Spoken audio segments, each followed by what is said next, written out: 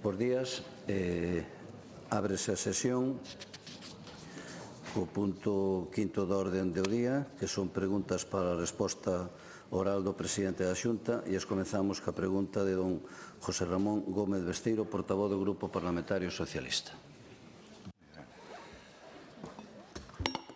Grazas, señor presidente. Bos días a todos e todas. Hoxe, nun día, o 19N, donde temos que celebrar o 92 aniversario do voto femenino por primeira vez. Creo que é unha boa data para celebrar e para estar orgulloso dela.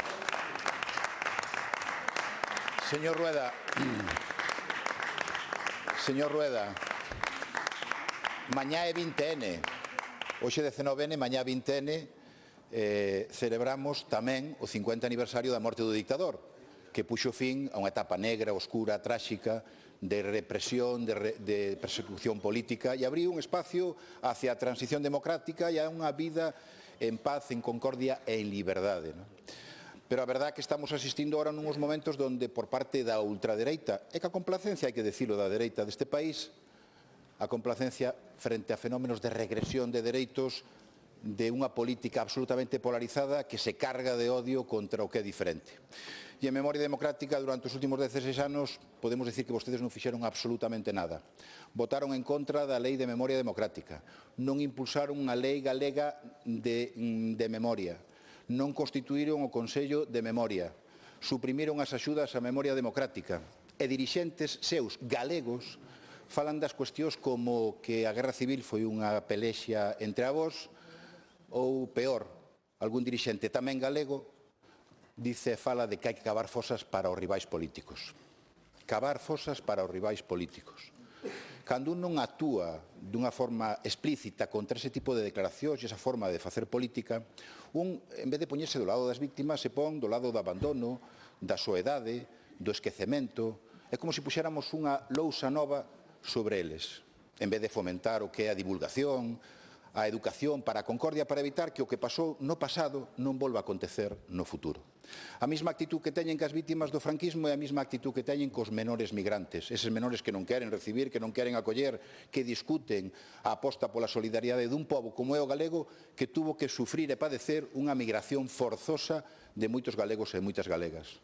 A mesma actitude que teñen que as vítimas das agresións machistas, da violencia machista, esa violencia que condena as mulleres polo mero feito de ser mulleres, que reciben declaracións de dirixentes do Partido Popular galegos en o que justifican esas agresións en base a que tuveron un divorcio duro, ou que pensan cando hai unha ovación e un homenaxe a quenes foron denunciados por agresións sexuais.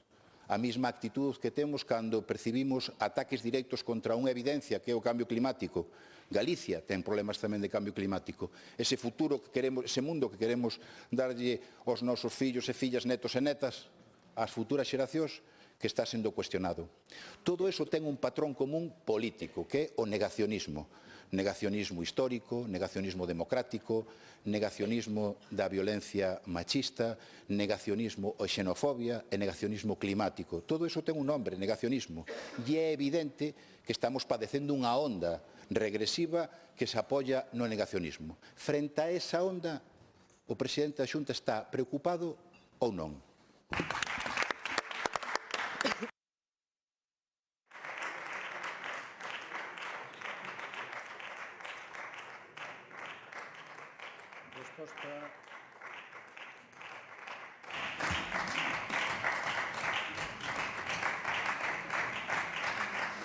Resposta do presidente da Xunta.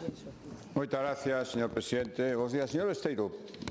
Podo ler a súa pregunta, supoño, non? Porque eu creo que vostede non se acorda nin do que preguntou. Señor presidente, cree vostede que as súas decisións están dirixidas ás persoas e colectivos que precisan solución aos problemas?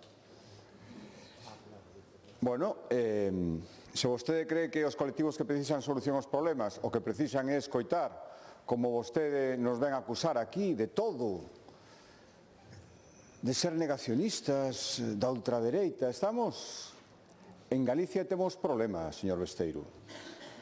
Outra cousa é que vostede estas preguntas lle parezcan un trámite e teña que solventalas como poida e, polo tanto, fai así preguntas ao tuntún para non ter que falar da actualidade, porque se quere falamos da actualidade, rabiosa, que lles toca moi directamente a persoas que vostede coñecía, aplaudía e iba do ganchete. Se quere falamos da actualidade de verdade e do que me preocupa moitísima xente agora mesmo. Mire, eu prefiro ser práctico, sinceramente, e aparte cumplir coa miña obriga. A miña obriga é respostar ás súas preguntas. As preguntas é se as miñas decisións, as decisións deste goberno, respostan ás necesidades de colectivos que teñen problemas. E digolle, sí, rotundamente sí. ¿Sabe por qué? Pois porque nos den unha confianza para iso, porque se nos dedicamos todos os días, por eso aprobamos uns orzamentos. Por certo, vostedes en eso teñen unha estrategia moi guadiana. Hai días que nos queren convencer de que os orzamentos non valen para nada, e máis que mellor non telos, se está moito mellor sin orzamentos que con orzamentos, e outros días son o fundamental. Como víamos esta semana, onte, a vicepresidenta responsable de facer orzamento, que nos volve a decir que agora vai facer uns orzamentos expansivos, pero non os vai traer hasta entre uns meses, porque antes ten que falar con moita xente. O diálogo. Pois eu lle digo, os orzamentos se elaboran, se fan e despois se discuten. Se di que hai que discutilos para facelos, é que non se pensa facelos, señor Besteiro. E, polo tanto,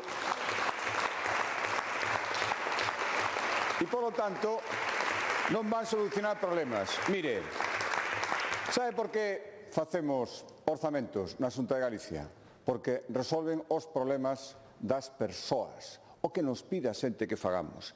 E estes orzamentos apoiarán as familias, apoiarán a xente de menos recursos económicos, os mozos nos seus problemas, empezando por acceso a vivenda, melloran a sanidade pública, atenden os maiores, 10.000 persoas máis no sistema de dependencia ata que vostedes, dende o seu goberno central adorado, nos impediron que seguíramos facendo eso co seu recurso. Asuman os concellos con menos recursos, resolven necesidades de colectivos que necesitan que as súas necesidades sexan resoltas. Xa sei que a vostede isto sona un pouco a chino porque os colectivos que se interesan son outros. É o independentismo que sostén o goberno central, son os seus socios de goberno, a ver se lles poden tomar un poquinho máis o pelo aínda que lle tomaron, que é difícil en Madrid.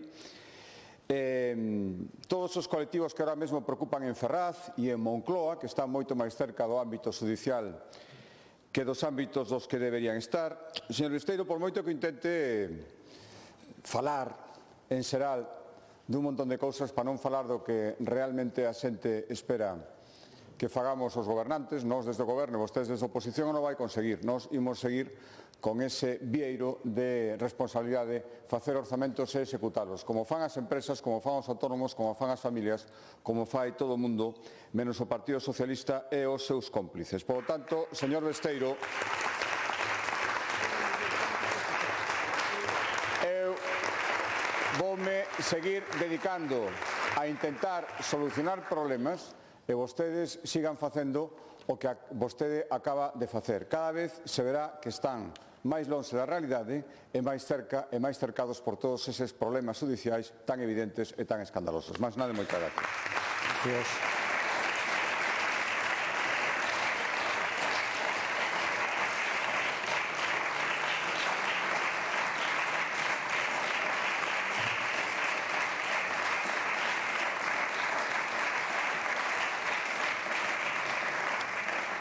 Réplica, señor Gómez Besteiro. Moitas gracias, señor presidente. Bueno, unha vez máis, non resposta a nada. Eu xe quería plantear facilmente. Dice, non lle vou facer unha pregunta concreta para que non tiña que botar mao dos papeles e desa información, ainda que é igual, porque a cantinela é a de sempre. E lle pregunto por un tema e vostede sale polos cerros de Úbeda. Bueno, así entende vostede a sesión de control nesta Cámara. Pero hoxe apelaba aos principios, señor Rueda. Cales son os seus principios? Non facía falta consultar ningún papel. Era simplemente dar a súa opinión sobre memoria democrática, sobre menores migrantes, sobre a violencia machista, sobre a emerxencia climática, principios e principios políticos. E se compartía ou non esa deriva evidente para todo o mundo, menos para vostede, de que a ultradereita e a dereita complaciente, que tamén contaxe e contamina aquí, sobre o que é unha evidente regresión das políticas. A súa opinión sobre que o seu partido, o Partido Popular Español en Europa, vote diferente do Partido Popular Europeo e vote ca ultradereita en canto aos obxectivos de emisións en favor do noso clima. Bueno, eu esperaba decir, pois non estou de acordo. Podía dicilo explícitamente, non estou de acordo. Estou en contra. Estou en contra de declaracións como as que fixo outro dirixente galego en relación con cavar fosas para os rivais políticos, en contra das políticas que fomentan o odio. Eu esperaba unha declaración nese sentido.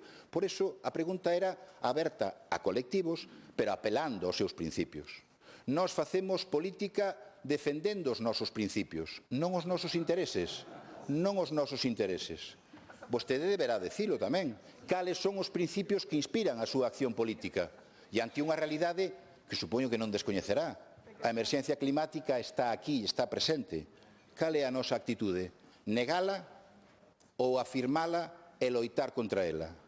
Cal é a nosa actitud frente aos migrantes menores?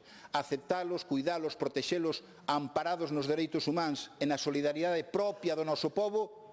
Ou bloquealos, despachalos e decir no, e cuestionalo? Cal é a nosa posición ante a memoria democrática? Eses 50 anos, vostede supoño que os celebrará, tampouco foi capaz de decilo, se celebra ou non esa data da morte do dictador, e do que supuxo. Esas son as opinións que eu lle pedía. Principios democráticos e a confianza de quen nos representa a todos como presidente da Xunta, que eu nunca neguei, cales son os verdadeiros principios que vostede defende. E me sale con non sei que historias, a verdad é que me esperaba espero o segundo turno, a que efectivamente fale deso. Porque xa falamos da condonación, da financiación autonómica, pero todavía non sabemos que é o que vostede pensa en algúns dos temas importantes. E a súa opinión é relevante, moi relevante para o noso país, porque é o que está encargado de defender os nosos intereses. E por iso é importante que os galegos e galegas sepan cales son os seus principios que inspiran a súa acción política. Pero, como sempre, non quere contestar. Ao final iba a rematar a pregunta dicindo se lle preocupaba ou non. O mellor o que tiña que haber preguntado era se lle preocupaba ou se, polo contra, estaba ilusionado con esa onda antipolítica. Gracias.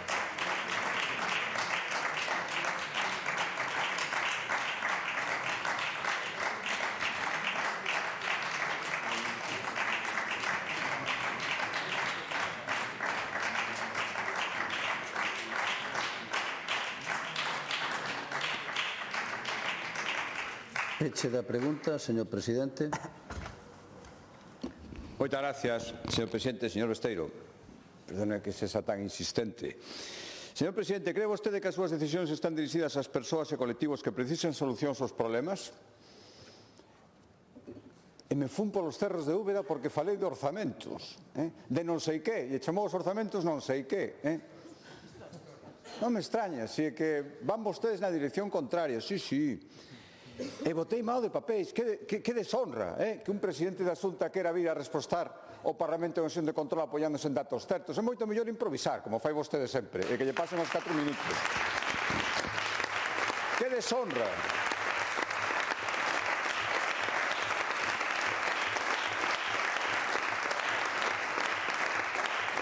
En vez de decir o primeiro que se me pase pola cabeza, eu intento vir aquí a ser riguroso. Se va vostede improvisar, ten que acudir a papeles, increíble. Non teña a súa capacidade para decir o primeiro que faga falta para que pasen os 4 minutos ás 32 semanas e velo por aquí de novo, señor Besteiro. Eu intento facer as cousas de xeito diferente.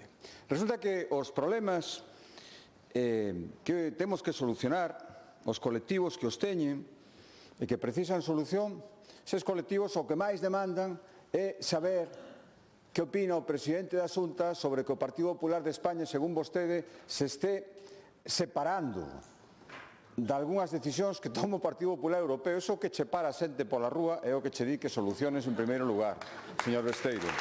Ese é o primeiro.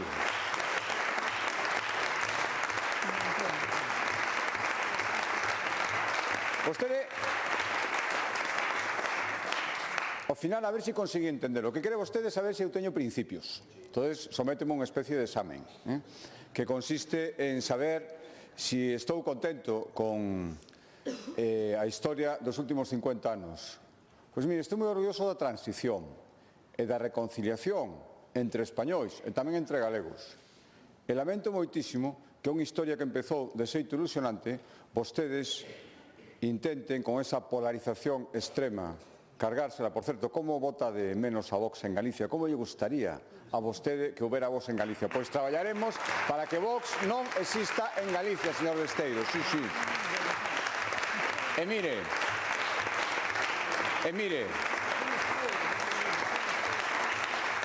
decíalle que estou moi orgulloso desa transición exemplar que soupo facer o pobo español e o pobo galego. E lamento moitísimo a situación actual que vostedes están provocando e lamento moitísimo que un partido estructural e estructurante importantísimo durante eses 50 anos e importantísimo tamén para que chegara a democracia a España despois da ditadura acabe, por lo menos nesta etapa, con esa triste historia de corrupción. Me pregunta vostede polos principios. Nunca serán os do 2%. Vostede non foi capaz de decir absolutamente nada deso.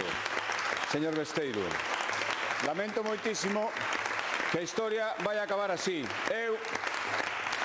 Remato xa, señor presidente, perdone que volva ao meu aburrido libro, perdone que pense que a xente nos dá a súa confianza elección tras elección para que resolvamos os seus problemas reais. E se resolven a través dos orzamentos. Por eso volven a ter unha cantidade a maior de historia para resolver moitísimos problemas. Por eso priorizan a sanidade, por eso priorizan a educación, por eso priorizan os servizos sociais e por eso priorizan todo aquelo que a xente nos pide que teña que ser priorizado. Vos tedes, mentras tanto, sigan subindo impostos, sigan dicíndonos que van a aprobar uns orzamentos, como se fora un trámite, como se fora mirar papeles para intentar dar unha resposta, e que nós seguiremos facendo algo totalmente diferente. Eso é o que nos ancla a confianza da xente e iso é o que fai que vostedes en Galicia, en toda España me temo, pero en Galicia especialmente, o Partido Socialista, o que foi o que é, sexa cada día máis irrelevante. Ose vostede de unha razón máis nada e moitas gracias. Gracias.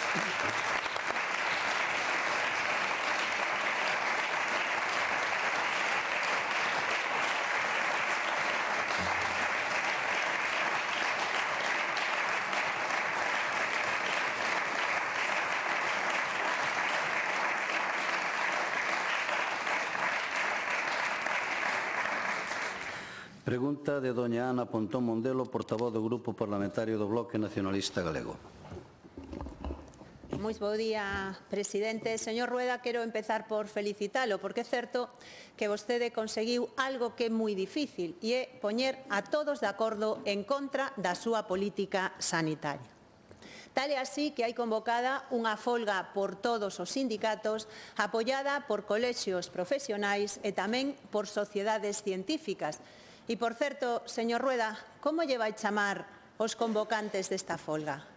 Alborotadores, caleborrocas, axitadores, todos manipulados polo BNG?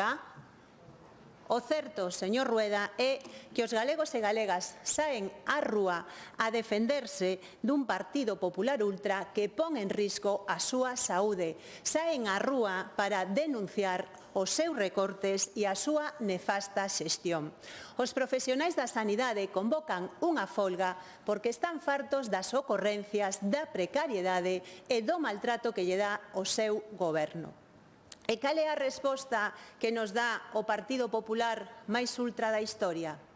Pois é criminalizar as mobilizacións, insultar e difundir bulos por terra, por mar e por aire. Están vostedes inventando unha nova forma de goberno. O bulogoberno do Partido Popular con vostede como bulopresidente, señor Rueda.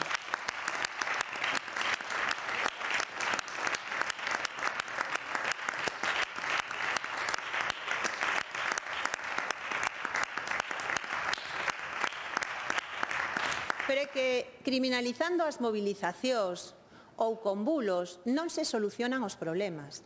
Non se soluciona os problemas que ten unha atención primaria absolutamente deteriorada. Non se soluciona a precariedade laboral do personal sanitario. Non se solucionan tampouco unhas urxencias colapsadas, nin tampouco se solucionan as listas de espera.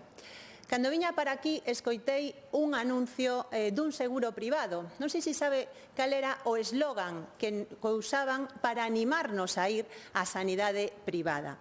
Decía, sen listas de espera, porque a túa saúde non pode agardar. E, efectivamente, a saúde dos galegos e das galegas non pode agardar, pero vostede ten a máis de 360.000 galegos en lista de espera. A saúde non pode agardar, pero conseguiron que haxa lista de espera en primaria que chega a ser até un mes en moitos centros. A saúde non pode agardar, pero hoxe vemos como ten a 11.000 nenos e nenas sen pediatra. Está claro que precisamos un novo modelo de atención primaria e desde o BNG temos propostas concretas. Hai que mellorar e ampliar os profesionais de atención primaria, por iso hai que convocar todas as prazas que están vacantes.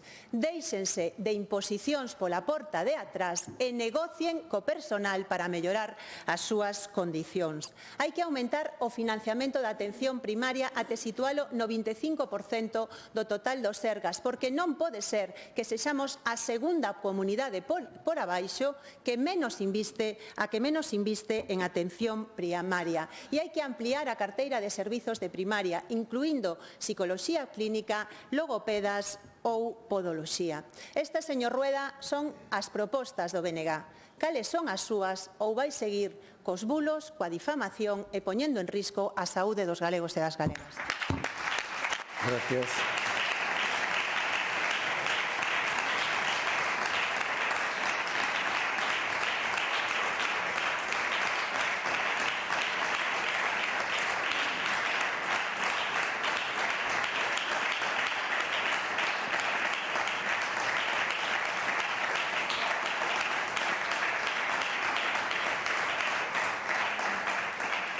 Resposta do presidente da Xunta.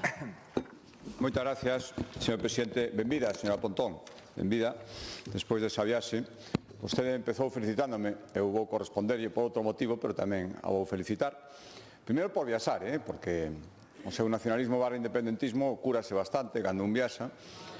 E teño que dicir, eu non lle critico os viaxes, como fai vostede, señora Pontón. E ademais, cando vin que cando sale fora fala ben de Galicia, cousa que nunca fai aquí. Aquí sempre todo un desastre. Cando sale fora di que as nosas industrias son moi boas. E ten razón. Pasa que son boas aquí e son boas fora. Cando sale fora fala ben dos programas da Xunta de Galicia, incluso algúns que son programas estrela. Aquí nunca osa decir que esas cousas funcionan ben. Cando sale fora o fai. Por tanto, eu agradezo moito. O malo é que digo, a ver si é dura, porque fixo unha viaxe longa, pero non, xa cando vin que a ustedes lle chega a lavar os prófugos, que é capaz de reunirse con persoas condenadas por corrupción. Voulle dicir unha cousa, señora Pontón, nada máis. Primeiro, que estaría vostede dicindo se calquera representante, ou calquera representante deste goberno fixera o mesmo, que están dicindo, notase que vostede sale pouco o exterior, fala pouco con migración, que están dicindo a maioría dos galegos de orixen ou galegos de corazón que viven en Argentina frente ao que vostede fixo. A maioría, non os seus, que son moi poucos, señora Pontón, moitísimos, que están dicindo sobre que vostede se vexa como unha persoa condenada por corrupción. Que pena que o viaxe acabara tan mal. Mire, me pregunta... A pregunta é que opino sobre a alarma social e as mobilizacións que hai.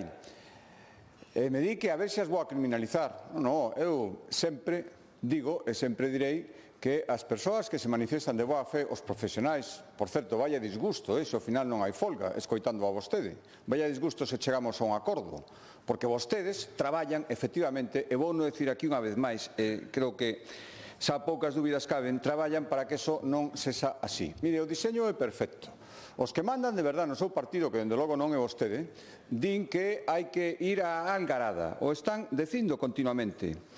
Alongar o conflito social, alongar as estruturas de loita, só hai todo eso. Despois as ferramentas que teñen as executan, e despois chega vostede aquí e profecía autocumplida. Primeiro que haxa movilización social para despois decirme que me parece a movilización social. É o círculo perfecto bloqueiro, señora Pontón. Círculo perfecto bloqueiro. Volveu a repetir aquí o seu catecismo ateo, por suposto, en materia sanitaria. Os xestores son psicópatas que non consiguen ningún logro, a sanidade é terceiromundista, todo está moi mal, é o peor do mundo mundial, en ningún sitio están peor que en Galicia, sempre falando mal, cando volve aquí o de sempre, falar mal dos servicios públicos. Ás veces parece que vostede, en vez de facer unha diagnose falsificada, como sempre, falseada, con datos, non vou perder o tempo en desmentir os datos que vostede manexa e sempre os manexa mal, parece que son desesos que lle gustaría que fora así. Estou convencido, tamén estou convencido de que no cada vez máis improbable caso de que vostede fora presidenta da Xunta de Galicia, esta mesma sanidade, antes de que lle dá tempo a estropeala, que sen dúbida o faría, estaría dicindo que é a mellor do mundo, esta mesma sanidade que temos aquí. E esa é a doble psicología do bloque. Da igual, mire, a vostede é igual todo, da igual que os problemas sexan moi similares en todas as comunidades autónomas, por certo, moito peores en comunidades autónomas con máis recursos que Galicia, da igual que as comunidades autónomas estamos dicindo que non podemos estar loitando entre nós para quitarnos os profesionais, que isto ten que ter outra solución a nivel máis global, da igual que o Ministerio de Sanidade siga facendo escapismo sin asumir unha sola responsabilidade, da igual, porque o que vostede quere vir aquí a facer ese diagnóstico é excitalo todo para fomentar o alarmismo, insisto, con respecto aos profesionais que legítimamente se manifestan, pero vostedes intentan que haxa canta máis agrada mellor e dá igual todo. A vostede dan igual os doentes, dá igual os servicios públicos, dá igual a sanidade. Vostede busca a pancarta. Menos mal que nós temos responsabilidades, buscamos unha sanidade de calidade e o gallá que podamos chegar a un acordo en este e en todos os servicios públicos fundamentais. Moitas gracias.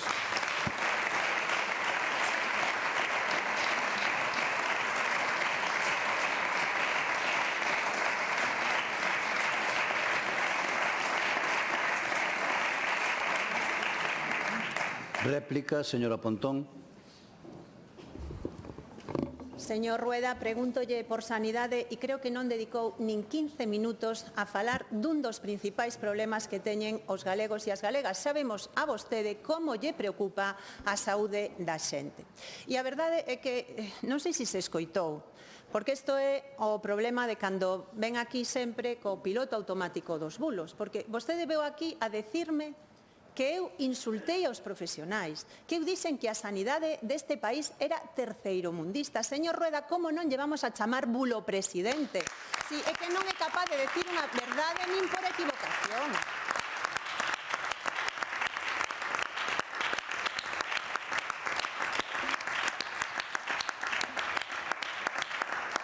E mire, alégrame moito que seguira a miña viaxe por América Latina. Paréceme ben que siga as nosas iniciativas, pero, mire, efectivamente, eu claro que falo ben das empresas galegas, porque fan grandes cousas a pesar da súa nefasta xestión. Evidentemente, claro que sí, señor Rueda.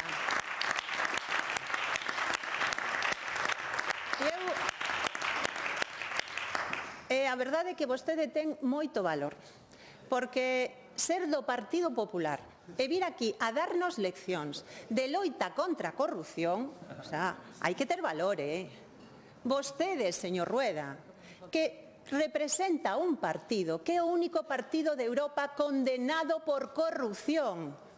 Non sei se as súas comisións eran do 2 ou do 3%. O que sabemos é que hai unha sentencia que os condena por corrupción. E mire, cando queira, temos un debate sobre isto. E permítame que lle dé un dato. BNG, 0 condenados por corrupción. Partido Popular, xa perdemos a conta dos seus condenados. Teñen vostedes un máster de corrupción.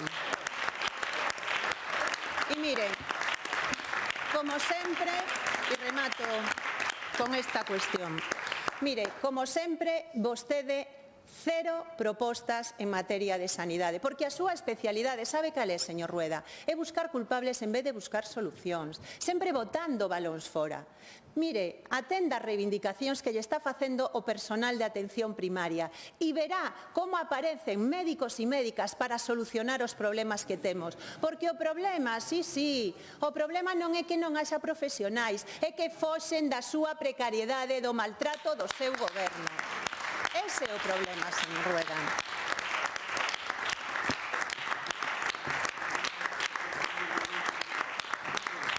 Mire, E como vexo que non ten ningunha proposta, déixolle as propostas do BNG.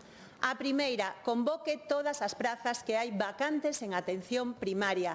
Séntese a negociar co personal sin trampa nin cartón, escoite as súas reivindicacións e chegue a acordos para mellorar a sanidade pública. Aumente o financiamento de atención primaria, que non pode ser que Galiza este a cola en investimento en atención primaria, cando debería de ser a columna vertebral do noso sistema sanitario. E amplíen a carteira de servizos nos centros de saúde.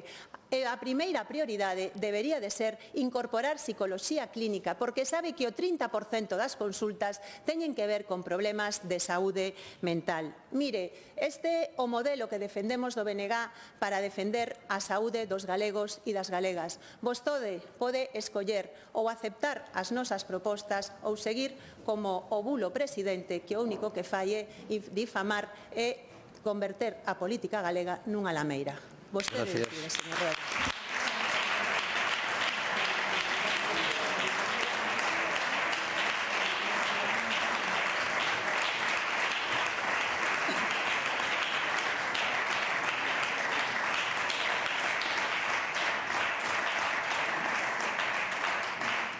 Peche da pregunta, señor presidente. Moitas gracias, señor presidente. Señora Pontón, normal que volver á sanidade ao final, pois así va o de sempre, a corrupción, por suposto a corrupción do PP, a dos seus socios, que vostedes sosteñen nada de nada. Pero, mire, non perdamos o tempo en eso. Ese novo titular que vostede insistiu moito, a ver se o cuela, como é o de bulo presidente, non? Vamos a falar de bulos. Resulta que non convocamos médicos, que non contratamos médicos porque non queremos. Isto, claro, 25 anos na oposición, pois, sin nunca ter que tomar ese tipo de decisión, sin non saber realmente o que hai, máis que decir este tipo de cousas, lanzalas, estas proclamas, sin ningún tipo de responsabilidade, nin rigor, está moi ben. E decir que se non o facemos é porque non queremos, porque están aí. Non os contratamos porque a mí o que me gusta é vir aquí a escoitarlle a vostede todo isto que está dicindo. Mire, imos falar, vostede di que non hai, que hai médicos de sobra e non os contratamos. Resposta do goberno, dos seus socios, dos que vostedes, se non poñe esa cara, os seus socios, os seus cómplices últimamente, tal como se está poñendo a cousa. Resposta do 12 de novembro do goberno a unha pregunta dicindo, a unha interpelación dicindo que hai que contratar máis médicos no INS, no Instituto Nacional de Seguridade Social. Resposta. Cabe señalar que el INS está moi interesado en incorporar efectivos para las vacantes de dichas provincias, mire, como nós. Y en todo el territorio, nos también, pero en todo el territorio galego. Si bien la falta de profesionales médicos afecta a todos los ámbitos, no siendo las unidades médicas del INS ajenas a este enorme problema. Vaya bulo que coloca aquí tamén o goberno, señora Pontón, vaya bulo, vaya bulo. Supoño que despois desto vostede romperá con todos eles e aparte de poñer os ollos para arriba como se está poñendo porque non sabe que cara poñer, sí, ríase moito,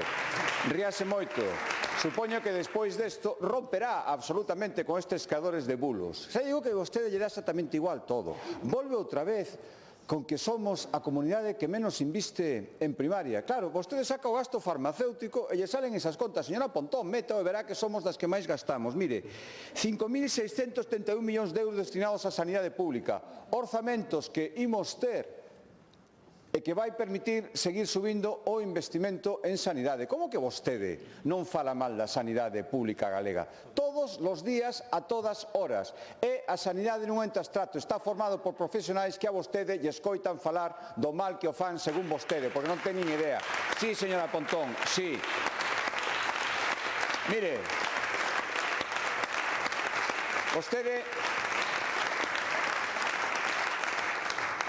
Vostede fixo propostas ao final, como intenta facer, propostas desde os 25 anos da oposición.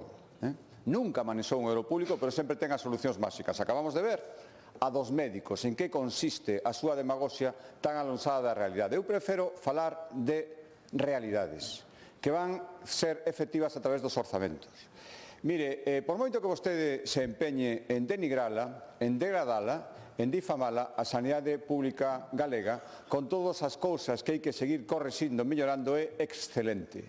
excelente. Por moito que vostede falsee as cifras. E eu o reivindico con moito orgullo. Xa sei que a vostede lle importa a pancarta, a algarada, a alongar a tensión. Sí. A non nos importan outras cousas. Por lo tanto, igual que somos pioneiros en cribados, en prevencións, eu realmente creo que é un motivo de orgullo decir que esta fin de semana vai chegar o acelerador para o centro de protonterapia, xa están facendo os profesionais a formación e Galicia será a primeira sanidade pública en España que teña un centro de protonterapia coa instalación a partir deste fin de semana. Señora Pontón, vostede siga degradando, siga difamando que nos seguimos traballando. E remeto xa, señor presidente. Poñemos en práctica medidas serias para seguir mellorando a atención primaria. Aumentamos, xa non lle digo comparando co que vostedes investían en atención primaria moitísimo nestes anos. Por que é necesario? Porque fai falta. E porque así se mellora unha sanidade pública de xeito eficaz. Os primeiros en ofrecer prazas fixas con concurso de mérito, sen acudir a oposición. Os primeiros en ter un sistema para prazas de difícil cobertura. Os primeiros en ofrecer contratos estables de 3 anos aos MIR en primaria nada máis acabar a formación. Incorporamos novos servicios como nutricionistas, 21 novos psicólogos clínicos este ano, equipos de última tecnoloxía. Isto é o que fai un goberno serio que aposta para a sanidade. Mentras siga vostede cos seus bulos, sabimos en que consisten, siga vostede defendendo a un goberno que, como acabamos de ver, según a súa teoría, conta mentiras, e siga vostede con esa demagoxia que dan 25 anos e os que lle quedan, mentras lle deixen de oposición. Mas nada, moitas gracias.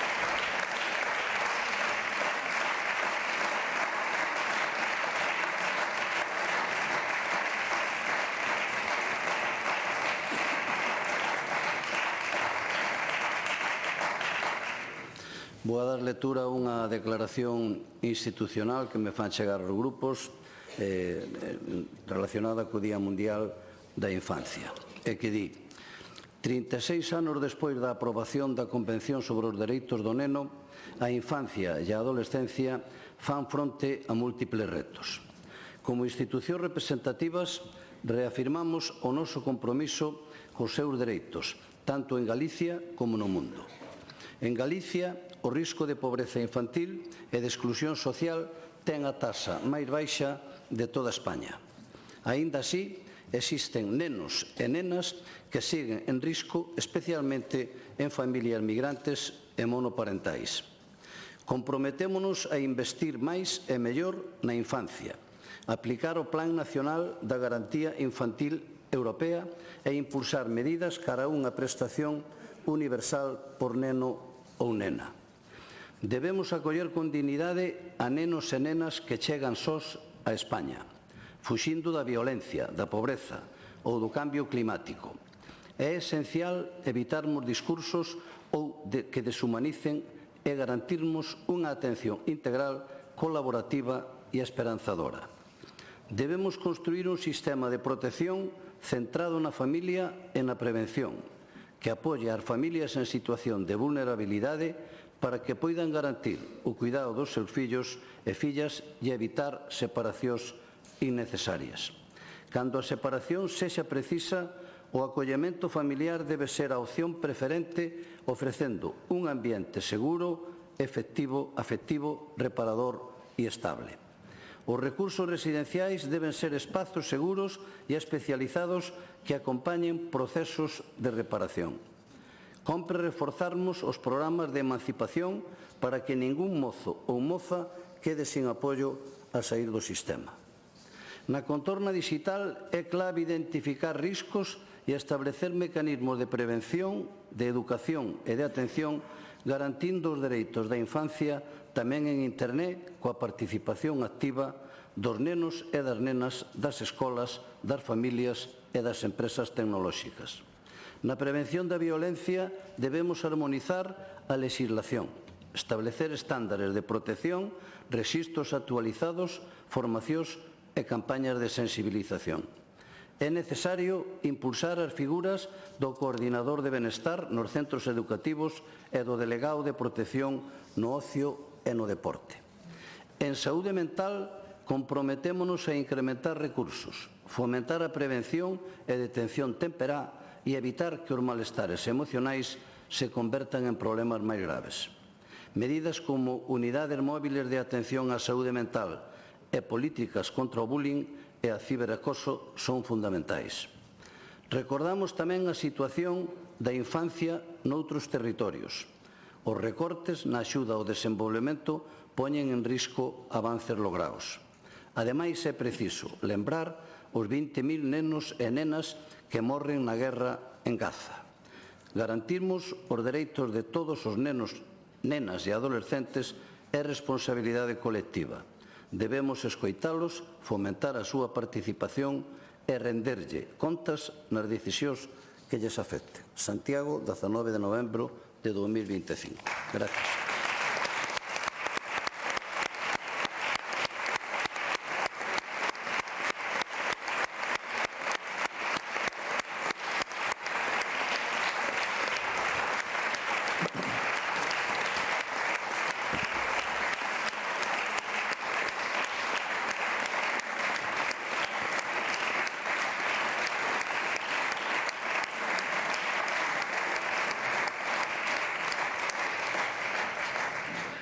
E agora, antes de pasar a outra pregunta, imos aclarar o de onte, o da votación. Porque, si, é un tema que non podía, merece unha explicación e vou nadar, evidentemente. Onte o que sucedeu é que aparecía reflexado como que votaba nos procesos que tuvemos de votación pola tarde, aparecía o voto da señora vicepresidenta primeira, que evidentemente non estaba. Perdón, segunda. O erro... Sí, ben matizado.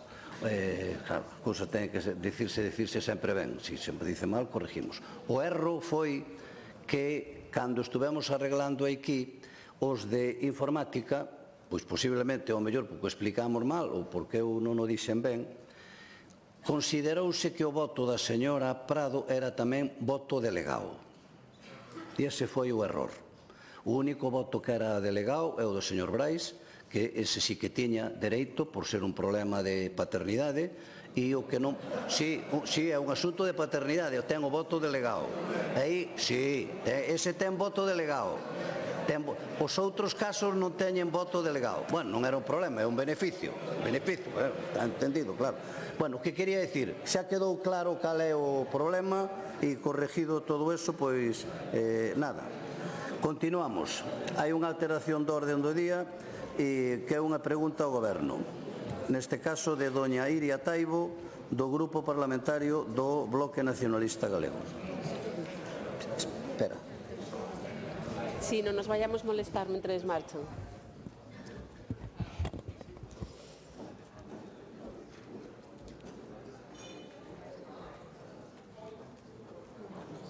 Que? Como queira. Cando queira. Grazas, presidente.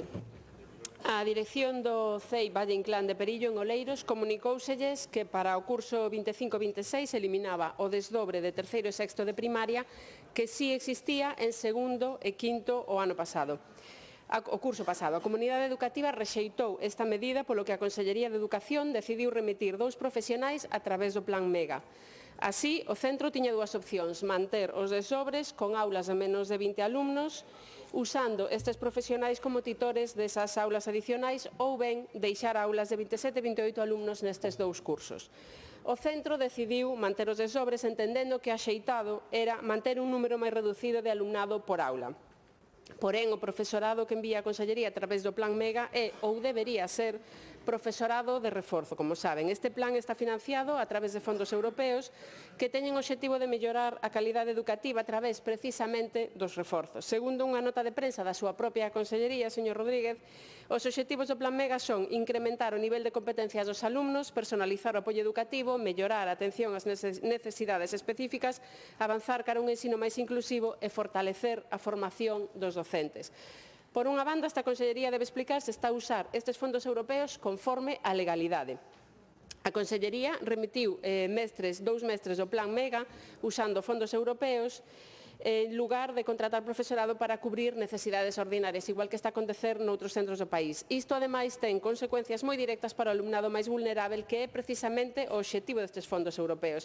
O que está a acontecer no Valle Inclán é que ese reforzo non se pode utilizar para o que foi deseñado, xa que, debido ao desleixo do seu departamento, ten que destinarse a cubrir postos que debería cubrir a Consellería con fondos propios.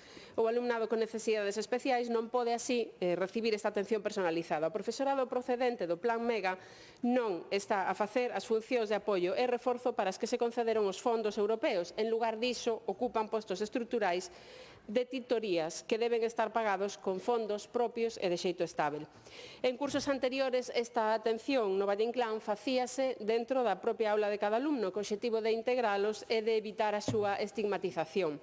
A limitación do cadro de persoal fai que agora sexa preciso sacar os alumnos das súas aulas e agrupalos. Esta Consellería deixa vacantes as prazas de profesorado para aforrar en partidas que desvían para a súa publicidade e propaganda. Alén disto, coa limitación actual do cadro docente do Valle Inclán é moi difícil que o centro poida cubrir axeitadamente as gardas, coas consecuencias que isto ten para a atención do alumnado. Ademais, os proxectos didácticos como a horta, a robótica, a informática ou a biblioteca quedan reducidos ao mínimo ou directamente teñen que ser eliminados por falta de persoal para atendelos. A AMPA remitiu un escrito á Dirección Territorial da Consellería en setembro sen resposta. Pedímoslle, señor Rodríguez, que reciban a AMPA, que escoiten as súas demandas e que lles expliquen cal é o seu plan para este centro. Grazas. Gracias.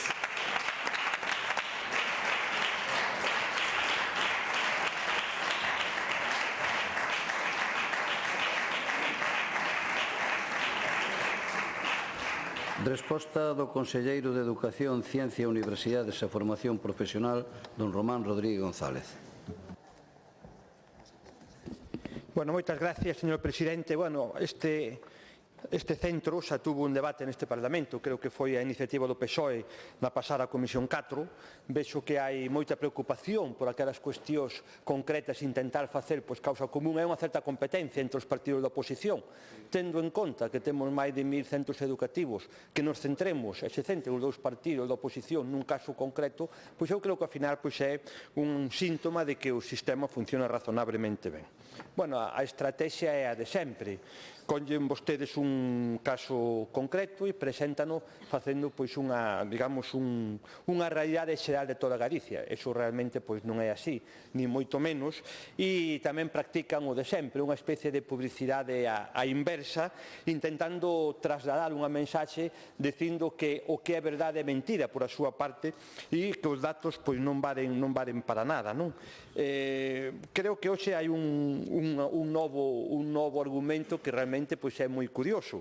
Lle preocupa a vostedes que se dediquen fondos europeos a financiar programas de reforzo educativo, como se incluso di ser legal. Bueno, realmente os fondos europeos non sei en que se poden empregar de mellor xeito que en contratar profesores dentro do Plan Mega para axudar máis aos alumnos que máis o precisan, e a ustedes parece que lle parece mal, como se houbera diferencia no sueldo dun profesor se é un recurso propio ou é un recurso procedente do fondo europeo. É algo francamente curioso, e tamén é moi curioso que acabamos de escoitar. É unha gran mentira, e si que iso é un bulo con letras mayúsculas. Dixo vostede literalmente que desviábamos partidas de profesorado para publicidade e propaganda. Iso sí que é ilegal. E vostede o di tranquilamente. Bueno, creo que é moi positivo. E tamén plantexa que este ano non é igual que o ano pasado. Non, claro que non. pero non suele ser casi nunca un curso académico igual que o ano pasado, porque o mapa educativo se modifica de xeito constante. Pero, bueno, vayamos aos datos reales deste centro para a súa tranquilidade. Non sei se a vostedes lles pasaron os datos reales ou non, pero, bueno, todas as unidades deste centro están por debaixo dos ratios máximos establecidos por lei, todas as unidades.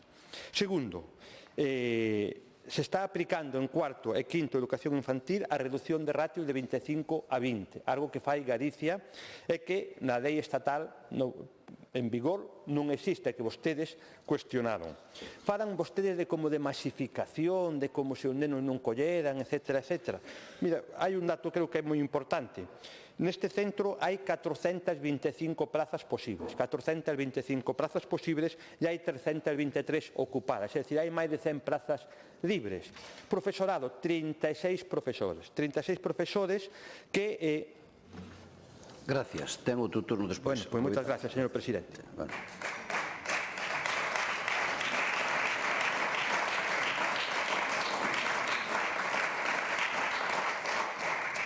Réplica, señora Taibo.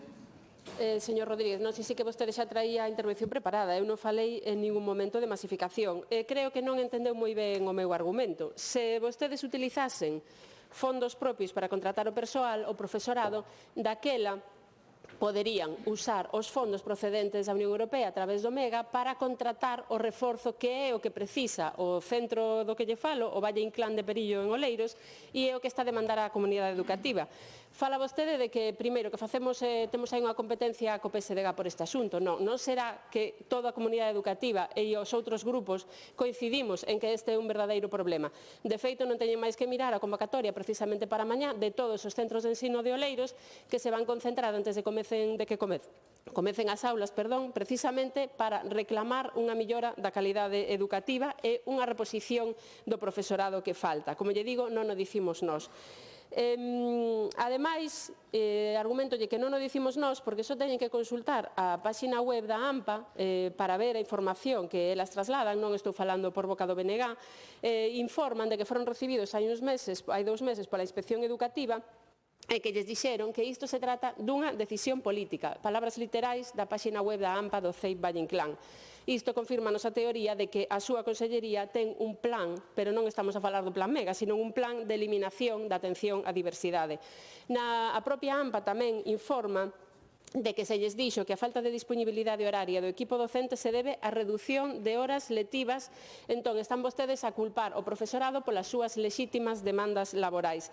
Tamén indican, e isto tamén nos parece nos escandaliza bastante, parece ser que a única solución é reivindicar os nosos dereitos a través de movilización. Son eles mesmos o que o din a AMPA. Explicóusenos que os centros que máis protesten serán os que poidan conseguir algunha mellora, aínda que non sexan os que máis a necesiten. Entón, estamos a falar da arbitrariedade do seu propio departamento e queixanse ali onde poden de que o BNG ou a CIGA ou quen sexa chame a movilización. Gracias. Termina o seu tempo. Gracias.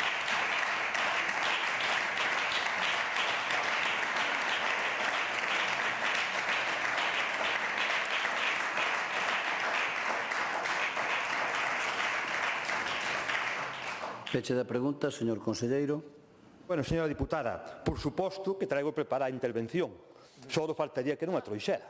É que fan unhas reflexións realmente de moita altura política, igual que a reflexión de altura política, intentar dicir que é malo contratar profesores de reforzo con fondos europeos. Parece que lle parece mal.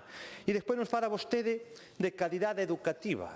Oiga, hoxe mesmo un periódico, un medio de comunicación, pois na páxina en concreto 12 de Galicia, ven a dicir que a Unión Europea valora o esforzo educativo español con Galicia á cabeza.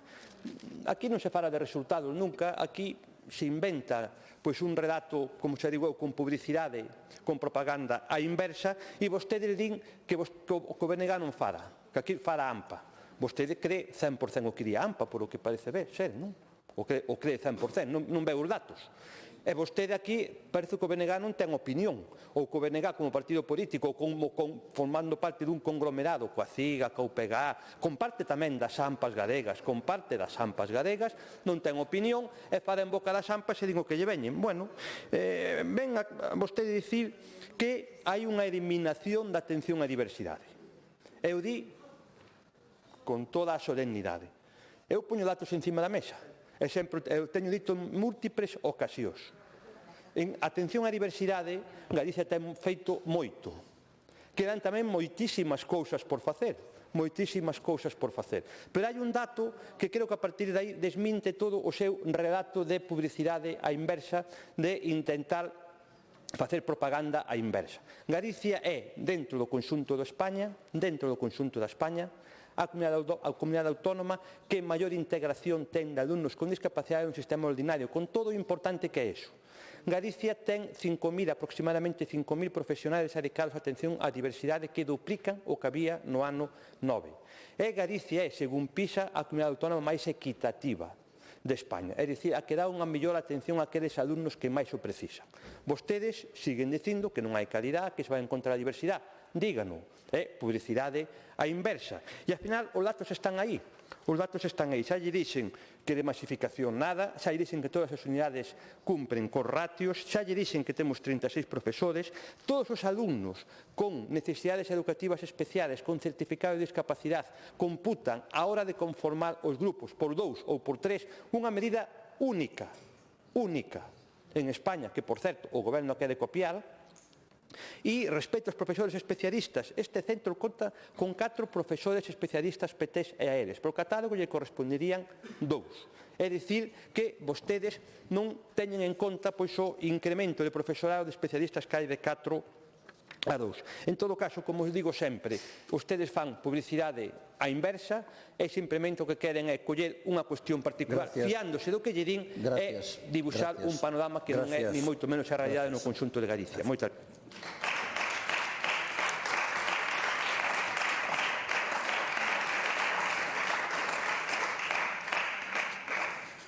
Pregunta de doña Carmen Pomar, do Grupo Parlamentario Popular.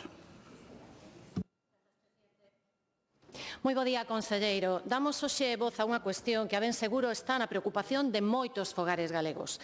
Dende vai meses estamos a asistir a un asalto por parte de grupos e sindicatos nacionalistas aos currícula académicos, asalto feito con premeditación e a traizón, utilizando todos e cada un dos subterfuxos ao seu alcance. Asalto que cada vez máis pisa esa liña fina entre o lícito e o ilícito, entre o eufemísticamente creativo e o irrespetuoso, entre o vendido como material pedagóxico e a propaganda máis lacerante, cada vez con menos subliminalidade e con máis descaro. Señorías, conselleiro, educar é contribuir ao desenvolvemento integral e ao pensamento crítico. Adoctrinar, na acepción que máis se asemella ao que pretenden facer dende o nacionalismo, é a imposición dun pensamento único, con sinónimos como aleccionar ou adestrar, accións, por certo, moi utilizadas por doctrinas políticas da primeira metade do século XX como o nacionalsocialismo e o comunismo. Conselleiro, mentres dende o nacionalismo independentista galego alardean de ser defensores da cultura e dos grandes valores, pretenden presentarlles aos nosos fillos e, sobre todo, ás nosas fillas, como vimos onte, unha indecente sexualización de figuras como a Rosalía, Blanco Amor, Pondal ou Castelao. Figuras que a miña xeración aprendeu a ler, a respectar e a comprender con profesorado de todas as ideoloxías, no meu afortunado caso, dende Xosé Chao ata Xosé Manuel Reboredo, pero unidos polo fin común de transmitir aos nosos referentes e a mensaxe que nos deixaron coa súa obra e coa súa vida. E con esa soberbia moral que lles caracteriza, dirán que non entendemos nada, que é unha cuestión de apertura mental ou que estamos fora da onda. Pero non, señorías. Nós o que estamos é preocupadas pola deriva que está a tomar a pretendida manipulación dos contidos que estudan os nosos fillos e fillas. Agochan detrás deses supostos materiais didácticos toda unha sorte de adulteración ideolóxica con formatos que presentan como motivadores para a mocidade, pero que converten a referentes culturais en verdadeiros memes propagandísticos, para captar sen escrúpulos as idades máis vulnerables que andan na percura da súa identidade e da súa reafirmación. Conselleiro, a lideresa do nacionalismo acúsanos de descafeinar o legado de Castelao e osa falar de que a súa vida e a súa carraxe para afrontar a situación na que viviu supón un verdadeiro perigo para nós.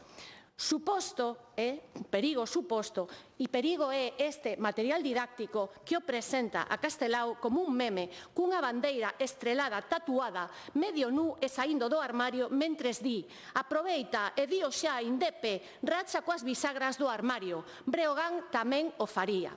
Ante este recrudecemento da desvergoñada ofensiva ideoloxizadora do independentismo contra a neutralidade do sistema educativo de Galicia, preguntámoslle hoxe, conselleiro, que valoración fai o Goberno galego deste intento de adoctrinamento do nacionalismo a nenas e nenos da idade escolar?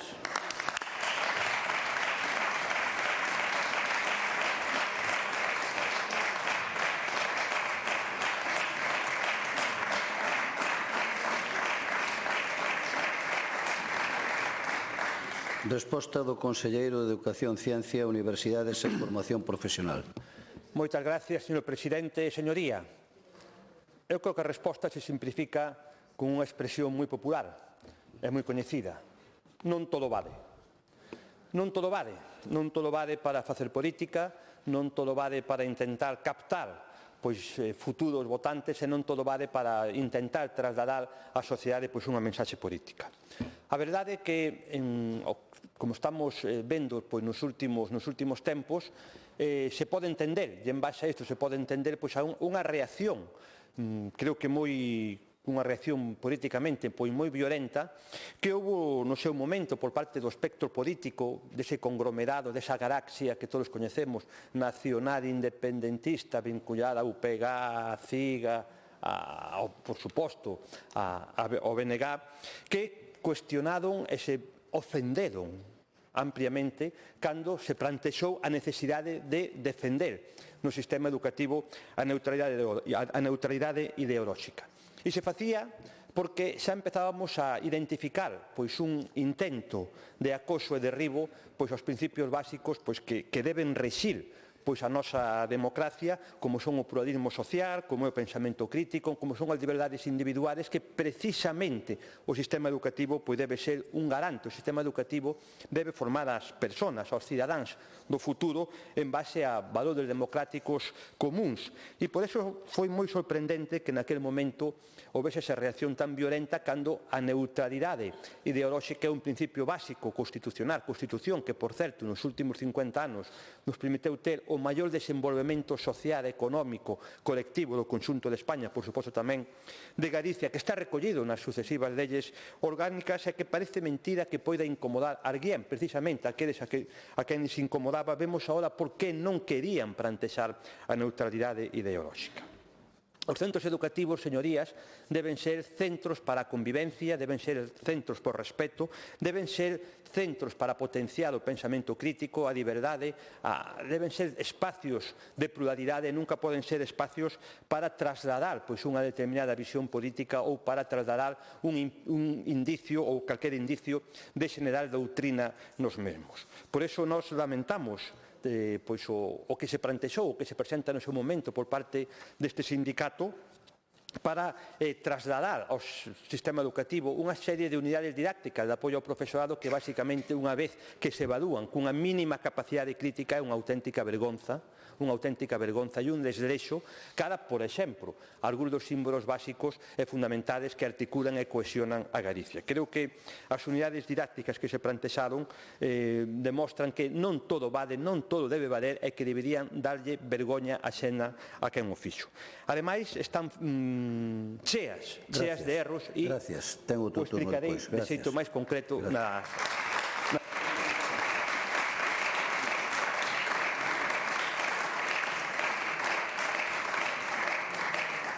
Réplica, señora Pomar. Moitas grazas, conselleiro. Afortunadamente, en Galicia temos un goberno que concibe o sistema educativo baseado nos valores democráticos comuns e compartidos, que persegue a verdadeira formación, a que fomenta o pensamento crítico, a que respecta as liberdades individuales e a que asegura a pluralidade social. Perigoso, señorías do BNG, non é Castelao. Perigoso é ver como vostedes teñen cedido ás consignas do sector máis radical da súa asamblea e van escorados, sen pudor, ao lado máis radical, máis agresivo e máis manipulador. Un día escuro na historia contemporánea, un coñecido contralíder pronunciou unhas perigosas palabras. Cando dixo, ti non pensas como a min, pero os teus fillos e fillas perténcenme. Pois ben, conselleiro, esperamos que non chegue o momento en que os nosos fillos teñan que delatarnos cando non pensamos como a eles pensan ou como a eles se lles incita a pensar.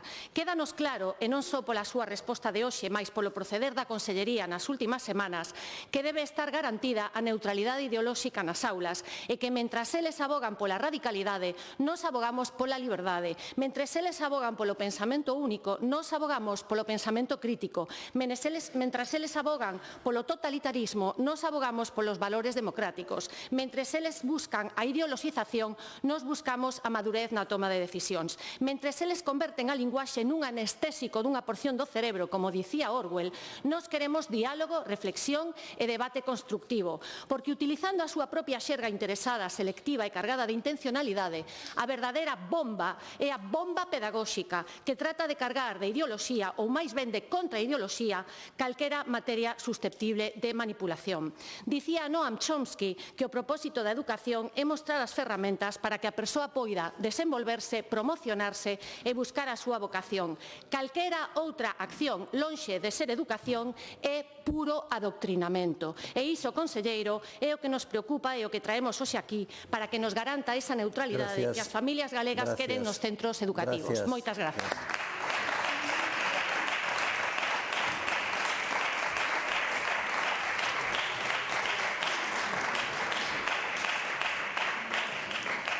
Peche da pregunta, señor conselleiro. Ben, señoría, a verdade, como dicía antes, non todo vale. É cando se intenta manipular dun xeito tan descarado como plantexan as unidades didácticas ás que nos estamos referindo, eu pediría que se faga ben, que non sean, se me permite unha expresión vulgar, unha chambonada, unha auténtica chambonada. Porque, mire, as unidades didácticas promocionadas, neste caso, por parte do sindicato CIGA, teñen tres cuestións, pois creo que moi preocupantes. A primeira está chea de erros sistemáticos que farán dunha auténtica falta de rigor. Segundo, utilizando a linguaxe que utiliza o BNG, poderían ser tachadas de ilegales, xa que non respetan os principios e obxectivos que están nos currículos fixados pola LOE. E, por suposto, son uns documentos dun marcado sesgo ideolóxico. Mais que unidades didácticas, que serían unidades antididácticas, se se quere, porque non todo vale en ningún ámbito da política, pero non todo vale moito menos no ámbito da educación. Por suposto, non se trata de non falar de calquera asunto, por moi complexo que sexas. Podemos falar de todo, por suposto, pero sempre debemos respetar os valores da convivencia, da diversidade, do respeto e fuxindo da doctrina, fuxindo do pensamento único, fuxindo do sesgo político. E falamos de rigor. Moitos dos exercicios que se plantexan nesta unidade didáctica non teñen solución, son irresolubles. Plantexan formulacións científicas incorrectas, plantexan unha incoherencia absoluta nos exercicios que se plantexan, son, podíamos decir, absolutamente acientíficas, con reflexións e aclamación e explicacións que non son, desde a perspectiva científica, reales, é dicir, é absolutamente unha falta de rigor. Por iso digo que, cando se intenta facer estas cousas, hai que intentar facelas ben. Segundo, non seguen os obxectivos, non respetan os obxectivos da LOE. Por iso digo que podían ser ilegales, porque quen fixa os currículos, por extensión, as unidades didácticas que o desarrollan é a desideración, neste caso unha desideración orgánica aprobada fai moi pouco por os partidos da esquerda, pois non se axustan os currículums, non ten nada que ver, se incumpren os estándares da normativa, non hai unha temporización definida, non se especifican as competencias, tampouco as etapas educativas a que vai dirixida, é unha chambonada, se me permite a expresión. As estrategias son, da perspectiva pedagóxica, antipedagóxicas, inadecuadas, van contra a pluralidade e moitos dos contidos, como xa dixen, que destas unidades están absolutamente fora dos currículos. E depois temos un sesgo ideolóxico evidente, Se busca dar resposta a un determinado programa político, non se busca o pensamento crítico e se fan afirmacións taxativas. E despois somos capaces de decirlle aos alumnos que fagan unha estrategia para destruir os hospitales de Santiago. Fíxense ustedes que didáctico é decirlle aos alumnos que hai que destruir os hospitais de Santiago. En definitiva, creo que estamos nunha deriva moi complexa, moi peligrosa e, obviamente, dentro da Xunta de Galicia temos que cumprir os principios básicos do sistema democrático español e galego. Gracias.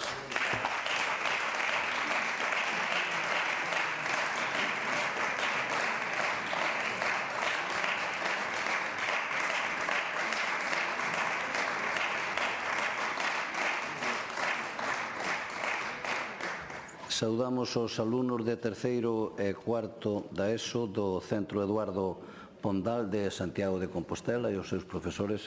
Benvidos ao Parlamento. E continuamos. Pregunta de don Julio García Comesaña, do Grupo Parlamentario Popular. Gracias, presidente. Señorías, moi bo día, señor conselleiro. Antes de entrar de cheo no contido da pregunta, permítame facer unha reflexión necesaria para entender a verdadeira naturaleza do debate que estamos estes días abordando coa Facultade de Medicina. O verdadeiro problema da sanidade española, a verdadeira bomba sanitaria, facendo un símil co que se acaba de decir aquí, non é a falta de grados, de títulos de grado de médico, senón a falta de especialistas, como acabamos de ver na pregunta de uns momentos o presidente, non? É un auténtico problema estructural, esa falta de médicos especialistas, esa formación de especialistas que depende do Ministerio de Sanidade e que non dá dotado das plazas MIR necesarias como levamos pedindo as comunidades autónomas dende o ano 18, justamente o ano no que Pedro Sánchez chegou ao goberno. Non hai máis que ver o informe do Ministerio que dice exactamente que hai 4.500 plazas sin cubrir, plazas vacantes sin cubrir de medicina de familia no Estado e coa previsión de que siga crecendo ata as 5.000 no ano 2030. O Conselleiro de Sanidade dixo esta mesma semana que a previsión de Galicia é de que falten 250 nese ano 2030.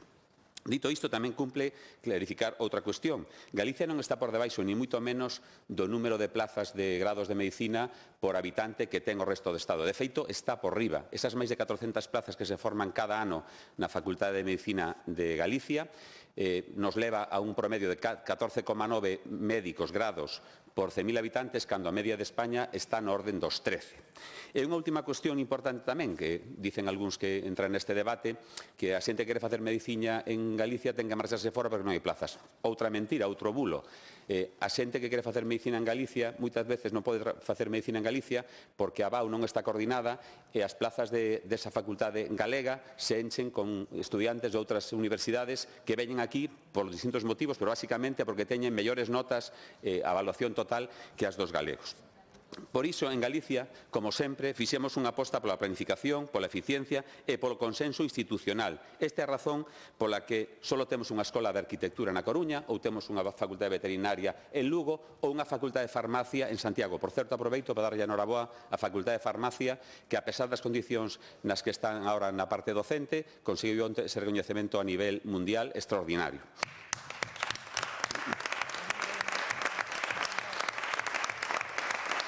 Como decía, este modelo de planificar e de facer as cousas ben, que suma e que non divide, é o que garante a calidade e blinda os recursos e a sostenibilidade a longo plazo. Dende logo, o que estes días estamos a ver é un preacordo histórico que vai permitir seguir nesa liña de coordinar recursos, de coordinar esforzos, de conseguir a mellor calidade posible na docencia de un grado de importante como de medicina, de utilizar todos os recursos da sanidade pública tamén, que afortunadamente é de toda a comunidade autónoma, para conseguir que esos alumnos que van a facer as prácticas aos hospitales galegos podan ter a mellor docencia teórica e práctica. Por lo tanto, quería que me explicara, señor conselleiro, como prevé o Goberno galego desenvolver este acordo histórico. Gracias.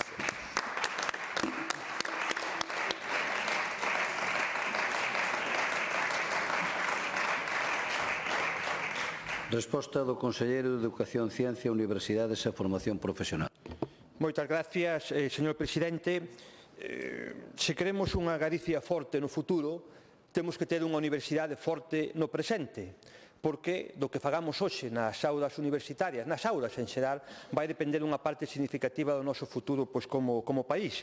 E a verdade é que en Galicia temos un sistema que leva algún tempo, moitos anos, funcionando como un auténtico sistema onde as grandes decisións se consensúan, se planifican, se discuten e non é fácil chegar a acordos, xa que sempre hai diverxencias e plantexamentos diferentes entre as diferentes universidades de Galicia.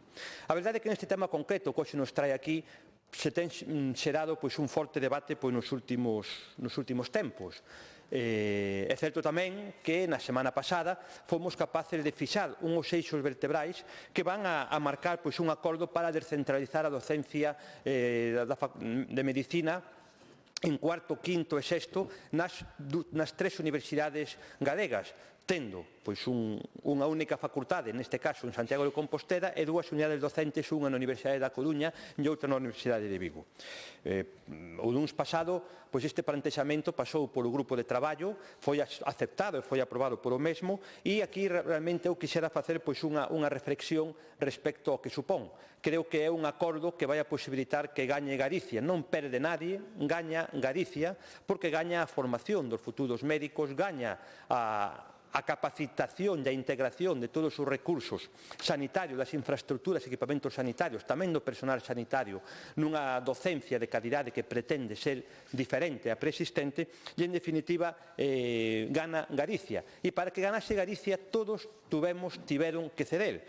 As propias universidades tiveron que ceder nos seus plantexamentos e tamén a Xunta de Galicia tuvo que ceder en algúns dos aspectos da negociación. Para que gañase Galicia, houbo que partir dunha diverxencia evidente, palpable, coñecida, para buscar un consenso e un acordo que, obviamente, nadie está contento 100%, pero esa é a mellor garantía de que é un bo acordo, que é un acordo de futuro. Os eixos principales xa son coñecidos: 50% de profesorado nas unidades docentes, un calendario de aplicación, unha comisión de seguimento, unha vixencia ata o curso 28-29, o mantemento dos institutos de investigación. En definitiva, creo que hai un eixo de traballo que nestes días se vai a ratificar nos diferentes órganos. É certo que houve moito ruído, é certo que tuvemos que escoitar de todo, argumentos absolutamente peregrinos, escoitamos tamén a moitos alcaldes. Me preguntou un día un medio que me parecía a opinión dos alcaldes, de algúns alcaldes. Eu dicía, se fora polos alcaldes, tendríamos 313 facultades de medicina.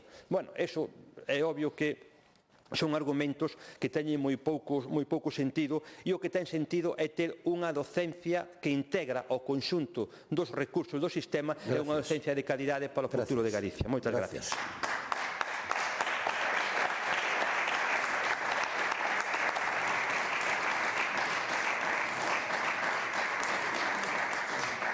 Réplica, señor García Comesaña. Gracias, presidente. Moitas gracias, señor conselleiro, pola súa claridade na explicación. Creo que hoxe queda máis evidente que nunca que Galicia está facendo o que ten que facer. Planificar con rigor, como decíamos, cooperar con inteligencia e evitar erros que outros territorios xa cometeron. Hai sitios de España onde hai dúas facultades de medicina con moi pouca distancia, pelexándose polos recursos sanitarios para facer as prácticas. Aquí non é o caso. Aquí estamos non multiplicando as facultades, non multiplicando o profesorado, e o que estamos pedindo é que se multipliquen as plazas 1000. Eso sí que o pedimos. Nos adaptamos hai algo moito tempo por ese modelo moito máis sensato, sumar capacidades e non dividir recursos. O acordo que vostede explicou é serio, é responsable e ten unha virtude que ás veces falta neste debate. Pensa nos estudiantes e non fuse, neste caso, dos localismos. Falaba vostede dos alcaldes que se suman a pedir facultades. Por que non piden unha facultade de arquitectura, como decíamos antes, ou unha de veterinario, ou unha de farmacia en todas as cidades galegas, ou nas 3 cidades principales galegas? Non o fan porque saben que están errados. Pois en medicina tamén o estarían. Porque descentralizar o segundo ciclo, crear esas dúas novas unidades docentes, equilibrar o profesorado e establecer unha comisión de seguimento non son xestos, son feitos concretos que van a mellorar sin dúbida o sistema. Estamos falando de 40 plazas máis docentes nos nosos hospitais. E, ademais, fai algo esencial. Non crea expectativas falsas, porque abrir máis facultades, sin dúbida, non resolvería a falta de especialistas que xa decía ao principio, non resolvería que o INS pudera contratar a máis médicos do traballo, porque para ter médicos de traballo hai que facer medicina e logo a especialidade de medicina do traballo. E o que digo que non impediría que outras tampouco, que estudiantes de outras comunidades autónomas ocuparan as plazas que temos en Galicia. E non garantiría por si son máis profesionais nos Sergas dentro dunha década. Iso só se consigue con cooperación real e non con titulares. Por tanto, señor conselleiro, eu animo a que siga desenvolvendo ese ambicioso plan e que siga cos pasos que seguramente nos vai comentar de seguido. Moitas gracias. Gracias.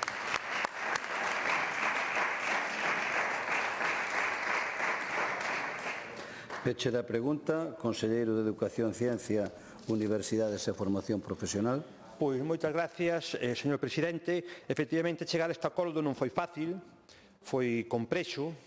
Houve moitas dificultades, unha gran complexidade, houve moitísimo oportunismo, un oportunismo creo que absolutamente cuestionable, e a verdade é que ao final temos unha mensaxe creo que positiva, onde concluímos que é moito máis fácil sumar que dividir e onde concluímos que é necesario modernizar a través da descentralización pois a docencia no ámbito médico e integrar o conxunto dos moitos e vos recursos sanitarios que temos en Galicia. A mí me gustaría, aquí en sede parlamentaria, pois agradecer e poñer en valor o traballo das tres universidades, dos tres rectores. Eran tres visións diferentes, tres intereses diferentes, tres plantexamentos diferentes. E fomos capaces, para que gañase Galicia, de buscar un punto de encontro pensando fundamentalmente no interés xeral. E me gustaría, en concreto, agradecer ao rector da Universidade de Vigo, o reitor Reigosa, o traballo que fixo liderando un grupo de traballo e facendo, creo que con moitísima paciencia, con moitísima firmeza, con moitísima valentía, e non se deixou dobregar nin se deixou intimidar, cousa que hai que destacar. Foi difícil, había moitas forzas poderosas que impulsaban o desacordo, que alertaban, buscaban a fractura, buscaban a desintegración, buscaban a loita cada uno por su parte. E as tres universidades, cas súas renuncias, ca súa altura de miras e co seu sentiriño foron capaces de ceder no que había que ceder para chegar a un acordo. Tamén o reitor da Coruña, a Universidade da Coruña, tuvo que reconducir unha postura de máximos e tamén o reitor de Santiago creo que fixo un gran exercicio de xenerosidade da perspectiva universitaria polo ben de Galicia para que gañase Galicia. E hai tamén quen cuestionou, quen criticou a autonomía das universidades. Eu creo que lle faltaron ao respeto absolutamente ás universidades, exixíndolle ás universidades, dicíndolle ás universidades o que tiñan que facer, non sabendo que hai un principio constitucional que é a autonomía das universidades, que é a autonomía universitaria. Creo que a autonomía universitaria é vital, absolutamente vital nun país democrático. E non se pode intentar controlar ou impoñer ou decirlle o que teñen que facer por un interés político concreto, por un interés, neste caso, absolutamente partidista concreto. Tampouco se poden cuestionar os plantexamentos que fixeron e que fan a inmensa maioría dos profesionais sanitarios, dos colexios, dos propios hospitales. E algúns agora din que foi a Xunta quen presionou os rectores. Non. O Consello de Sanidade e eu, que negociamos con elas, en ningún momento presionamos aos rectores. Os tratamos sempre con máximo respeto e sempre intentando buscar solucións. Nunca xugamos a ordeno e mando, nunca xugamos a ser pequeños reyes sodes, como si se veu en algún caso. Nós sempre apostamos por sumar, sempre apostamos por mellorar e sempre apostamos por respetar, neste caso, a autonomía universitaria.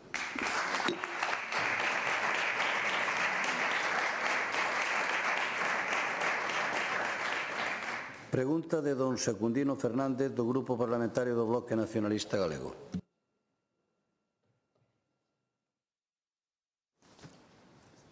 Presidente, conselleira, o pasado 14 de agosto en Seadur, Larouco, produciuse un incendio forestal que, debido á nula resposta da Xunta de Galicia, derivou nun incendio de grandes dimensións, o máis grande da historia de Galicia. Un lume que provocou graves danos económicos, sociais e ambientais e que queimou preto de 40.000 hectáreas, arrasando ao seu paso montes, pastos, viñas, soutos, explotacións agrogandeiras, infraestructuras públicas, industrias e o que é máis grave, aldeas e vivendas. A situación orixinaria por este incendio mostrou perfectamente o grado de indiferencia, de ineptitude dos dirixentes do PP na Xunta de Galicia. Unha desidia de proporcións nunca vistas no noso país. Van xa máis de 3 meses dende ese catastrófico incendio e as súas consecuencias seguen a traer graves problemas para as veciñas e veciños de Valdeorras. Os inmensos danos directos dos lumes únense agora aos problemas causados indirectamente polas choivas nas zonas arrasadas nos montes desta comarca. Un destes graves problemas, o que causa máis prexuícios, máis incomodidades e incluso problemas de orde sanitario é a contaminación das augas de consumo. Uns arrastres dos montes que chegan aos cursos de auga provocando a contaminación das augas de abastecemento humano. Así o están a padecer as veciñas e veciños de Valdeorras e así o manifestaron alcaldesas e alcaldes nos días pasados. Conselleira, e que fixo a Xunta de Galiza nestes 3 meses despois dos incendios? Pois podemos dicir que pouco ou nada. A Administración da Xunta de Rueda bota balóns fora para non actuar. Con esta actitude, a Xunta pretende trasladar a responsabilidade aos concellos ou outras administracións, como pode ser a Administración do Estado. A actitude dos dirixentes da Xunta do Partido Popular da Xunta de Galiza parécenos unha neglixencia de libro. Parece, polo que dá a sensación, que vostedes non coñecen o Estatuto de Autonomía de Galiza. Conselleira, a propia María Albert, alcaldesa da Rúa, lamenta a soidade que están a sufrir os gobernos municipais que están a traballar sin axuda de outras administracións para levar a auga potável á veciñanza. A situación provoca que, dende o pasado 22 de outubro, teñan restriccións no abastecemento de auga domiciliaria, provocada polos arrastres das zonas queimadas. Un mes sin poder garantir adecuadamente o suministro de auga aos domicilios. E o que queda? Non se fixeron traballos necesarios e agora tampouco se están a levar a cabo as medidas para paliar a situación. Ante este grave problema, conselleira, a pregunta é clara. Ten a Xunta de Galiza algún plan contra a erosión das terras queimadas no grave incendio de Valdeorras e contra a contaminación dos cursos de agua e dos acuíferos de suministro domiciliario? Gracias.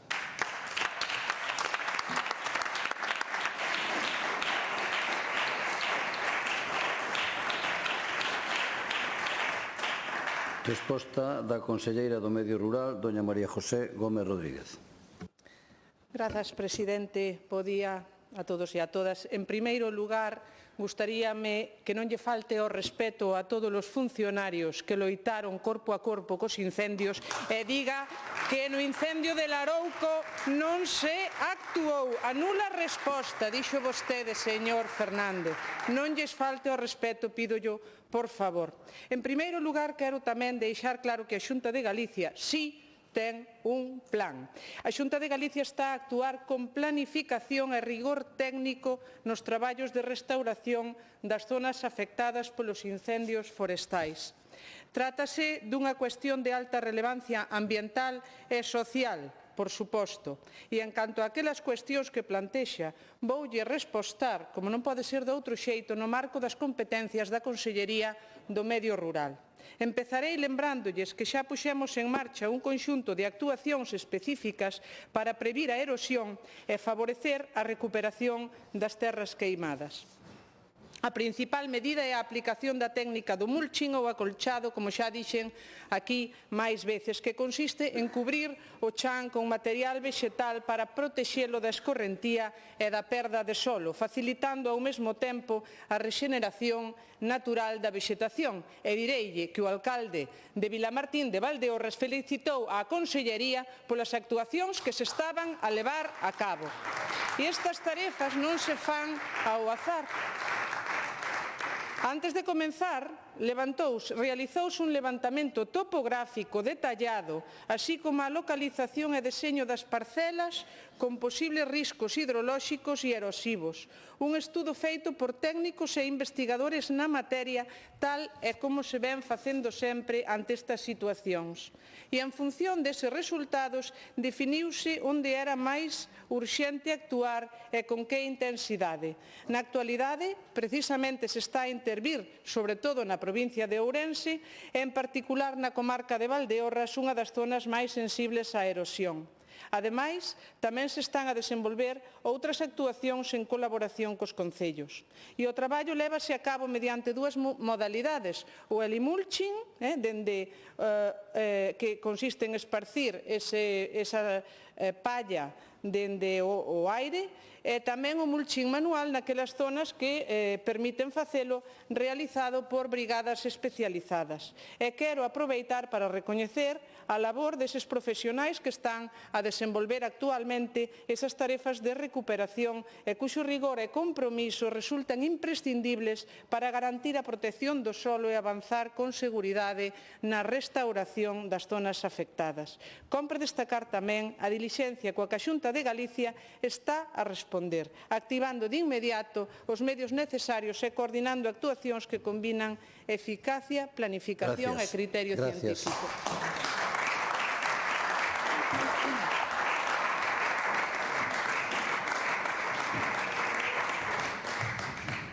Réplica, señor Fernández Fernández. Conselleira, uns datos. Na rúa arderon 2.900 hectáreas que representan o 80% da superficie do Concello. En Vilamartín de Valdeorras, 7.300 hectáreas que representan o 80% do termo municipal. En Petín, 2.200 hectáreas que representan máis do 70% da superficie municipal. E non queren actuar. Lembrarlle que a Xunta do Partido Popular, nunha actuación totalmente rexeitable e miserable, tampouco quixo actuar na extinción do lume do vertedero da rúa. Agora seguen o mesmo patrón coa contaminación das augas. Conselleira, pregunteille se coñecía o Estatuto da Autonomía, pois o artigo 27.10 dice textualmente: corresponde á Comunidade Autónoma Galega a competencia exclusiva en montes, aproveitamentos forestais, vías pecuarias e pastos. Isto é o que dice o Estatuto de Galicia, non o digo eu. E vai vostede e pretende trasladarlle a responsabilidade de toda esta grave desfeita aos concellos e a outras administracións. Conselleira, segundo vostede, parece que o monte non ardeu, parece que arderon os ríos, os regatos, e esta contaminación que padecen non é debida aos arrastres, parece que nace na auga, parece que nos trata de parvos. Non trate de parvos ás veciñas e veciños de Valdeorras. Mentres os servicios de augas municipais están a traballar día e noite para poder levar a auga potable á veciñanza, a Xunta de Rueda que fais, conselleira, que fai? Non fai nada, non presta a mínima colaboración, castiga a poboación, non aporta absolutamente nada para resolver un problema de saúde pública. Vostedes, a Xunta do Partido Popular, queren castigar a Valdeorras. A Xunta de Rueda estás a converter nun goberno rancoroso, nun goberno miserable, nun goberno que utiliza a veciñanza como reféns, nun goberno que loita contra o goberno estatal utilizando as veciñas e veciños de Valdeorras. A verdade, conselleira, é que estamos ante un goberno que dá noxo. Conselleira.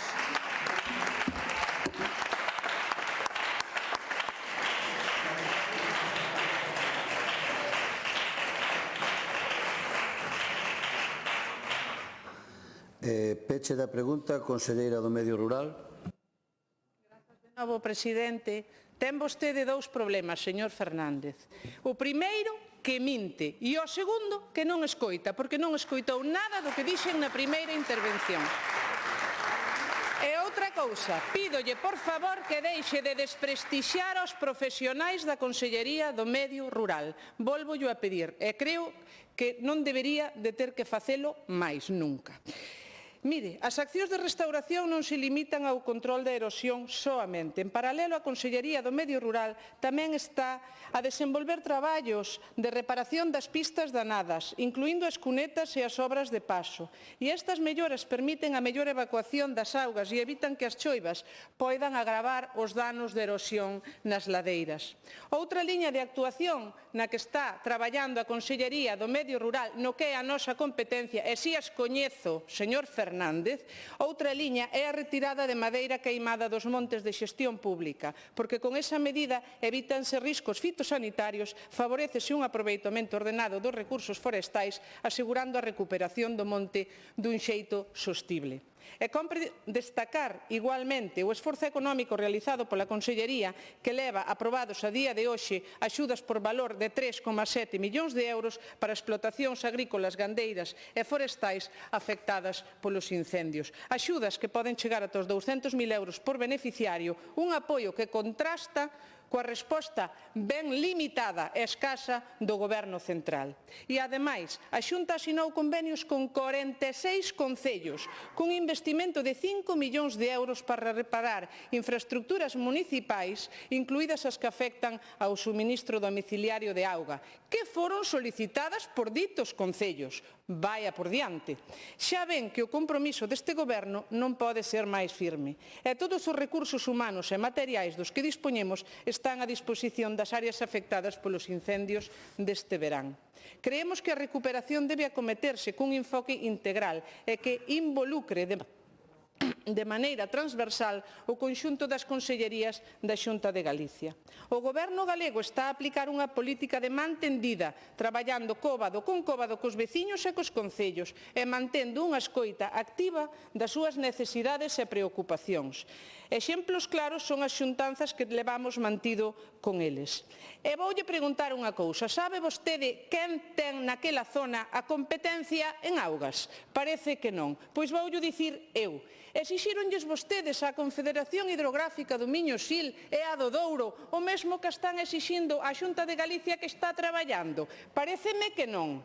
E voulles dicir máis. A Confederación Hidrográfica do Douro pon en marcha actuacións de restauración hidrolóxico-forestais nas zonas afectadas polos incendios da provincia de León. 5 millóns de euros do Miteco que comenzaron o pasado 20 de outubro, que inclúen mulching e retirada de madeira queimada.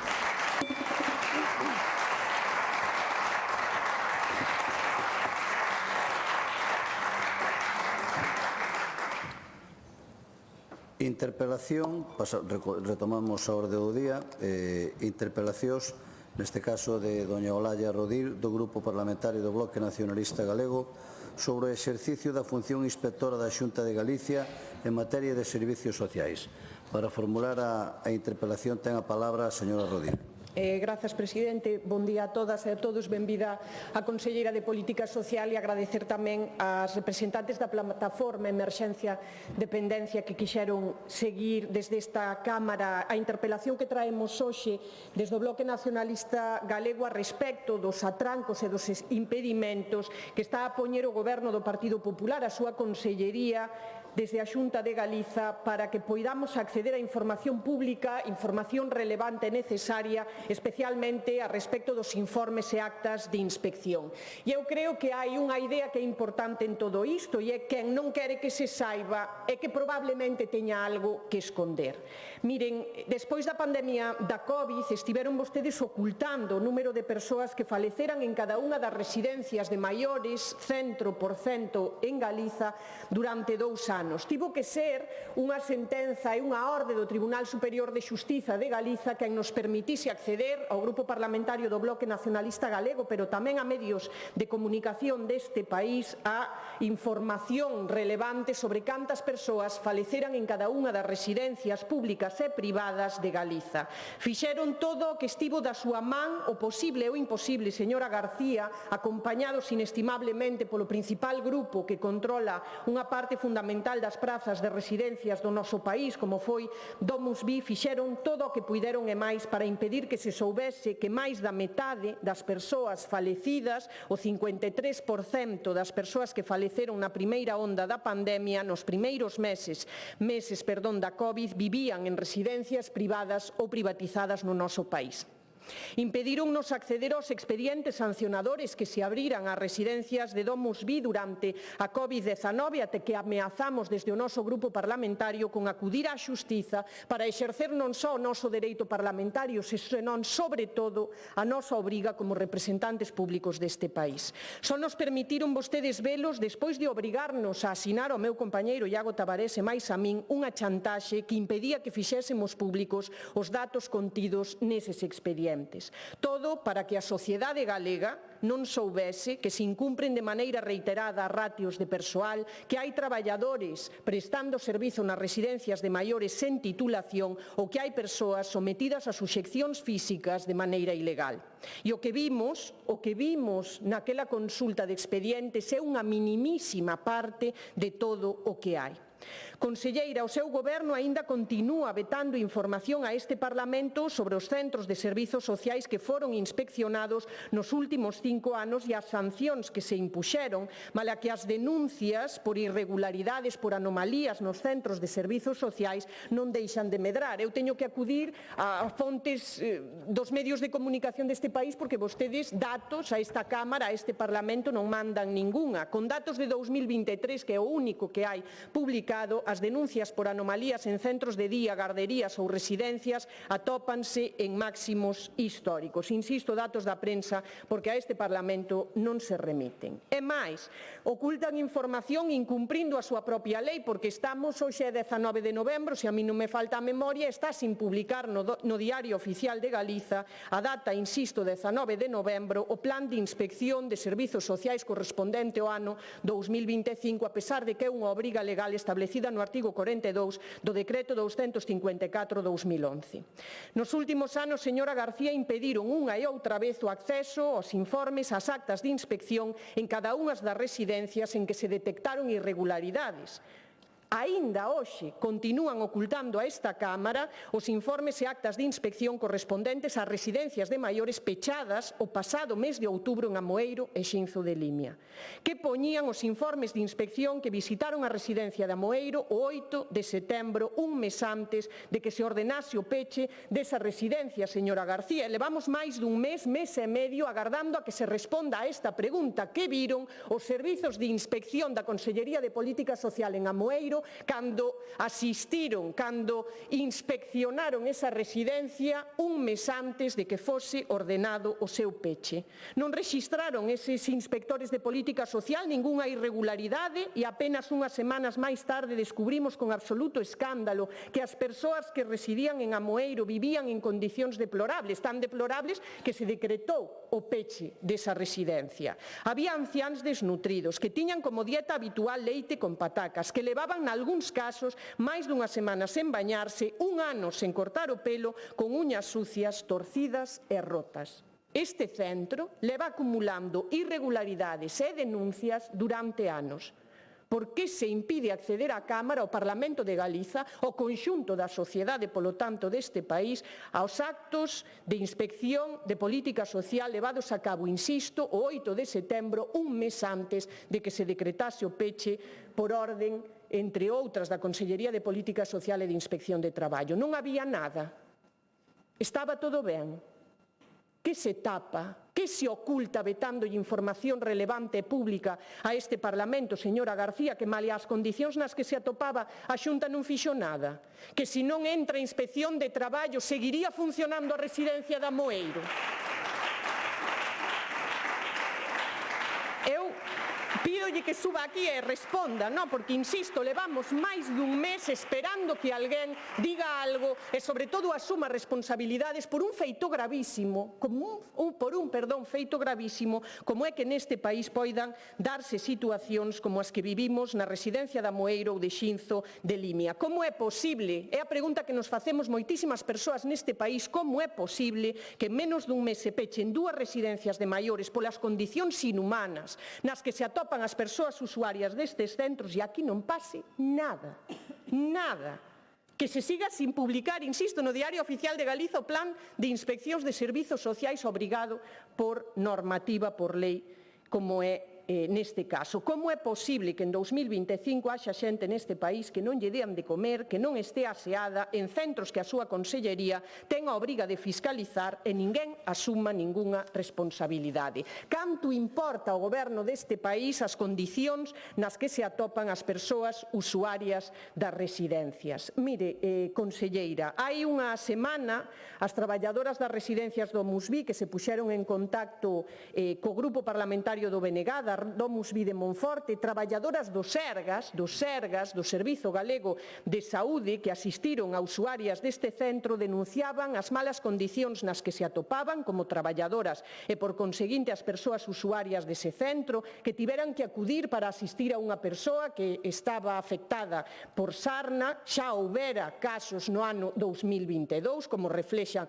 non só a prensa, sino tamén documentación que obra neste Parlamento. Hai falta de persoal, hai 3 persoas auxiliares na quenda de noite para atender a 180 persoas, como temos denunciado tantas veces desde o Bloque Nacionalista Galego nesta Cámara, entre outras cousas, porque a orde de hai máis de 30 anos que regula ratios de persoal nin sequera obriga a que haxa unhas ratios mínimas nas quendas de noite, carencias tamén de hixiene das persoas usuarias e do propio centro, e que fai a Xunta de Galiza cando o BNG trae esta cuestión, se preocupa pola situación que hai nun centro de servizos sociais, que eu quero lembrar, a Domus Vi de Monforte foi construída con cartos públicos e logo privatizada, anos hai daquela aínda existían entidades que hoxe xa desapareceron e hoxe acabaron absorbidas non por ese grande grupo de inversión ou eses grandes grupos de investimento que son Domus Vi. Que fai a Xunta de Galiza cando o Bloque Nacionalista Galego trae esta cuestión, como foi formulada na Comisión Quinta pasada semana polo meu compañeiro Iago Suárez? Calar e difamar. Calar primeiro non dando resposta nin sequera ás preguntas que se lle formulaban. Tal é a irresponsabilidade, se me permiten, e a falta, o oscurantismo e a ocultación de información que se repasan vostedes a intervención da directora xeral e que non menciona ningunha soa vez o centro polo que se lle pregunta. Nin sequera responde unha soa vez pola residencia de Monforte. Pero logo veñen aquí intentando difamar a quen traballamos e cumprimos ca responsabilidade que nos deron as galegas e os galegos de fiscalizar o labor de goberno da Xunta de Galiza. Eu fágolle dúas preguntas moi claras, señora conselleira. Que é o que intentan ocultar, vetando e impedindo que accedamos a información pública neste Parlamento e, sobre todo, que lle deben a empresas como Domus Vi para levar tantos anos tapando e parapetando as súas irregularidades? De momento, máis non. Gracias.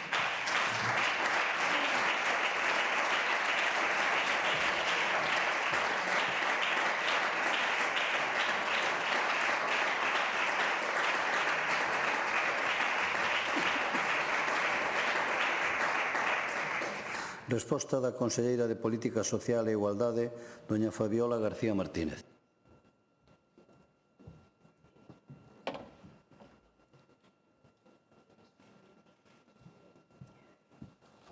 Moitas gracias, presidente, deputadas e deputados, moi bons días. Señora Rodil, a inspección dos servizos sociais é unha das competencias máis importantes da Consellería de Política Social e Igualdade. Mire, é un piar fundamental para asegurar ao 100% que a atención que se ofrece a todas as persoas máis vulnerables desta comunidade se presta sempre con calidade, con plenas garantías, pero, por suposto, tamén con total respeto aos seus dereitos.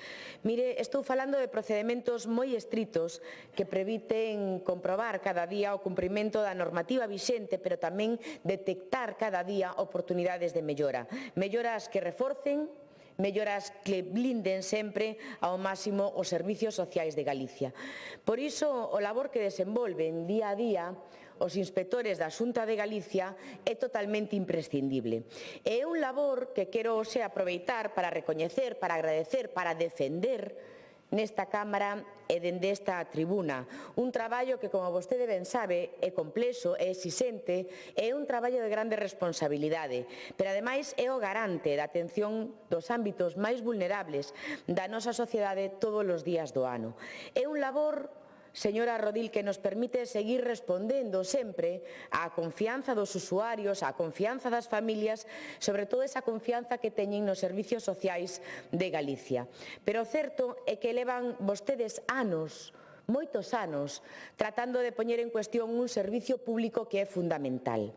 Un servicio público fundamental que sustenta a calidade dos centros, das actividades, das que fan uso moitísimas persoas da nosa comunidade, pero sobre todo moitísimas persoas de todas as franxas de idade. Polo que considero, señora diputada, que é unha irresponsabilidade mayúscula tentar de desacreditar unha vez máis o servicio de inspección da Xunta de Galicia. É unha irresponsabilidade, señora Rodil, porque está xerando vostede inseguridade aos usuarios dos centros, inseguridade a todas as familias e, sobre todo, porque está poñendo vostede indirectamente en cuestión a profesionalidade de quen traballa neste servicio de inspección, pero, sobre todo, en cuestión a profesionalidade de todo o persoal que traballa nos servizos sociais de Galicia. Está vostede poñendo, señora diputada, en cuestión unha vez máis o labor da inspección da Xunta de Galicia. Mire, pídeme vostede na súa interpelación os datos da inspección ata o ano 2023. Eu quero lembrarlle que estas cifras lle foron suministradas ao Bloque Nacionalista Galego a través da solicitude de datos en xuño. Usted ten outro turno despois. Quero lembrarlle que estas cifras lle foron suministradas ao Bloque Nacionalista Galego a través da solicitude de datos en xuño do ano 2024. Pero mire, tendo en conta todo isto, eu vou dar os datos máis actualizados, se quere vostede, que corresponden ademais co último exercicio pechado. Deste xeito, eu podo decirlle que gracias ao celo co que desempeñan a súa función todos estes funcionarios da Xunta de Galicia, no ano 2024 superamos as 2.000 visitas de inspección que derivaron na apertura de decenas de expedientes, 88 expedientes resoltos en concreto. Son menos dos que lle gustaría a vostede. Estou segura que nos últimos anos xa demostraron o pésimo e injustificado concepto que teñen dos servicios sociais de Galicia e seguro que son máis dos que lle gustaría aos centros que non fan ben o seu labor e que, por certo, son unha minoría na nosa comunidade. Mire, señora diputada, nestas inspeccións se priorizan os centros e os programas que reciben queixas e que reciben denuncias. Reciben tamén priorización todos os expedientes e todos os centros que foron sancionados anteriormente, pero ademais dos que se inspeccionan por razóns puntuais. Mire, esta relación de visitas se elabora e se valida dentro do propio equipo de inspección da Xunta de Galicia sen coñecemento e sen inxerencias externas, como é algo normal e habitual. E se o persoal da inspección da Xunta de Galicia atopa algún tipo de situación que poña en risco, por mínimo que sexa, o benestar das persoas maiores, a Xunta de Galicia procede de forma inmediata a pechar todos eses centros. E vostede o sabe moi ben, porque o fixemos con esas viviendas comunitarias de Amoeiro, de San Gabriel, de Xinzo de Limbia, que, como vostede sabe, son ambas de titularidade privada. Polo tanto, estes peches, señores diputados, son a mellor demostración de que a Xunta de Galicia vela por todos e cada un dos usuarios dos centros de maiores. Pero tamén estes peches demostran dúas cousas moi claras: que actuamos con contundencia, con profesionalidade e con rigor, e que nunca nos vai a tremer a man. Polo tanto, señora Rodil, teña vostede moi claro que a Xunta de Galicia vai a continuar actuando sempre con firmeza e dándolle sempre esa resposta inmediata que necesitan todas as persoas maiores da nosa comunidade, especialmente o imos a facer ante calquera situación que poida poñer en risco o benestar de todas as persoas usuarias dos distintos centros dos servicios sociais da nosa comunidade. E vamos a continuar actuando como ata agora, con contundencia, con inmediatez, cando sexa necesario garantir a atención de máxima calidade a todas as persoas maiores. Pero tamén, señora Rodil, pediríalle que, pola súa banda, deixasen de lanzar cada día falsidades sobre o Servicio de Inspección da Xunta de Galicia. Máis nada, moitas gracias. Gracias.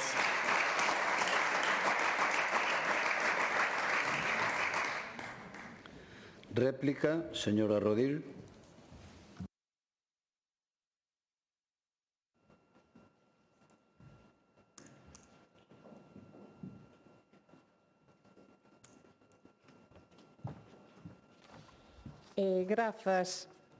Grazas, presidente.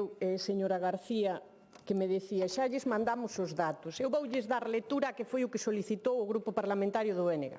Número de centros inspeccionados nos últimos 5 anos en nome dos mesmos. Ano no que se levaron a cabo as inspeccións. Expedientes sancionadores incoados indicando o nome do centro e a razón pola que se motiva o expediente. Sancións impostas nasqueles casos en que corresponda. Vou dar lectura, non leva moito tempo, o que se nos remite. O Servizo de Inspección de Política Social inspeccionou perto de 6.000 servizos sociais nos últimos 5 anos. Froito desas inspeccións constatáronse un total de 476 expedientes sancionadores firmes en vía administrativa. Os incumprimentos detectados refírense maioritariamente a incumprimentos formais, deficiencias nas instalacións e aos relativos a ratios de personal. Para máis información, entra en el Google. Isto é a transparencia, isto é a información que remite o Parlamento de Galiza a respecto da situación na que se atopan as persoas que son usuarias en centros de servizos sociais en Galiza. Isto é responder como para non traer a interpelación aquí co que está pasando, señora García. E sabe o que lle crea inseguridade a xente deste país, ás persoas usuarias, ás familiares de usuarias de residencias ou de calquera centro ou servizo social neste país? Ver como se pecha unha residencia porque hai persoas que están desatendidas, que non as lavan, que non lles dan de comer e que as teñen sin cortar o pelo e as uñas durante máis dun ano. Eso é o que xera inseguridade. E aínda dá máis inseguridade saber que un mes antes de que entrase a Inspección de Traballo en Amoeiro foron os inspectores de Política Social e vostedes continúan sin dar unha soa explicación de por que non se decretou antes o peche. Que viron? Eu volvolle facer a mesma pregunta. Levamos un mes e medio intentando que alguén, a máxima responsable en política social, explique na Cámara de todas as galegas e galegos que é o que pasaba, que din os informes e actas de inspección na visita de Amoeiro do 8 de setembro. Por que non se remite si fan todo tan ben? Si está todo estupendamente, isto é un contubernio independentista nacionalista contra todo o mundo, porque non se remiten os informes e actas de inspección para clarificar todo negro sobre branco. Eu non teño interese ningún en que lle abran expedientes sancionadores a ningunha empresa. Eu o que estou defendendo aquí o Bloque Nacionalista Galego é que se respeten os dereitos fundamentais das persoas usuarias de calquera centro público, privado ou medio pensionista neste país. Porque non estamos falando de botar piche nunha carretera. Estamos falando da garantía do dereito fundamental de persoas que en moitos casos son extremadamente vulnerables polo grau de dependencia que teñen. Que intentan ocultar? Por que se impide o acceso á información pública? Por que non se responde a respecto das actuacións que levou a cabo en Amoeiro, en Xinzo de Limia ou na DomusVi de Monforte? Aquí onte, vostede non o fixo, non sei se usará a última quenda, porque somos todos moi valentes, pero as acusacións gardámolas sempre para a última intervención, cando xa non hai capacidade para dar réplica, non? Pero onte aquí tivemos que escoitar como se acusaba o Bloque Nacionalista Galego de mentir, non? De mentir a respecto do que acontecía na DomusVi de Monforte, e eu, para non estar pasando nada, o día seguinte mandaron aos servizos de inspección. Pero é que como levamos anos traballando na defensa dos dereitos das persoas dependentes desde o Bloque Nacionalista Galego, na defensa dun modelo de residencias digno, xusto e á altura do que necesitan as galegas e os galegos, eu teño a documentación, los tres datos que manda a Consellería de Política Social cando xa había irregularidades na DomusVi de Monforte, na legislatura de 2021, eu mesma requerín información á Consellería de Política Social porque esta residencia leva acumulando denuncias de familiares, denuncias das traballadoras e irregularidades desde hai anos, unha máis a que denunciou o meu compañeiro Iago Suárez a semana pasada. E a DomusVi de Monforte no 19 tiña dúas denuncias que presentaran familiares de usuarias. No 2020, 3 denuncias presentadas tamén por familiares de usuarios. E o 2021, que é o último dato que se remitiu a esta Cámara, négannos as actas e os informes de inspección das últimas realizadas. En 2021 presentáronse 3 reclamacións por 3 familiares de persoas usuarias que denunciaban as condicións nas que se atopaban o persoal traballador e as súas familias. Iniciouse mesmo un expediente sancionador por incumprimentos que non dan conta de cales foron. O Bloque Nacionalista Galego non minte, fai o seu traballo, que é velar pola garantía dos dereitos fundamentais das persoas usuarias na DomusVi de Monforte ou en calquera centro de servizos sociais público ou privado que existe neste país. Eu volvo facerlles a mesma pregunta. Por que protexen, por que parapetan os incumprimentos reiterados por parte de grupos empresariais que convertiron as condicións de vida das persoas dependentes e maiores do noso país nun lucrativo nicho de negocio? E eu a última cuestión, porque eu non lle penso permitir que diga que desacreditamos o labor dos servizos de inspección. Non lle penso permitir, e menos de quen, cando os inspectores de política social denunciaron que se preavisaba aos centros residenciais de que iban ser inspeccionados, en vez de perseguir a quen filtraba esa información que é confidencial, vostedes abriron un expediente sancionador contra quen denunciaba. Eso sí que desacredita os servizos de inspección, señora García. Gracias.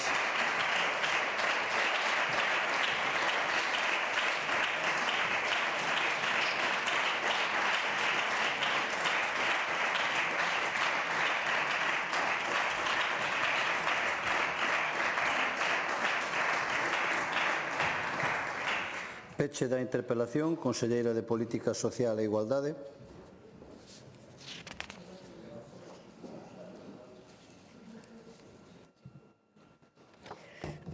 Gracias, presidente. Señora Rodil, eu insisto, o servicio de inspección é imprescindible, recoñezo, para o funcionamento de todos os servicios sociais de Galicia. Pero, ademais, o Servicio de Inspección da Xunta de Galicia é o garante, a través da vixiancia do cumprimento da normativa, de que os servicios en áreas como a infancia ou as persoas maiores se presten sempre dun xeito seguro, pero, sobre todo, atendendo correctamente ás necesidades de todas as persoas usuarias. E así é percibido pola sociedade galega, que debe ter sempre esa tranquilidade de que os servicios tan esenciais sexan prestados sempre con todas as garantías. Por iso hoxe, nesta Cámara, quero volver a defender o máximo rigor co que actúan os técnicos da Inspección da Xunta de Galicia. Un labor que é imprescindible e que no ano 2024 permitiu realizar máis de 2.000 visitas de inspección, como así se lle comunicou a vostede, señora Rodil, pero que, ademais, dende o período 2019-2024, suma máis de 9.000 visitas de inspección e 430 expedientes resoltos.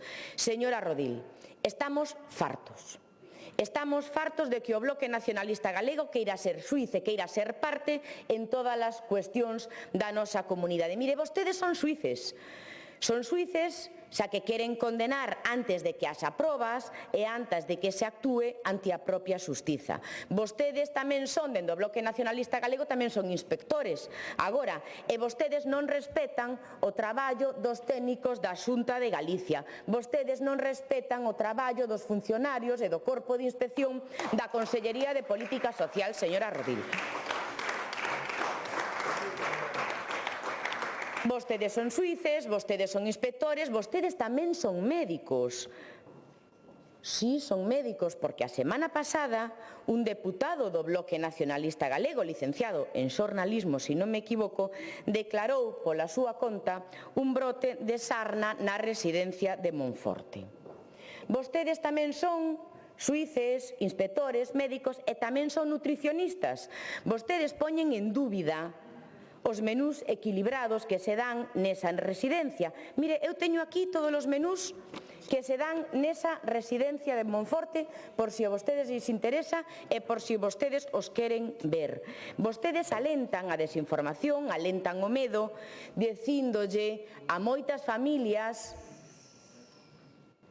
alentan a desinformación e alentan o medo, dicíndolle a moitas familias que as súas persoas maiores que viven nesa residencia comen natillas con patatas. Tivo que saír a propia dirección do centro de Monforte a desmentir todas e cada unha das palabras do deputado do Bloque Nacionalista Galego, porque non hai nin brote, nin hai sarna, nin hai falta de inspección, nin hai comidas extrañas, señora diputada.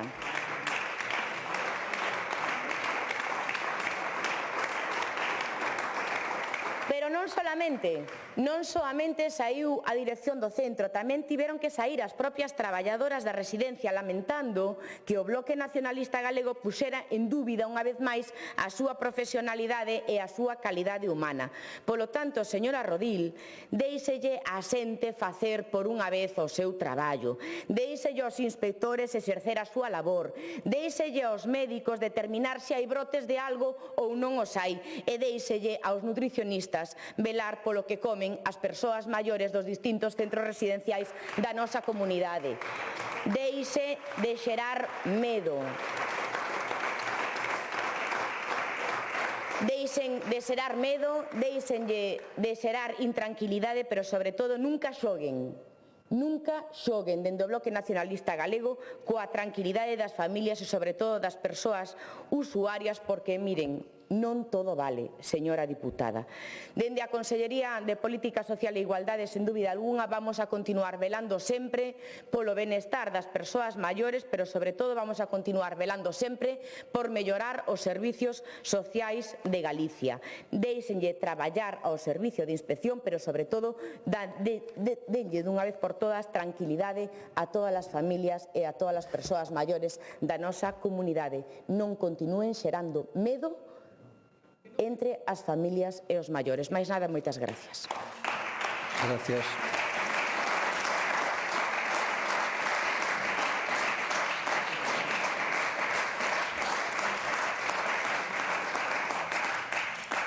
Interpelación de doña María Elena Espinosa do Grupo Parlamentario Socialista sobre as estrategias previstas por o Goberno galego para reducir as listaxes da Garda Sanitaria, especialmente en consultas, cirurxía e probas diagnósticas. Para formular a interpelación ten a palabra a señora Espinosa.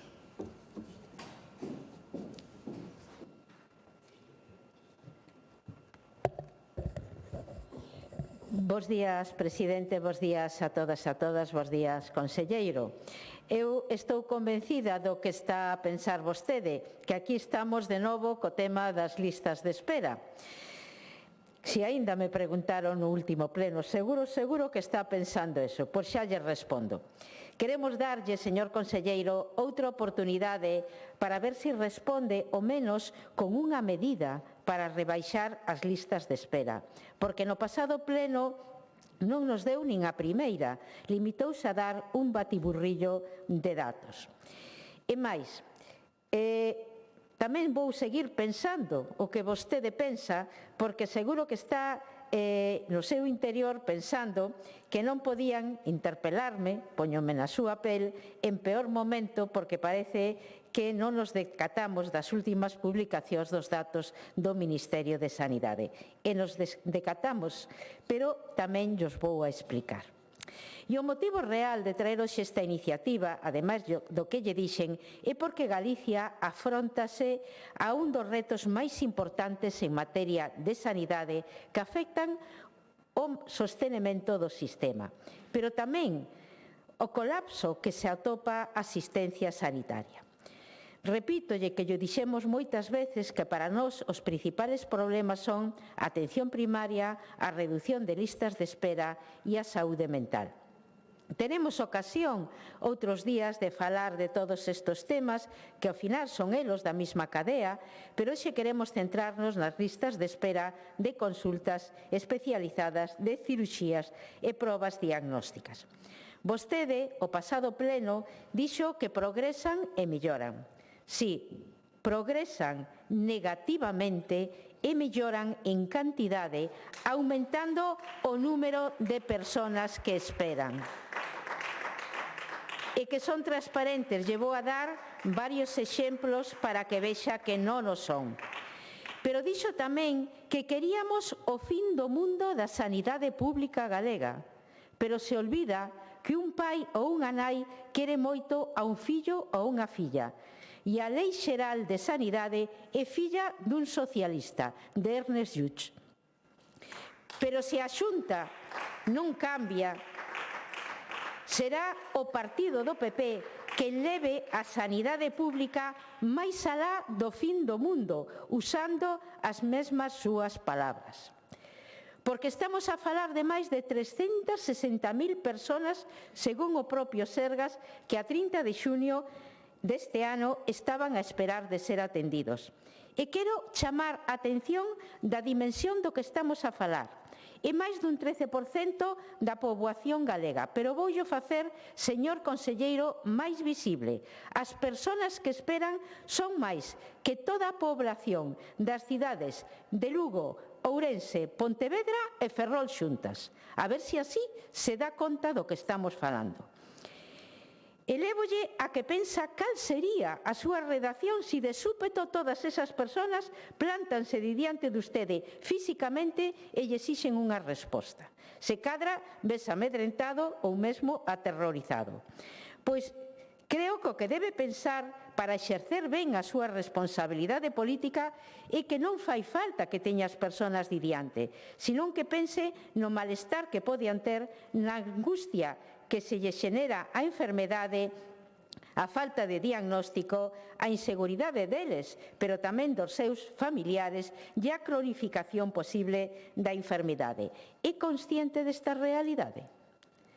E desde o Grupo Socialista exiximos respostas serias, non nos veña con demagoxias, con alarmas, con lameiras, porque se quere usa os datos que aparecen na memoria da valedora. É sanidade e política social as reclamacións que acaparan a maior parte das reclamacións da Xunta e, en concreto, as que se refiren ás listas de espera en sanidade. E a valedora concreta que son tanto en intervencións cirúrxicas como en consultas para a relación de probas e cita servicios como rehabilitación, oftalmoloxía, traumatoloxía, tomografía axial, resonancias, oncoloxía de Santiago, etc., etc., ademais de outras derivacións de que tamén fala dos Sergas a centros concertados. Son tamén, polo tanto, demagogos e alarmistas os que acuden á valedora? Ou é demagogo que a valedora indique a Consellería que os tempos teñen que ser razonables e que se avance na precura de fórmulas e avánzalles máis, lle di que permitan asignar un tempo máximo de espera a aqueles enfermos que rexeiten a opción de operarse en un centro concertado. Yo di a valedora, non yo di o Partido Socialista. E son necesarias solucións a curto, medio e longo prazo para garantir unha atención de calidade e sostible da rede pública.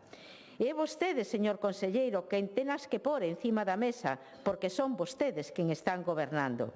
E non nos valen declaracións grandilocuentes como que Galicia ten un dos millores sistemas de saúde do mundo, que o temos, gracias aos profesionales. Pero dóenos moito tamén, como Grupo Socialista, dóenos moito as súas declaracións cando di, entre comillo, hai médicos que non queren ver a pacientes, pecho comillas, onde parece generalizar esta situación. Sinceramente, parécenos unha falta de respeto aos profesionales e inaceptable por quen ostenta unha responsabilidade pública como a súa. E como califica vostede que non se cumplan as promesas do presidente da Xunta de Galicia cando propuxo a principios do ano 23 que iba a reducir as listas de espera a cifras prepandemia? 54 días de media para unha operación e 41 días de media para unha consulta especializada de hospital. Pasaron máis de 2 anos daquela promesa de Rueda. Estamos con 17 días máis de espera en ambos casos. E non fai falta pensar para que a lóxica cúmprase a máis tempo, máis pacientes esperando. Pediu disculpas ao señor Rueda? Non. Son promesas incumplidas, como outras tantas, pero o ámbito sanitario parécenos moi grave. O que fixeron foi cambiar o discurso sin explicación algunha. Pasaron a falar de que o importante era atender en función das prioridades e que as demoras non afectaran os resultados en saúde. Pois tampouco cumpriron. As prioridades aumentaron. E agora, sí, non diga que non, porque entonces os datos que publican son falsos. Ainda encima xa os publican mal. Pero mire, ahora voulle falar de transparencia. Sabe que as listas non son reales, que ocultan información. Non lle dé a cabeza que, mire, autorizada por unha paciente. Cita solicitada polo médico de atención primaria no mes de maio. Ata o 12 deste mes non apareceu nas listas de espera. Cando lle dan a cita presencial? Non sei se pode ler, señor conselleiro, 13 de outubro do ano 26. Esta é unha realidade de fai uns días real que se ve perfectamente que é unha captura de pantalla do servicio informático dos Sergas. Pero vou aos listaxes dos Sergas para ver esta especialidade e me dá para este centro concreto hospitalario 39,9 días. Pero se queren me vou a media da área, vou a ser boa e me poño en 50,6 días. Pero voulle decir como engañan e minten. Esta persona tardou 6 meses en aparecer nunha lista de espera, frente aos 50 días que di que ten que ser atendida. Entre o que ten que esperar máis o que esperou, estamos falando de 11 meses máis 6 que dan 17 frente a 50 días. Esa é a realidade. Pero mire, a xente se cansa e acude aos medios de comunicación. E aquí lle traigo unha noticia tamén reciente, é do día 12 deste mes, unha paciente que denuncia máis de 600 días á espera para unha cirurxía. Esta é a realidade do día a día e non son feitos illados. Por eso eu lle pido que non fale dos datos do Ministerio, porque os datos que vostedes envían son falsos e os trampean. Polo tanto, o Ministerio o único que fai é publicar os datos que lle van. Isto saben os pacientes, o saben os profesionales e o sabe o Sergas. E se me di que non, que me está dicindo que non ca cabeza, doulle unha explicación, que o mellor é a verdade, o mellor equivocáronse o por a coma. E o mellor, en vez de ser 69,3 días, son 693 días. Por eso, en todos os sitios se equivocan, ponto mal a coma e así empezamos a cadrar as cousas. Polo tanto, necesitamos transparencia, porque sin transparencia é imposible facer comparación con outras comunidades autónomas. Outro día, vostedes deslizouselle nunhas declaracións unha palabra ou unha frase que decía, falaba de rectificar o buzón dos pacientes. Me pode falar hoxe que quería decir con esa frase? Hoxe vai a ter máis tempo de responder o que outro día non pudo porque as preguntas son máis cortas. Vostedes gobernan, e insisto, e teñen as responsabilidades. E o están vendo, están levando a xente a folga. Eu solamente quero terminar lembrándolle que, inda que falamos de atención especializada, que espero que hoxe me responda ao menos con media medida que vai a pôr en marcha, non se olvide nunca que o atasco moitas veces arranca na atención primaria, que é a porta de entrada á nosa sanidade. Gracias. Remato, presidente. Polo tanto, espero a súa resposta, porque os galegos e as galegas esperan que lla dé. Gracias.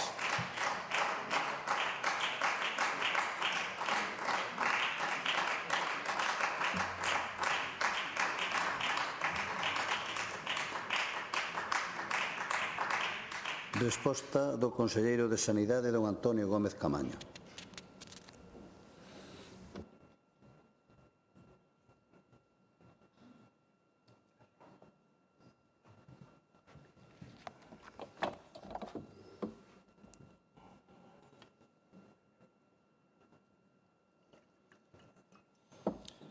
Grazas, presidente. Boas tardes, señorías.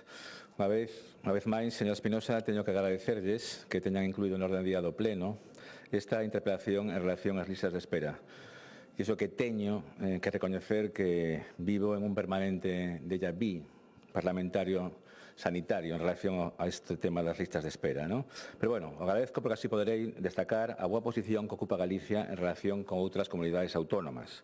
E máis, cando o Ministerio de Sanidade, que presume de transparencia, curiosamente publicou as listas de espera un venres pola tarde sin darlle ningún tipo de difusión, nun intento burdo de ocultación.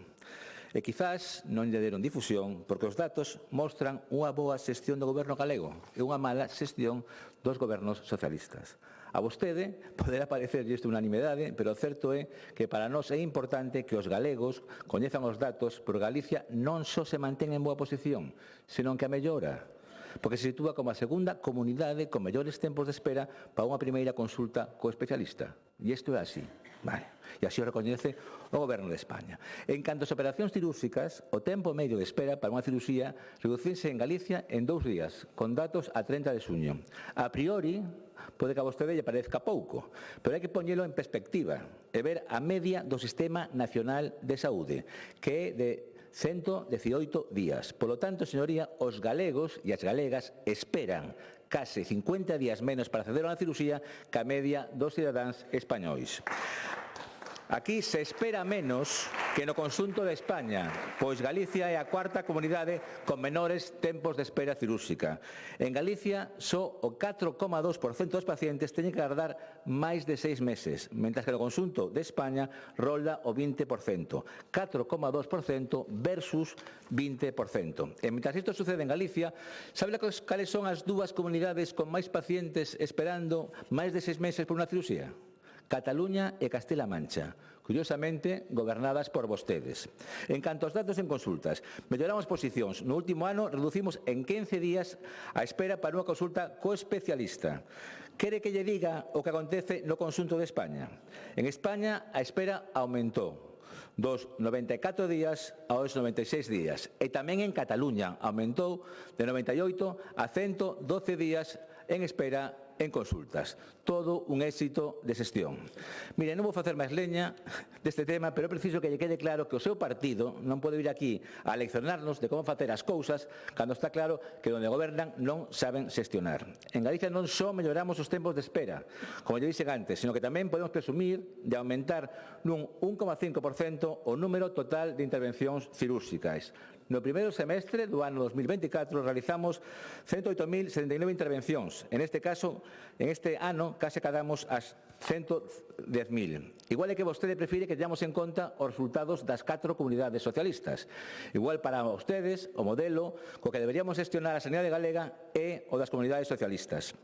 Mire, desde que comezou a gobernar o señor Illa en agosto do ano pasado en Cataluña, aumentou de 137 a 148 días a lista de espera cirúrxica, co 30,3% dos pacientes cataláns que agardan máis de 6 meses fronte ao porcentaxe do 4,2% no caso dos galegos.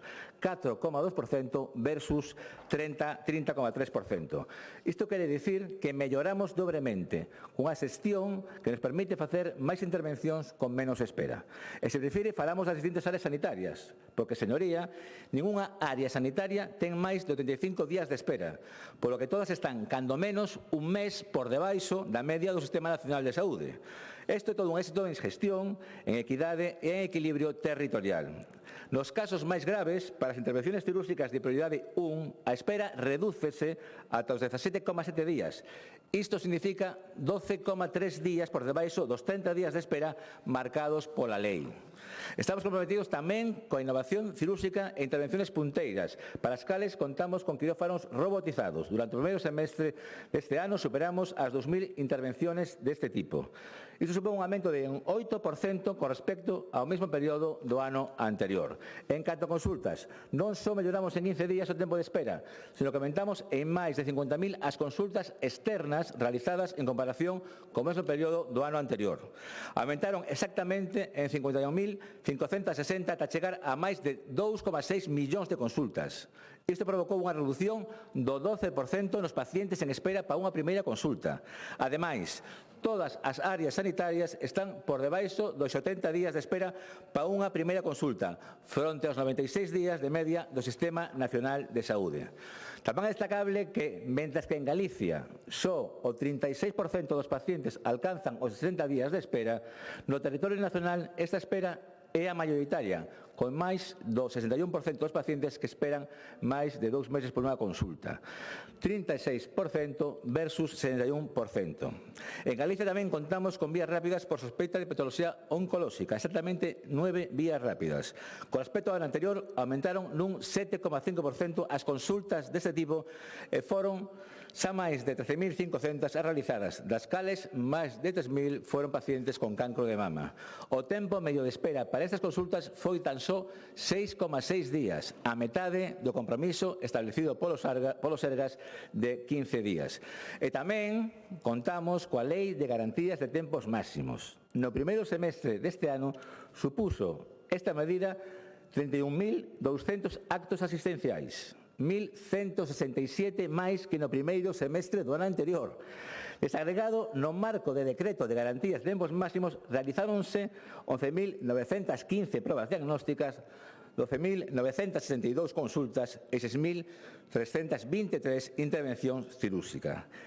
Para que non volva como mantra do privatización, só o 0,11% dos máis de 360.000 pacientes beneficiados polas garantías de espera desde o ano 2018 ata o 30 de xuño deste ano foron derivados a outro centro. Neste primeiro semestre, ningún paciente foi derivado. E se prefire, falamos das probas diagnósticas. Os datos de actividade do primeiro semestre tamén reflicten un incremento de 2,8% das probas diagnósticas, en especial das de gran relevancia asistencial, como son os TACs, as ecografías e as endoscopias, sumando preto de 2 millóns. E o tempo medio de espera para as primeiras probas diagnósticas ou terapéuticas hospitalarias era de 83,7 días, moi similar ao do primeiro semestre do ano anterior. Señora Espinosa, con todo este acúmulo de datos non pretendía aburrila nin adormecela, sino que pretendía abrirlle os ollos á realidade galega. Vostede poderá citar algún caso particular, é excepcional. Por certo, non é elegante venir con un caso particular. Non é. Non é. Eu podo venir con miles de casos tamén particulares. Non, porque a manía esa que tende traer casos dun paciente, bueno, en calquer caso, os datos que damos son os datos de actividade e de tempos medios oficiais, os que publica a Xunta primeiro e despois o Ministerio. En relación, me pregunta, que medidas? Pois a que estamos a facer, xestión clínica. A xestión clínica que fan todas as áreas sanitarias, en busca de garantir a mellor calidad asistencial a todos os pacientes galegos. En referencia á frase de que os médicos non queren facer guardia, es que se ha colado unha pequena palabra, que é os futuros médicos, algúns dos futuros médicos non queren facer guardias. Esta frase foi dita en un entorno de reflexión no Colexio de Médicos de Pontevedra en como ese mecanismo como que acceden a día de hoxe os alumnos da Facultade de Medicina. En relación a referencia a casos individuales, o que teño que decirle es que non pode venir aquí sempre con un caso. Incluso a veces non ten sentido. E de momento nada máis e moitas grazas.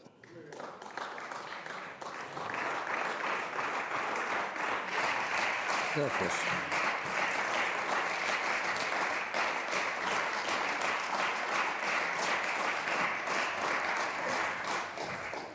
Réplica, señora Espinosa.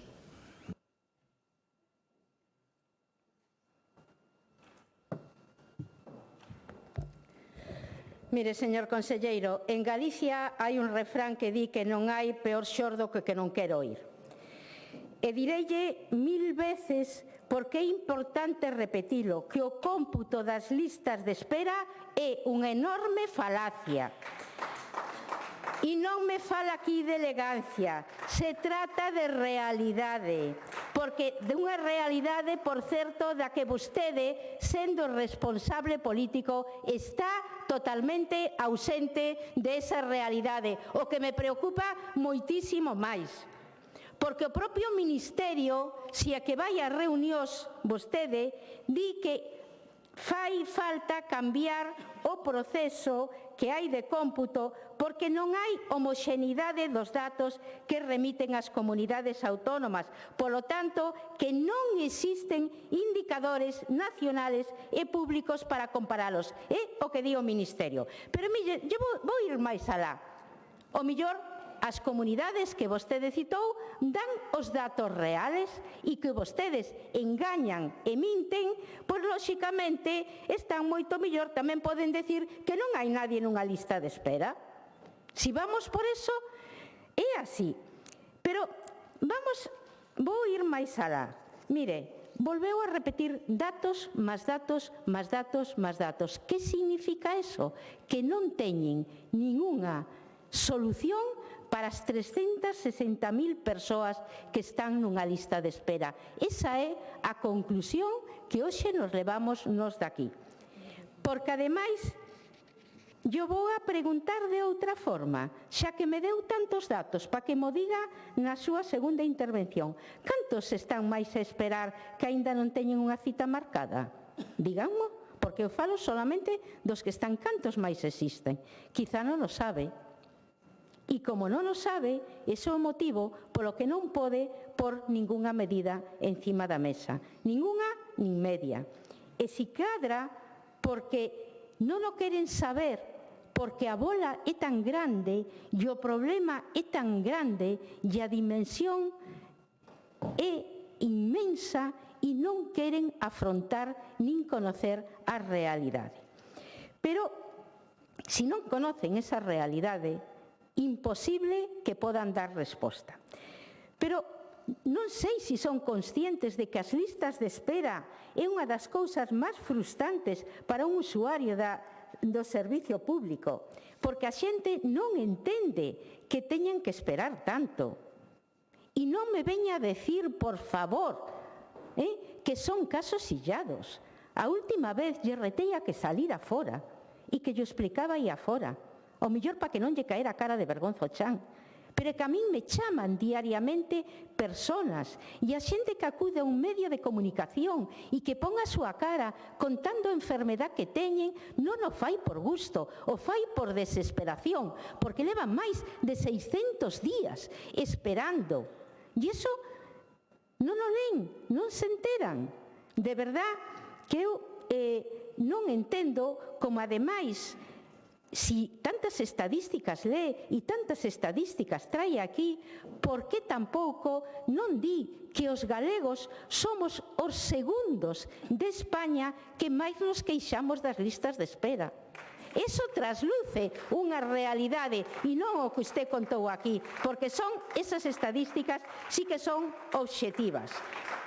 Pero mire, antes tampouco existían as listas de espera en atención primaria e agora as teñen desde que goberna o Partido Popular.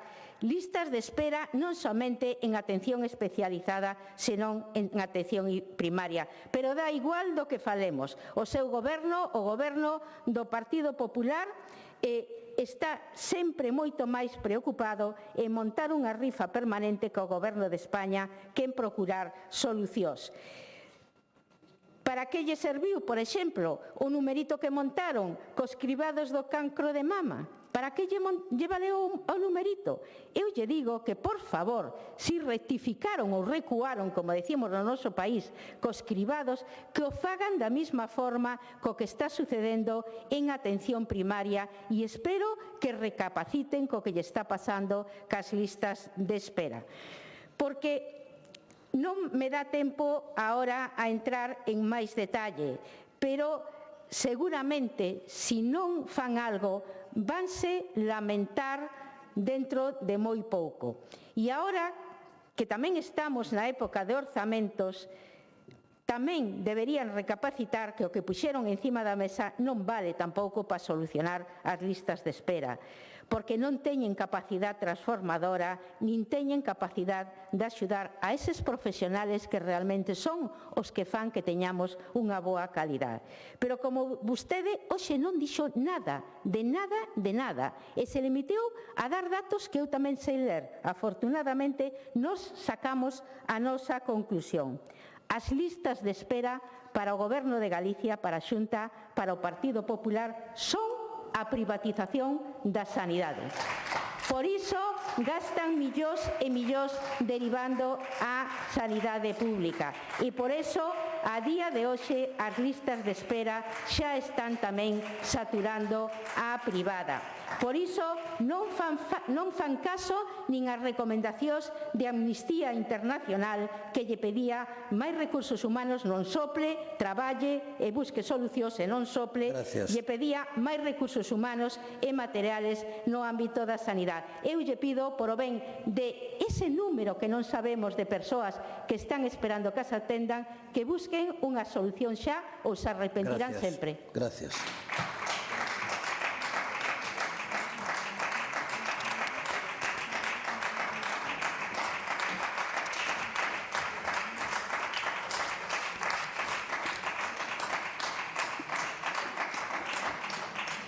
Peche da interpelación, conselleiro de Sanidade.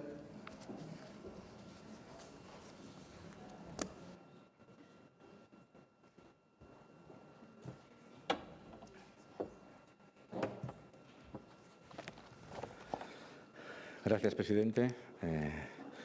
Señora Espinosa, non teño ninguna dúbida de que sabe ler, pero a veces parece que non. A veces parece que non. E logo, vostedes son os reis do circo político dos temas sensibles, non? Realmente vale a pena todo isto número por unha presa de votos, non? Tendo isto en conta, non sorprende ver a ministra de Sanidade facendo, como acaba de comentar, unha proposta de cambio no regulamento do cómputo das listas de espera das comunidades autónomas. Para vostedes, isto é moi sinxelo. Se os datos non me dan a razón, cambiemos a maneira de recadar esos datos para ver se dese xeito podemos justificar o noso discurso. É unha verdadeira obsesión. Están a facer de maneira oportunista cos datos do cribado do cancro de mama cando é o seu goberno o que non ten os trámites preparados para poder enviar eses datos de maneira homologada e homoxénea entre todas as comunidades autónomas. Parece que ao goberno de España lle molesta que as comunidades que mellor xestionan os recursos públicos sexan do Partido Popular. Véase Galicia, véase Madrid. Vostedes teñen as súas teimas e unha delas son as listas de espera non estruturais. Pero cando din o que din a este respecto, saben que están distorsionando e terxiversando a realidade. Coido que xa lhe expliquei moitas veces. A súa perseverancia é infinita, a miña paciencia tamén. Non teño problema de volver a repetillo. Mire, as comunidades autónomas temos a obriga de facilitar os datos de listas de espera conforme a normativa básica fixada no Real Decreto 605 de 2003 do 23 de maio, que establece medidas para garantir un tratamento homoxéneo da información sobre listas de espera no conxunto do Sistema Nacional de Saúde. Ademais, o Servicio Galego de Saúde aplica tamén o disposto nas órdenes do 19 de maio de 2003 e do 13 de xuño de 2004 que regulan o sistema de información e control da demanda de actividade programada. Estas normas datan do ano 2004. Vostedes tiveron a oportunidade de modificalas cando gobernaron, non o fixeron. Tamén o Real Decreto, como as ordes autonómicas, determinan o funcionamento do rexistro de pacientes en espera e a clasificación dos mesmos. Espera estructural. Unha vez máis, refírese a que depende da propia organización dos recursos dispoñibles, sendo, polo tanto, un indicador clave de capacidade asistencial do sistema. A espera non estrutural, pola contra, non é atribuíble á organización, senón a causas alleas, véase situacións médicas que impiden intervir ao paciente ou decisións voluntarias de pospoñer a operación en caso dunha cirurxía. En canto á difusión pública dos datos, o Servicio Galego de Saúde cumpre coas directrices marcadas polo Consello Interterritorial do Sistema Nacional de Saúde, que determina os criterios e contidos da información xeral sobre os tempos de espera dos pacientes. E máis, publicamos esses datos antes e máis detallados do que nos obriga o Real Decreto. Vostede parece que queren cambiar o método do cómputo de datos. Con que fin? Porque se cambiamos os criterios non poderemos contrastar ni comparar o que pasou ao longo dos anos ni entre todas as comunidades autónomas.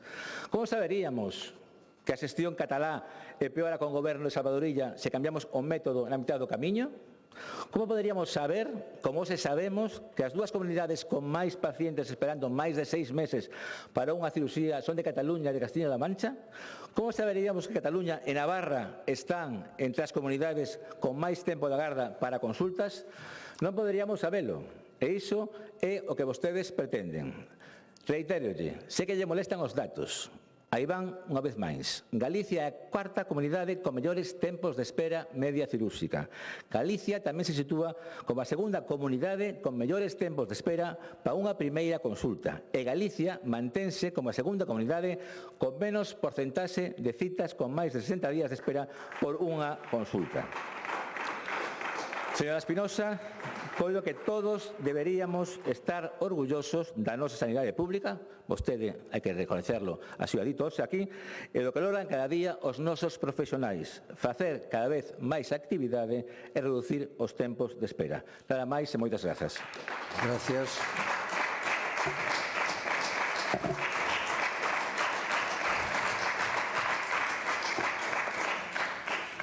Interpelación de doña Iria Carreira do Grupo Parlamentario do Bloque Nacionalista Galego sobre a situación actual en que se atopa a atención primaria da sanidade pública galega. Para formular a interpelación ten a palabra a señora Iria Carreira.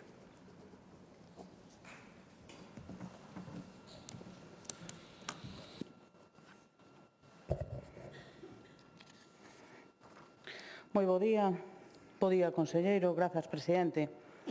Señor conselleiro, temos un problema neste país.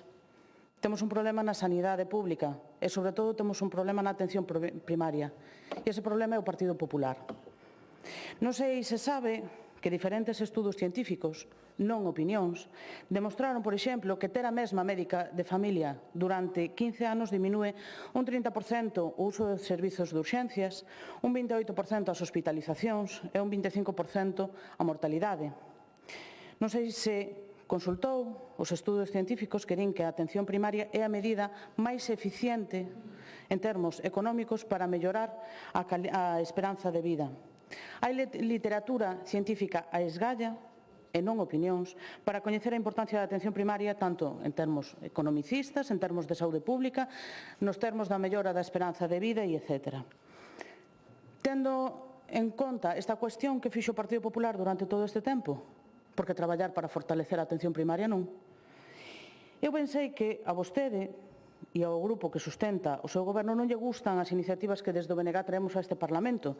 Así o demostran votando en contra cada vez que teñen a ocasión de demostralo de calquera proposta ou de calquera solución que nos propoñemos.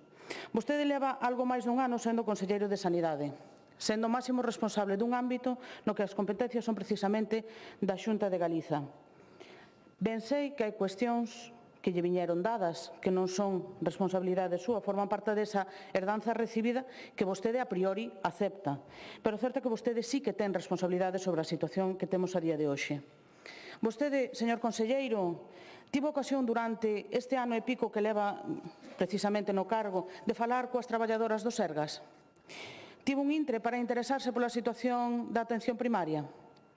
Tivo un momento para ir a un centro de saúde calquera e falar coas médicas de familia que están traballando nese centro de saúde? Eu non sei, pero non si. Tráolle varias opinións de médicas de familia que hoxe precisamente desta hora están pasando consulta. A situación é insostible. Estamos manexando axendas de 40 ou 50 pacientes todos os días. É insostible. Unha situación que en teoría era temporal pasou a ser a nova normalidade despois da pandemia.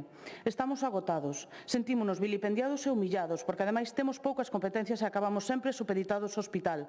Somos o único acceso da xente ao sistema sanitario porque o hospital está colapsado e ademais é inaccesible. É unha falacia de que non hai médicos, non hai suficientes, pero isto é algo que se sabía desde hai 20 anos e podíase calcular e prever pola idade biolóxica das profesionais. Pero das promocións que van saindo, a xente non queda en primaria, porque gañas máis e tes mellores condicións noutros lugares. É normal que a xente marcha a privada, ás urxencias ou a outros países directamente. Traballar agora mesmo en atención primaria supón unha situación de ansiedade e de impotencia na que a sobrecarga asistencial, a organización do traballo e a dirección te leva a non poder facer a medicina que che gustaría facer. Temos un sistema que respalda máis atender a un determinado número de persoas, independentemente da calidade coa que se faga, que aqueles profesionais que velan por facer ben o seu traballo e por garantir unha atención primaria de calidade. O seu obxectivo está cumprido. Conseguiron que xente que temos vocación por esta especialidade, que non é menos que outras especialidades hospitalarias, teñamos claro que non imos traballar aquí e que imos buscar calquera outra alternativa porque nos sentimos maltratados.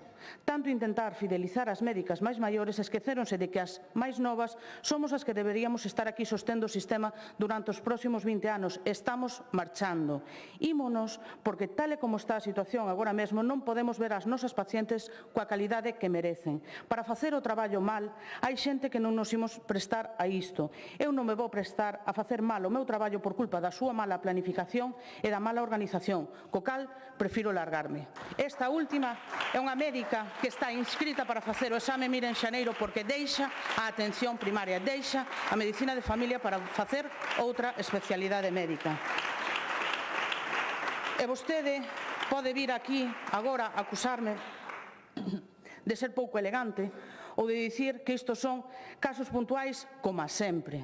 Porque vostedes prefiren negar a realidade, prefiren dicir que buscamos unha agulla nun palleiro sin darse conta que os seus palleiros xa non teñen pallas porque están cheos de agullas. Porque que a situación é insostible, algo que xa llo dixo todo o mundo. Desde o BNG levamos tempo denunciando, pero é que tamén llo están dicindo as forzas sindicais, están llo dicindo as asociacións de pacientes, está llo dicindo o propio Consello Galego de Colexios Médicos, ese que agrupa os 4 colexios provinciais. As 3 sociedades científicas da medicina de familia, SEMG, Semergen e Aganfec, posicionáronse abertamente en contra do seu plan. Vostede leu o comunicado que sacaron as sociedades científicas, ese que leva por título a folga xustificada. A creación de novas categorías profesionais, como a de facultativo especialista en atención primaria, atenta contra a equidade organizativa, dificulta o traballo en equipo nos centros de saúde, aumenta previsiblemente as ausencias e erosiona a longitudinalidade, un dos valores nucleares da atención primaria. Por estas razóns, as sociedades científicas de atención primaria estamos en contra da creación dunha nova categoría profesional e solicitamos que sexa retirada esta proposta de xeito oficial. Señor conselleiro, cantas veces nos recriminou o BNG estar en contra desta medida? Porque non foi nin unha nin dúas. Mire, e agora que se posicionan as sociedades científicas directamente en contra dela, que opina? Que lle parece? Parecelle unha boa idea? Porque voulle dar a miña opinión persoal. A creación da categoría de facultativo especialista en atención primaria non hai por onde collela. Empezando polo nome. Facultativo especialista en atención primaria. Señor conselleiro, na atención primaria xa estaban traballando facultativos especialistas. Desde os anos 90 que se creou a especialidade de Medicina Familiar e Comunitaria, nos centros de saúde quen atenden son médicas especialistas en Medicina Familiar e Comunitaria. En segundo lugar, facultativo especialista en atención primaria. Acaso vostede, que é médico facultativo especialista en atención hospitalaria? A especialidade non é a atención primaria, é Medicina Familiar e Comunitaria, non se confunda. E continúo. Non hai por onde collela porque é un retroceso a todos os niveis. Mentres que socialmente se está a debater a reducción das xornadas laborais, vostedes o que fan é incrementalas, sen incrementar os salarios, por certo. Cando se deberían mellorar as condicións laborais, vostedes o que fan é empeoralas e introducir a obrigatoriedade de realizar gardas. Claro, despois a xente non quere facer gardas, por que será? É un retroceso para as profesionais, pero que ademais é un retroceso para as pacientes.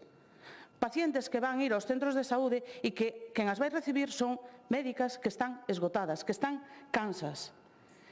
E, ademais, vostedes sistematizan a intersubstitución como método para garantir esa libranza de gardas. É dicir, sistematizan a rotación de profesionais e botan por terra calquera intención de que a atención ás pacientes sexa longitudinal, que, como lle lin no comunicado, é o eixo fundamental da atención primaria.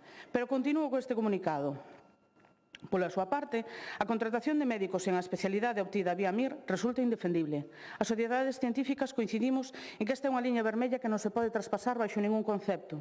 Ningunha sociedade científica de ningunha especialidade pode aceptar un ataque semellante á calidade asistencial nin ás nefastas consecuencias que isto supón para a saúde da cidadanía. Señor conselleiro, vostede que foi xefe de servizo, vostede tería no seu equipo traballando, atendendo a pacientes oncolóxicas, a profesionais que non tiveran a especialidade de oncoloxía médica ou radioterápica. Entón, o que non vale para a oncoloxía, vale para a atención primaria? Vale. Entón, por que o propoñen? Porque que a día de hoxe temos traballando na sanidade pública galega médicas sen ter a especialidade en Medicina Familiar e Comunitaria é un feito. Así que remato, señor conselleiro, e remato recoñecéndolle o mérito. Conseguir a unanimidade non é fácil. Conseguir que todo o mundo estea en contra das medidas que propón para a atención primaria é todo un mérito. Señor conselleiro, que vai facer? Que medidas vai tomar para que a atención primaria volva a ser o verdadeiro motor do sistema sanitario? Pensa seguir rectificando ou pensa seguir costa abaixo pola costa abaixo, sen freos, a todo desenlace final? Agardo a súa resposta con verdadeira curiosidade. Moitas gracias.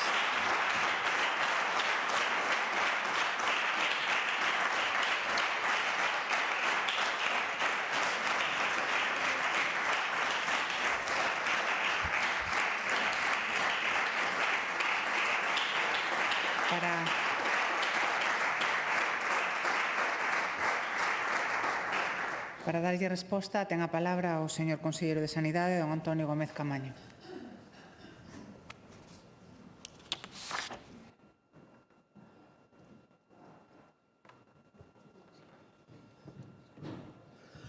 Grazas, presidente. Bo días. Señora Carreira, por suposto que he visitado moitísimos centros de saúde e he falado con moita xente. podo asegurarse, con moita xente. Como he falado tamén con todos os sindicatos representados na mesa sectorial, como he falado tamén con todos os sindicatos médicos non representados na mesa sectorial, como tamén hemos falado con todas as sociedades médicas científicas de atención primaria e tamén con todos os presidentes dos colexios profesionales. Por lo tanto, que o cadro o teño ben circunscrito. Vale. Bueno, unha vez máis temos a oportunidade de comprobar o que lle importa a BNG o que é a sanidade pública, non? Cando os orzamentos chegan ás cifras históricas ou cando Galicia está entre as comunidades con menores tempos de espera, a sanidade pública a BNG non lle importa nada. Pero cando crea buscar un foco de tensión, aí sí que está o BNG, aí sí que está, para interesarse pola atención primaria e preguntar por ela ata extenuación. Xa ten mérito que nesta batería de iniciativas non atopen vostedes oco para formular ninguna única proposta de solución. Ninguna. Este é o retrato da preocupación do BNG pola atención primaria. Vamos a ver, este asunto non é novo, é unha problemática que levamos anos padecendo por culpa da inacción e falta de vontade política dun goberno central que vostedes apoian e que non quere actuar. A atención primaria atravesa unha difícil situación en toda España por un problema de déficit de especialistas en medicina familiar e comunitaria. Un déficit que afecta a todas as comunidades autónomas, independentemente do partido que se atope no goberno. Doutora Carreira, este problema é sobradamente coñecido por todos, aínda que algúns partidos ou bien o confundan intencionadamente o orixe do problema, os responsables directos e tamén as medidas a tomar. Coñecíase que ese déficit ia chegar grazas a un informe realizado no ano 2018. Ante este diagnóstico, todas as comunidades autónomas acordaron impulsar unha serie de medidas prioritarias para corrixir as carencias que se estaban originando no sistema ante a falta de médicos na atención primaria. Estas medidas quedaron en papel mollado coa chegada do PSOE ao goberno e a partir dese momento cada comunidade tivo que capear a situación en solitario. Desde aquel ano ata hoxe tivemos 6 ministros e moito ruido, pero ninguna soa medida de calado que buscase por solución a este déficit de especialistas. Obviamente, señorías, desde a Xunta de Galicia non nos quedamos de brazos cruzados. Este goberno cree firmemente no papel capital que ten a atención primaria no sistema sanitario público de saúde e entendemos que o noso deber é blindala e fortalecela. Eu tamén creo en elo, porque sei que a ciencia dice que a atención primaria permite disminuir a mortalidade de moitas enfermedades. Que fixemos ao longo destes anos? Ofrecer prazas fixas a través do concurso de méritos que nos permitiu ofertar 178 postos para o colectivo de médicos de familia e 60 para o colectivo de pediatras de atención primaria. Ofertar contratos de 3 anos de duración a todo o persoal MIR que finaliza a súa formación. Demandar de forma activa a creación da especialidade de urxencias e emerxencias ante o Ministerio. Introducir melloras nas condicións de traballo e retributivas. Ofrecer máis prazas MIR de familia que nunca. Crear novas categorías profesionais de apoio. Impulsar melloras organizativas e construir novos centros de saúde, renovar os existentes e dotándoos de novo equipamento. A mellora continua das condicións laborais e económicas permitiu que a atención primaria teña o maior índice de estabilidade laboral do Sergas, sendo eventual menos do 8% do persoal médico e reducíndose a un 0,7% en pediatría. Unhas medidas que demostraron como o noso nivel de implicación pola atención primaria foi mellorando ano tras ano, xa que nos orzamentos de 2026 aumentamos os recursos destinados á atención primaria un 4,75%, acadando os 1.747 millóns de euros. Concretamente, o capítulo de persoal de atención primaria medra un 3,4% e acada os 657 millóns de euros. E esas contas prevén, ademais, a creación de 77 prazas en PAC, en puntos de atención continuada, 21 psicólogos clínicos para a rede de atención primaria e 62 prazas para consolidar os equipos de atención domiciliaria. O pasado 17 de outubro propuxemos ante a mesa sectorial iniciar unha negociación de medidas para garantir a asistencia sanitaria en atención primaria neste contexto de déficit de profesionais. E iso é o que estamos a facer, dialogar e negociar todo o que faga falta ata chegar a un acordo sobre as medidas que permitan garantir a asistencia sanitaria e evitar unha folga que só pode empeorar a situación. Porque o principal problema non son as medidas propostas pola Xunta. O principal problema é a situación que virá nos vindeiros anos como consecuencia da inacción do Goberno de España.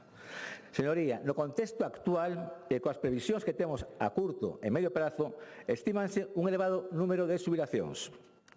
Estas xubilacións van a provocar numerosas saídas do sistema que non se van a dar compensado cos novos profesionales. Así pois, facendo unha proxección das xubilacións de médicos de familia nos vindeiros anos, estimamos que no horizonte temporal 2025-2029 haberá un acusado déficit de profesionais que acadará os 244 en 2029. Por iso, durante estes anos, a Consellería de Sanidade veu traballando para fortalecer este nivel asistencial. Pero, a pesar dos nosos esforzos mantidos no tempo, a falta de facultativos obríganos a cometer unha reordenación estructural dos recursos humanos. Farémolo con sontes criterios os prazos que nos marque o Ministerio, antes do 31 de decembre de 2027. Pero, mentre o Ministerio non fixa eses criterios, debemos anticiparnos para manter a asistencia. Precisamente, tratar de achegar solucións é o que nos levou a anticipar distintas propostas de actuación para ser negociadas cos representantes dos traballadores. As propostas que fixemos a mesa sectorial eran iso, propostas abertas ao diálogo. E precisamente por iso se levaron á mesa para ser abordadas e negociadas nese marco cos representantes do persoal. Pode asegurar que este Goberno non vai a tirar a toalla. Por iso continuamos insistindo en que o Ministerio de Sanidade debe involucrarse nas solucións. Non é normal que o Goberno da Nación se desentenda e ignore os chamados dos gobernos autonómicos a actuar ante semellante reto. E sexamos as comunidades que teñamos que competir entre nós polos médicos. Por iso, no pasado pleno do Consello Interterritorial de Saúde, solicitamos outra vez unha reunión extraordinaria para abordar a necesidade de profesionais sanitarios. O obxectivo é acadar solucións que nos permitan garantir a cobertura nos centros de atención primaria. Ante esta situación, pedimos respeto polas negociaciones e responsabilidade política. Non precisamos, precisamente, de actores externos que se involucren co objetivo de conseguir rédito electoral a costa das movilizacións sindicais en todos os eidos. Unha folga sanitaria, sin ninguna dúbida, non é nunca unha boa nova. Temos razones para sospeitar que vostedes non van a apoiar. O percorrido do BNG neste problema coñecémosle todos. Vostedes sempre tiveron dos opcións, tomar partido e propor solucións apoiando a Xunta ou non facer nada e dedicarse a criticar e boicotear calquera das medidas que a Xunta puña en marcha. Por desgraza, sempre vostedes se decantan pola segunda opción. Aproveitaron, aproveitan e aproveitarán calquera circunstancia que acontece para xerar balbordo. O seu aporte, nos últimos anos, a sanidade pública galega foi o bien a calumnia, o bien o desprestixio, o bien a deslealtade. A figura de FEAP creouse no momento en que había necesidade urxente de cubrir as horas do PAC, as horas de guardia. Actualmente os FEAP cubren aproximadamente un tercio desas horas. Por lo tanto, ten unha misión. Probablemente non sea a mellor figura, pero as cousas hai que marcarlas no seu contexto, e sobre todo no seu contexto temporal. En relación á homologación do título, vamos a ver, a Consellería de Sanidade ten clarísimo que a homologación de títulos non é a súa competencia, é unha competencia do Goberno central. E a Consellería de Sanidade tamén ten clarísimo que a única vía de especialización que hai para traballar na Comunidade Autónoma de Galicia é a vía MIR. Unha cousa é que nosotros habamos expresado mal unha idea. Sí. E outro día a señora Presas dixo aquí,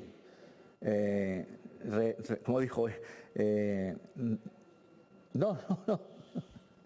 Digo que volverse atrás é gobernar. Estamos gobernando. O dixo ele aquí. En resumen, por parte da Consellería de Sanidade, a nosa postura vai ser seguir sendo o diálogo e a aposta por acadar os acordos máis amplos posibles.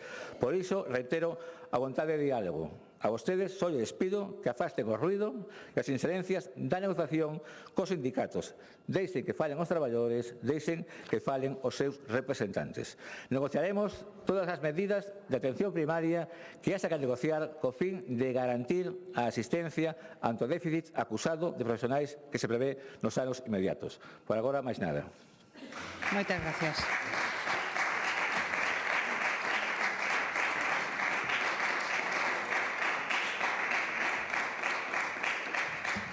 Antes de darlle a palabra no turno de réplica á señora Iria Carreira, saudamos e damos a benvida aos alumnos e alumnas de quinto e sexto de primaria do Colexio de Educación Infantil e Primaria Plurilingüe Virxe do Mar de Narón. Benvidos e benvidas ao Parlamento.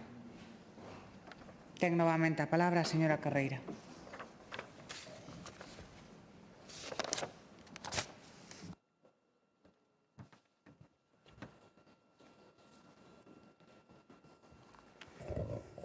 Grazas, presidenta. Benvidas a todo o alumnado de Narón e a todo o profesorado que as acompaña.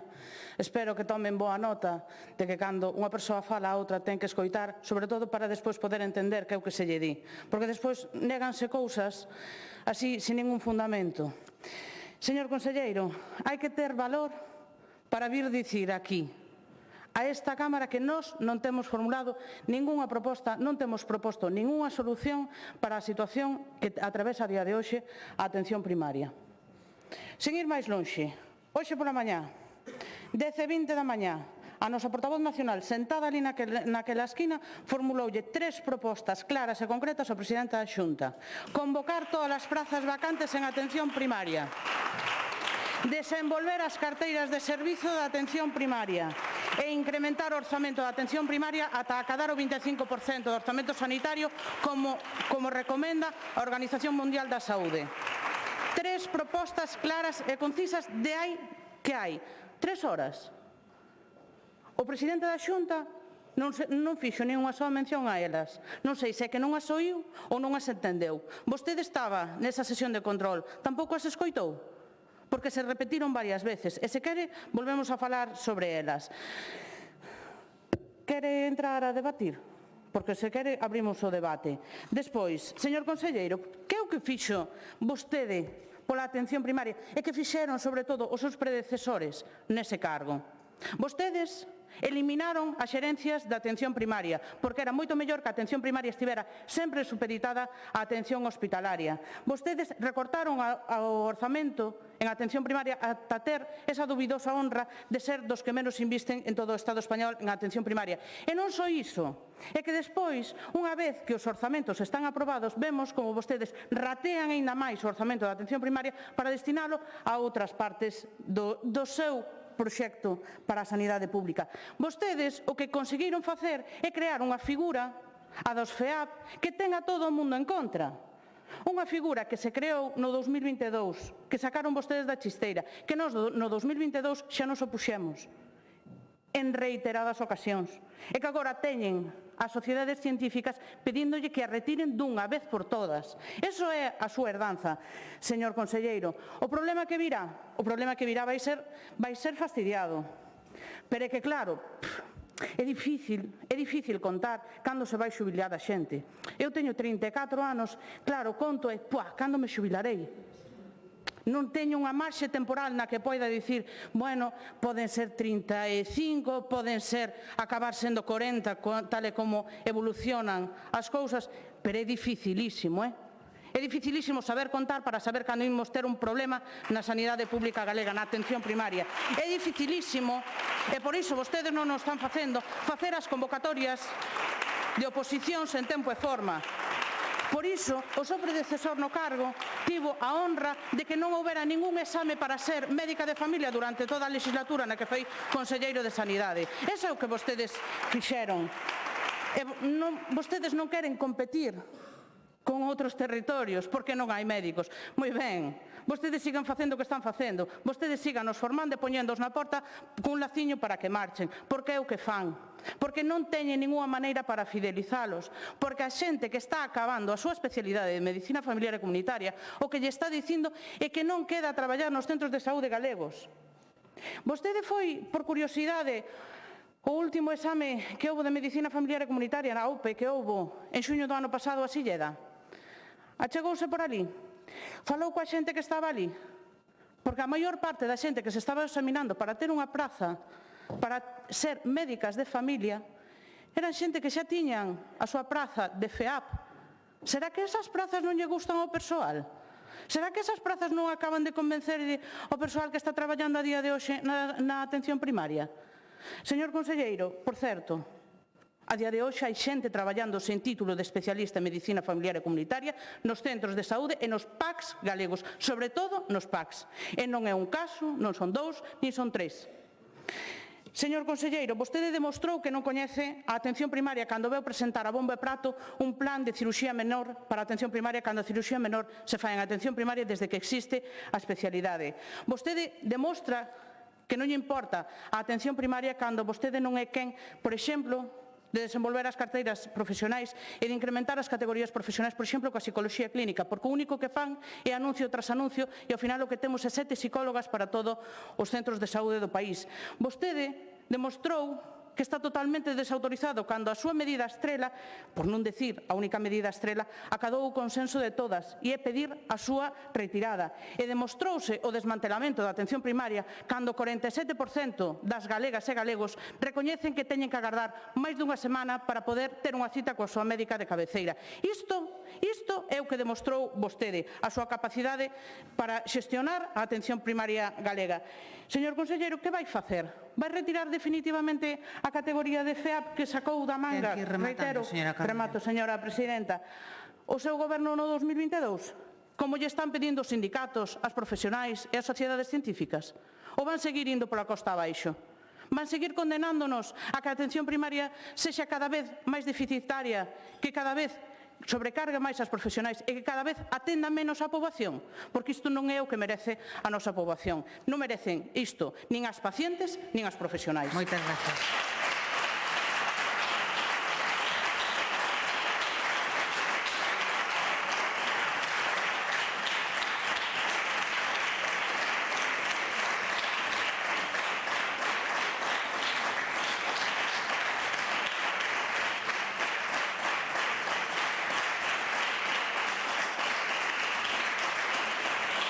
Para darlle resposta, ten a palabra. Para dar resposta, ten a palabra o señor conselleiro.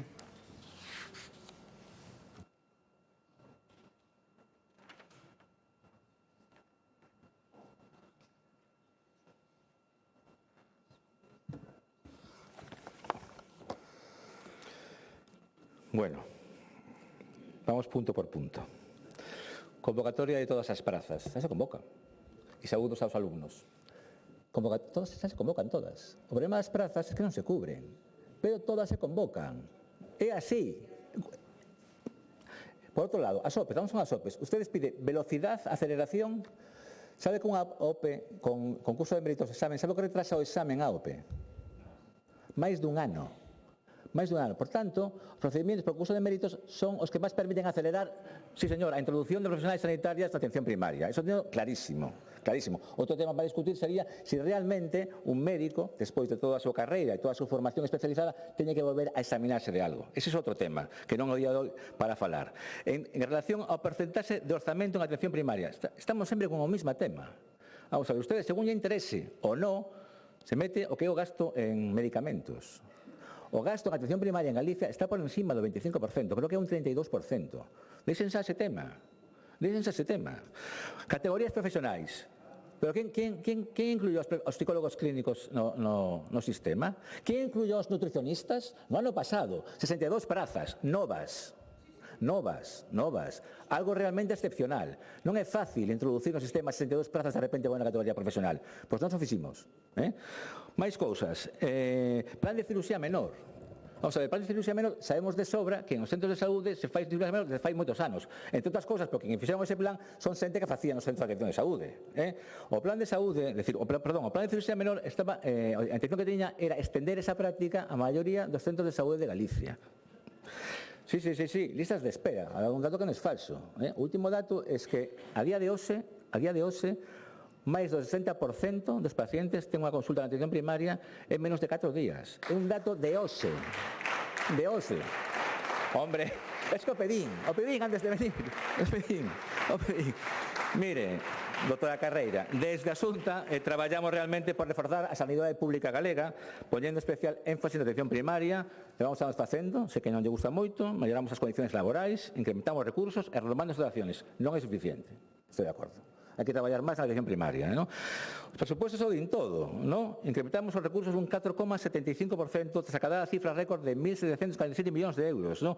Unha suba do 3,4% no capítulo de persoal, acadando 657 millóns de euros.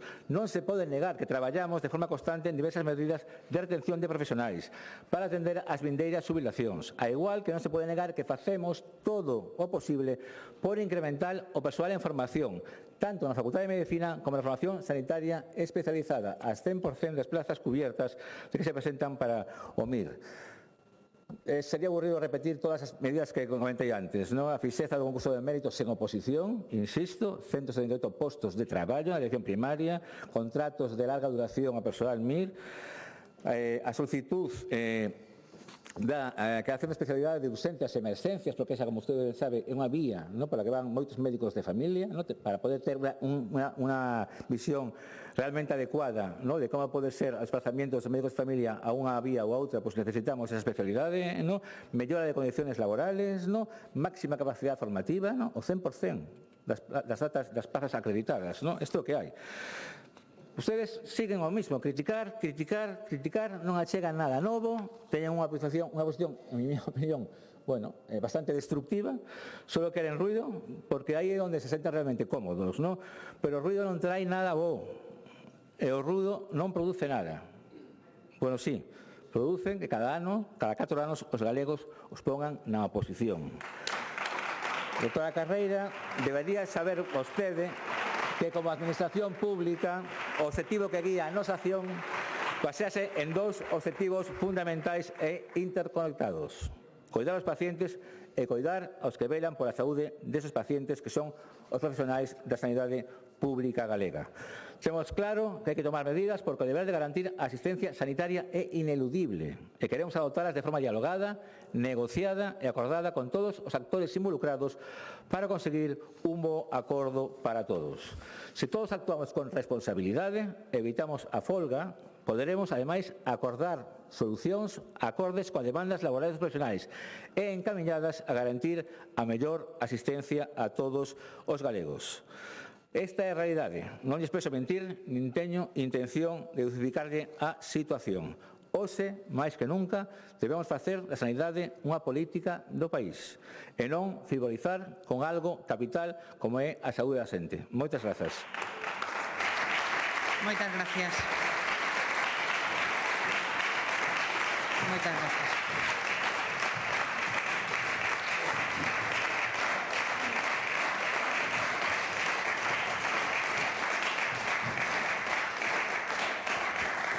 Antes de pasar ao turno de preguntas, vou a dar lectura a unha declaración institucional co gallo do Día Mundial da Anafilaxe e aproveito tamén para saudar a Asociación Española de Persoas con Alerxia a Alimentos e a Lácteos que nos siguen a través da web.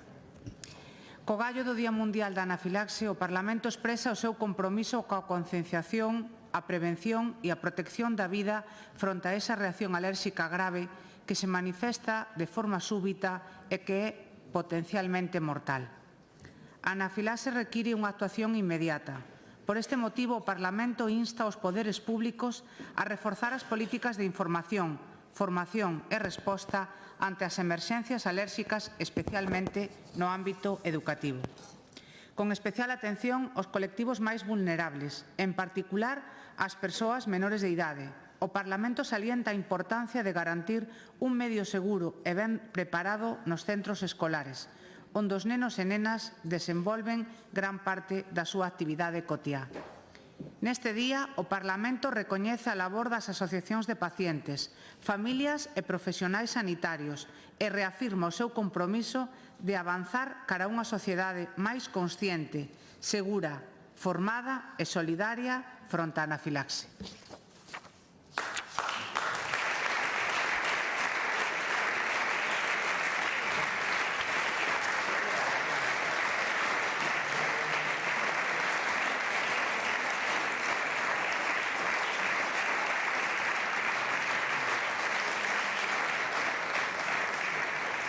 Continuamos. Sustancias unha alteración da orde do día. En último lugar, que consiste en sustanciar, en último lugar, a pregunta registrada co número 37.730.6.1 e tramítase a continuación a pregunta 6.2. Refírome á pregunta de dona Sonia Vidal Lamas e 2 deputados e deputadas máis do Grupo Parlamentario do Bloque Nacionalista Galego sobre as garantías que a Xunta de Galicia prevé achegar na tramitación da planta de biometano de Xunqueira de Ambía. Para formular a pregunta, por tempo de 3 minutos, ten a palabra a señora Lamas.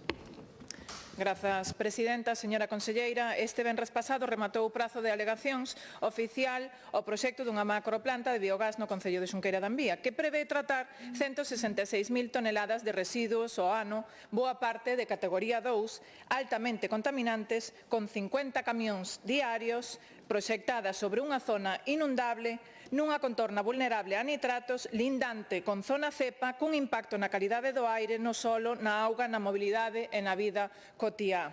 Presentáronse preto de 2.000 alegacións, que se sepan, de particulares, así como o Concello de Sandiás, e mesmo con acordos institucionais como o da Deputación de Ourense, aprobado por unanimidade. Non hai unha soa garantía clara sobre a xestión do dixestato nin marco galego que regule o seu uso. A tensión que está xerando este proxecto na veciñanza vese a diario. Reunións, preocupación real no rural, máis dun milleiro de alegacións e un alcalde que, en lugar de informar con rigor, responde con un bando institucional impropio, agresivo, desprezativo e burlón, atacando a oposición e mesmo os medios de comunicación e o propio acordo da Deputación de Ourense, chamándolle os acordos da Deputación de Ourense salvas ao vento. A Deputación de Ourense, mesmo cos votos do PP, aprobou unha moción na que se pide paralizar o proxecto, ampliar o prazo de alegacións e elaborar dunha vez por todas unha normativa específica. Unanimidade, a pesar de que ao señor Gavilanes non lle gustara. Usa as institucións como se foran da súa propiedade. Esta é a deriva trampista a que fomenta o Partido Popular para tapar con ruído e lama o debate político. Hai nerviosismo? Sí. Por parte da veciñanza? Sí, e moito. A do alcalde igual ten máis que ver cos seus intereses empresariais vinculados á licitación do transporte urbano de Ourense, que pode ser resultado do famoso pacto da Alameda e incluso un acordo secreto. Próximamente veremos que hai desa canción que tanto sona nas verbenas que lle gustan tanto o outro firmante do pacto, ya verás, Paloma, que sí hai gavilán. Vai asumir de verdade as súas responsabilidades ou van seguir protexendo os intereses de Ence e tapando os nervios do seu entorno político? Que garantías pensa chegar a Xunta de Galiza para evitar os impactos que vai provocar a instalación dunha macroplanta de biogás? Porque o que está en xogo aquí é a credibilidade da Xunta como garante dos intereses públicos do medio rural. E hoxe, sinceramente, está entredito. Moitas gracias.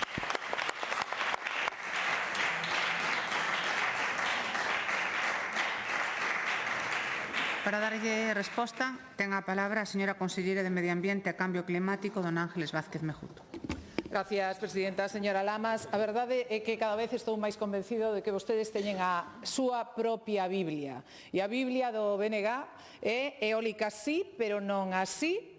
Biogás sí, pero non aquí, ou polo menos vostedes no que a pregunta din que é necesario o biogás, pero fixadevos que cada vez que se intenta implantar pois unha industria no territorio, ao final van correndo vostedes para montar algarada, mal informar e ao final acabamos sempre no mismo dicionario do BNG, sempre o mismo dicionario: peligro, contaminación, risco, paralización, temerarios, macrogranxas, macroempresas, macroexplotacións, é sempre unha tras outra. Nin agardan siquera a que conclúa o que é todo o trámite ambiental, pero vostedes enlaman e ademais fano con outras cousas que comprenden entenderán, terán o que dicir ali mismo, o alcalde ali mismo, pero que nada ten que ver coa política que se ha de desenvolver de carácter medioambiental e donde as enerxías verdes son necesarias. Pero vostedes,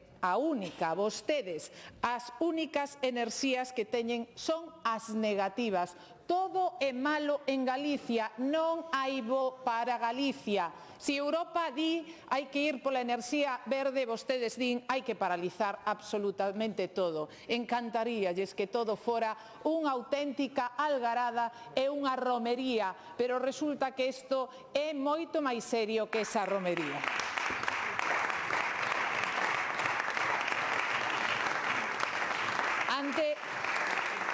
Ante a pregunta de que garantías vai a chegar a Xunta de Galicia, a resposta é garantías plenas, como en todo, señora Lamas, porque o que están facendo é recurrir continuamente á vía xudicial e atopou vostede algunha sentencia na cal se diga que despois dunha autorización ambiental hai algunha afección ao medio ambiente, nin a primeira. Estano intentando de maneira reiterada, pero aínda así non o están conseguindo. En que creemos nos? Cal é a nosa Biblia? Cal é o noso dicionario? Rigor técnico. Pero vostedes continúan unha e outra vez porque lles vai moito millor en outro campo. A resposta é, vostedes en realidade creen que hai cambio climático, porque si alguén é negacionista son vostedes, e digo son vostedes porque non queren avanzar na enerxía verde, non queren avanzar no biogás, non queren avanzar no biometano, queren paralizar absolutamente todo, pero non vexo eu que deixen de utilizar o ordenador, o móvil, ou se pudesen, pois seguramente andarían tamén en coches eléctricos. Ten un segundo turno. Ten un segundo turno, señora conselleira. Moitas gracias, señora presidenta.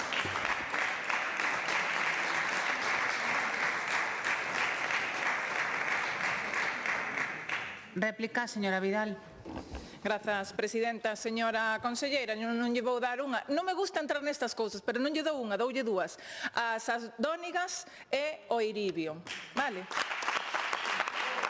Pensei que ia falar das medidas alternativas que pediu o señor Gavilanes ao señor Rueda, que nin siquiera llas pediu a vostede, que llas pediu ao señor Rueda, pero non falamos deso, ou a mellor falamos na última réplica para que eu non poida contestar. Igual que vostede denunciaba na súa intervención da interpelación que lle fixo o meu compañeiro señor Golpe, a falta de planificación do Estado, eu denuncio hoxe aquí a falta de intervención e de planificación da súa consellería para defender a poboación de Xunqueira da Ambía e da comarca da Limia. Non o digo eu, dixo a veciñanza con milleiros de alegacións, dixo a Deputación de Ourense con acordo unánime e dixo o sentido común, porque aquí hai un baleiro legal escandaloso. Non hai unha planificación clara sobre o disestato, nin normativa galega, nin estatal, nin europea que regule o seu uso, a súa trazabilidade ou impacto sobre o solo e a auga. E vostede o sábeo ben. Poden presumir de rigor técnico, pero segundo a normativa actual, as plantas deben guardar unhas distancias ás explotacións gandeiras. Sí, pero non hai un límite sobre a proximidade ás vivendas. Por máis que diga vostede, na súa anterior intervención, que no Priga o contempla. Non é así. No Priga non o contempla. Ese non diga páxina e párrafo donde o pon. Iso é planificación, señora conselleira. Iso é protección da saúde pública. Non. Mire, non faga como o señor Gavilanes, que vostede coñece ben, que primeiro avala a planta e logo presenta unhas alegacións que semellan máis unha carta aos Reis Magos e acaba emitindo bandos impropios dunha institución democrática. Bochornoso. Aquí non se trata de facer o que lle peta ao poder, senón de asumir responsabilidades. Establecer límites, señora conselleira, é sano. Moitas gracias.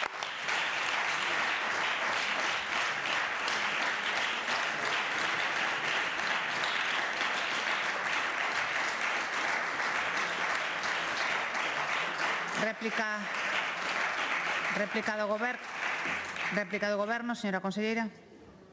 Gracias, señora presidenta. Señora Lamas, efectivamente, claro que é sano establecer límites e vostedes pásanos absolutamente todos.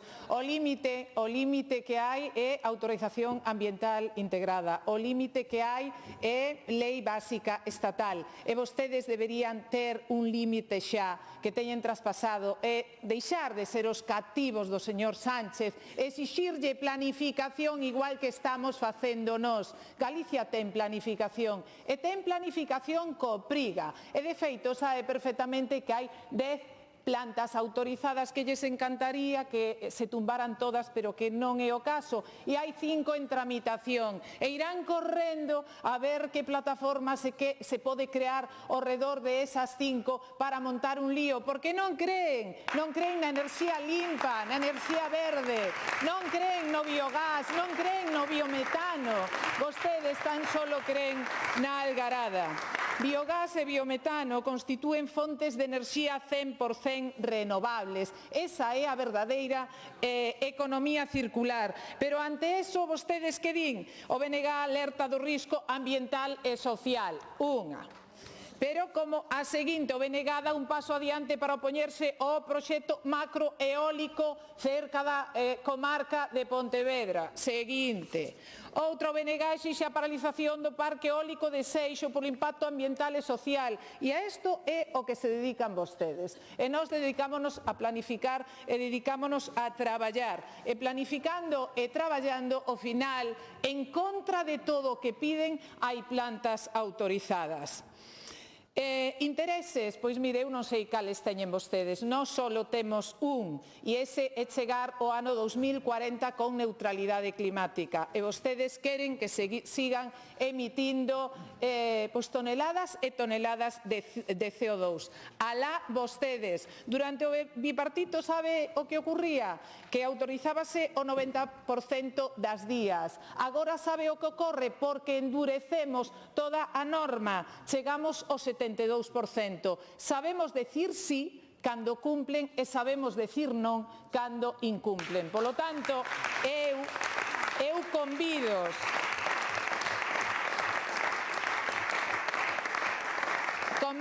que, se lle queren un pouco a Galicia, primeiro pregunten e, a partir de aí, se queren embarrar, embarren vostedes. O trámite totalmente garantista, cumplindo íntegramente coa lei. O igual que fixemos coas 10 que están autorizadas, igual que imos facer coas 5 que están en curso. Non sabría dicirlle se ao final vai ter autorización ambiental integrada. Vostedes se adiantan.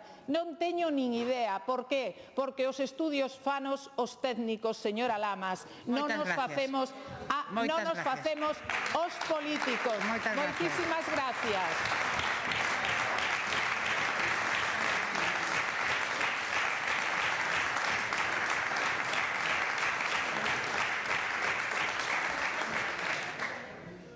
Silencio, por favor. Continuamos coa seguinte pregunta ao Goberno de don Roberto Rodríguez Martínez e 8 deputadas e deputados máis do Grupo Parlamentario Popular de Galicia sobre a postura actual do PSOE no Congreso dos Deputados en relación coa transferencia a Galicia da titularidade da AP9. Para formular a pregunta ten a palabra o señor Rodríguez. Grazas, presidenta. Bo día, conselleira. Día 68 da prórroga de Sánchez a concesión da AP9. Os últimos 68 dos case 2.500 días que a nosa autoestrada leva secuestrada polas mentiras de PSOE e BNG.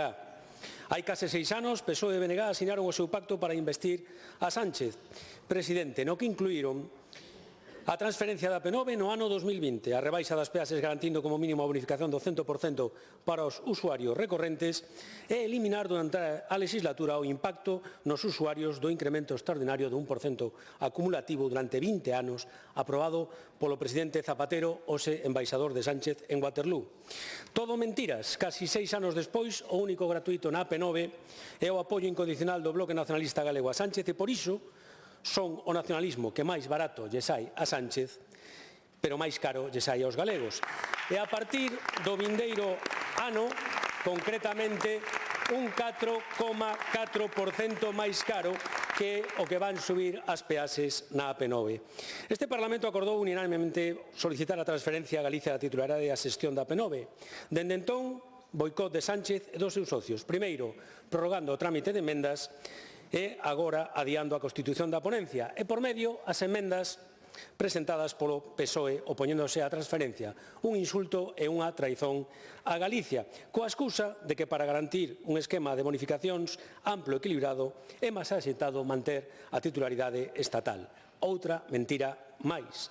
Primeiro, porque a verdadeira razón para negar a transferencia é que a AP9 discorre íntegramente por Galicia.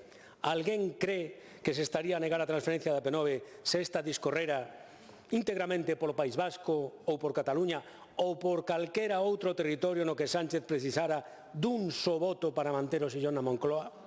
E segundo, porque a día de hoxe a verdadeira defensa dos dereitos dos usuarios da AP9 pasa polo seu rescate e pola súa gratuidade, pero para Galicia non hai nin a vontade política nin os recursos económicos que si hai para outros territorios.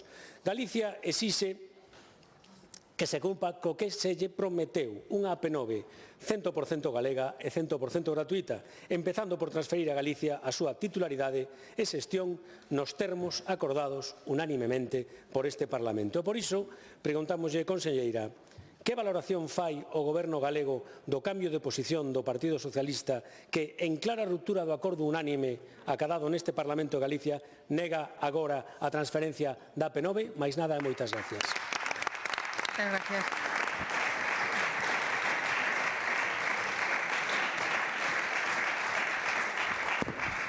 Para darlle resposta, ten a palabra a señora conselleira de Vivenda e Planificación de Infraestructuras, dona María Martínez Allegue. Gracias, señora presidenta. Señor Rodríguez, señorías, pregunta pola valoración que fai este Executivo, este Goberno autonómico.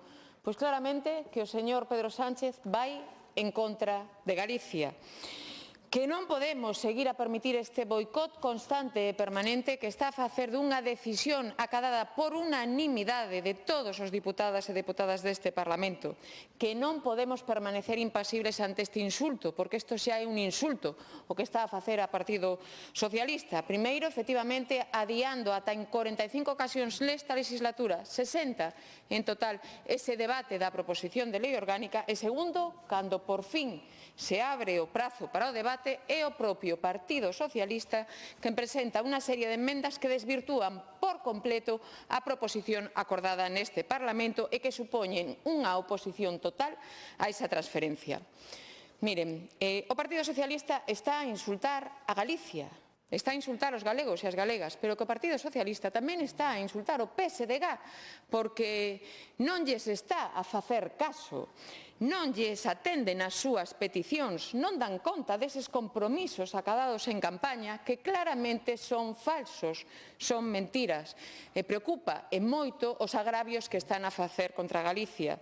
Preocupa e moito ese suposto doble discurso que teñen en Madrid e que teñen aquí. E preocupa tamén, por suposto, o silencio cómplice do Bloque Nacionalista Galego en Madrid. Mire, temos un goberno central cobarde, se me permiten a expresión, porque non aproveita a oportunidade que lle está a dar ese dictame da Comisión Europea que pone en tela de xuicios as prórrogas da AP9 e da AP66. Nos xuntamos Asturias, Castilla, León e Galicia para solicitarlo. E que fai o Goberno Central? Agocha a cabeza, cala, cruza os brazos, non resposta, nen sequera é quen de compartir, a pesar de que xo pedimos Asturias, Castela, León e Galicia, que resposta lle foi dada á Unión Europea. O Goberno Central ningunea a Galicia. Temos un ministro que non atende, que desoe a petición deste Executivo galego para unha xuntanza, para falar de infraestructuras fundamentais como é, por exemplo, a P9. Efectivamente, despois do Nadal veremos ese incremento de novo do tarifazo, que recordo que nos últimos anos, nos últimos 4 anos, incrementou en máis dun 20% esta peaxe da autoestrada máis cara de toda España. E Galicia non pode seguir a pagar pola AP9 cando vemos que se liberalizan os peaxes e se levantan barreiras noutros territorios. Dende logo, Galicia non vai consentir que o señor Pedro Sánchez, que o Goberno Central siga condenando a Galicia a quedar na periferia das súas políticas. Nada máis polo momento. Gracias. Muchas gracias.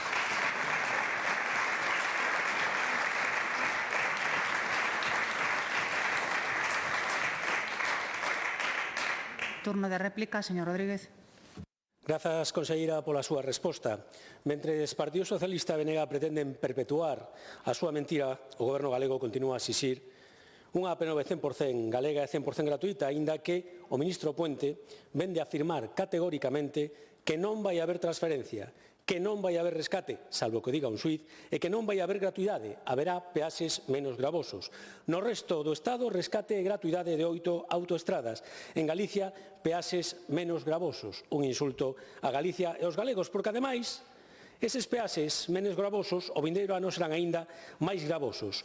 Un 4,4% máis que este ano, elevando a suba acumulada dende que goberna Pedro Sánchez a máis dun 32%. O prometido camiño á gratuidade da AP9 é o tocomocho do século XXI. E mentres isto ocurre, onde está esa oposición tan brava aquí e tan mansiña en Madrid? O PSDG, quen o diría, defendendo a prórroga da Aznar. O que lle importa a P9 o demostra coa súa presencia nesta pregunta. E o BNG manifestándose por todo, menos polos aldrases de Sánchez Galicia, tampouco pola AP9. E tampouca a dignidade do BNG na defensa dos intereses de Galicia en Madrid, que nin siquera lles dá para facerse un Junts, señorías. Nin siquera lles dá para iso. Na mentres, a prórroga de Sánchez levará a AP9 ata a fin da concesión se a xustiza non o remedia antes. Exiximos que se nos justifique por que o rescate non é unha opción. O Goberno central, tras o ditame da Unión Europea, non pode desbotalo sen sequera avalialo e prorrogar unha situación que tan só beneficia á concesionaria.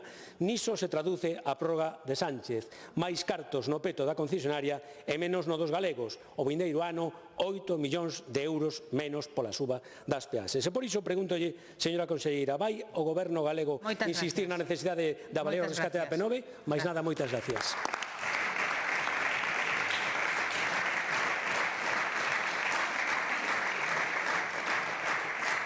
Réplica do Goberno, señora conselleira. Gracias, señora presidenta. Señor Rodríguez, señor deputado, si foi en xuño do pasado ano 24 cando o Congreso toma en consideración ese texto, esa proposición de lei orgánica aprobada por unanimidade nesta Cámara que solicita a transferencia da titularidade e das competencias da AP9. Supostamente para tramitalo por procedimento de urxencia, pero foi o propio Partido Socialista, xunto con Sumar, no que boicotearon a súa tramitación ata en 60 ocasións, 45 nesta legislatura. Entón, os galegos agora queremos saber se o Partido Socialista, se o PSDG mantén o seu compromiso que acadou nesta Cámara dunha AP9 galega, se o consenso desta Cámara sigue vixente, porque parece semella que os seus pensamentos non están na AP9, non coñecen as solicitudes que están a facer os usuarios, os transportistas, os empresarios. Levamos 16 anos reclamando a transferencia dunha infraestructura que nace e morre en Galicia, discurre íntegramente por Galicia, atravesa as 5 principais cidades, vertebra de norte a sur, o 60% da poboación galega aproveita esta infraestructura, 26.000 vehículos diarios de media, 60.000 nalgún dos seus trámites. Pero que efectivamente, señor Rodríguez, non pedimos só agora xa a transferencia, pedimos o rescate, porque Galicia fixo os deberes e fixo a valoración do custe das bonificacións ata o final do período concesional e do custe do rescate e sae a pre. O que non sae a pre o custo para o bolsillo dos usuarios, porque a pesar das bonificacións, os usuarios non as notan. Entón, trasladamos ese estudio, 2.331 millóns de euros o pasado ano, pero que este ano xa incrementa, 2.356. Por eso, lle dicimos ao Goberno Central, sexa valente, proceda xa ao rescate, porque cuanto máis adíe esa decisión, máis gravoso será para as arcas do Estado, máis gravoso será para os petos dos usuarios e máis beneficioso será para as arcas da concesionaria. Polo tanto, agora sí, urxe xa que se constitúa esa ponencia do Congreso, da mesa do Congreso, para que sean debatidas esas emendas presentadas polo Partido Socialista e que os galegos e as galegas podamos ter xa dun modo meridianamente claro cal é a posición do Partido Socialista. Dende logo, o noso Executivo o ten moi claro. Seguiremos a respetar, como sempre facemos, as decisións acadadas por este Parlamento e faremos todo o que sexa necesario para garantir unha AP9 libre, gratuita e, por suposto, unha AP9 100% galega. Gracias. Muy bien, María. Moitas gracias.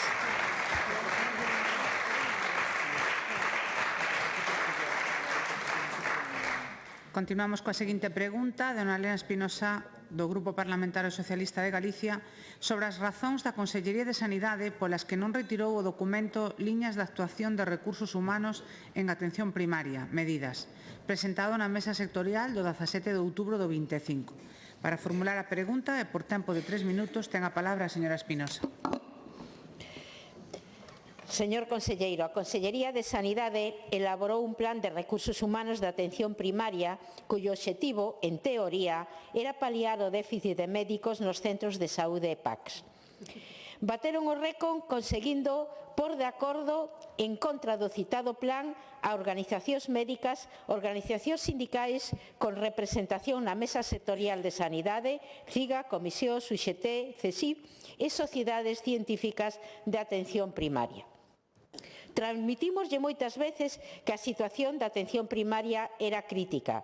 Nos chamaban e chaman de todo, o máis suave, alarmistas e demagogos. E agora que lle viron as orellas ao lobo, presentan un plan sin pés nin cabeza. Conselleiro, as solucións non se atoparán se non hai planificación. E o personal sanitario merece respeto. E para que vexa onde está a sensatez, son os propios sindicatos os que lle piden datos desagregados para cada centro de saúde ou PAC para que lles permita unha análise obxectiva da situación real da atención primaria. Pídenlles medidas concretas de actuacións a curto, medio e longo prazo. Un análisis dos cocientes de personal por categoría dos distintos centros en relación co desenvolvemento das competencias e das carteiras de servicios. Cree sinceramente que se pode elaborar un plan de recursos humanos sin un análisis similar, como os datos que lle piden os sindicatos? Pero o que máis chama a atención é que todo o plan que propón a Xunta de Galicia recae única e exclusivamente sobre o personal sanitario. Que os sábados pola mañán sexan considerados xornadas de PAC. Que todas as vacantes que se produzcan desde xaneiro sean FEAP. Reconversión progresiva das vacantes de enfermería e de primaria. Ou cos médicos estranxeiros con especialidade homologada realicen unha pequena formación e sirva de homologación a MIR. Isto era o que recollía aquel plan cando nos formulamos a pregunta e que, dende logo, non podo describir todos e cada un dos temas, pero que tratei de transmitirlle o máis importante. Xa advirto, a nosa pregunta formulaba si estaban dispostos a retirar o plan. Lóxicamente, a día de hoxe a situación mudou, polo que entenderá que lle pregunte como van a modificar o plan e en que sentido para dar solución á atención primaria en Galicia. Moitas gracias.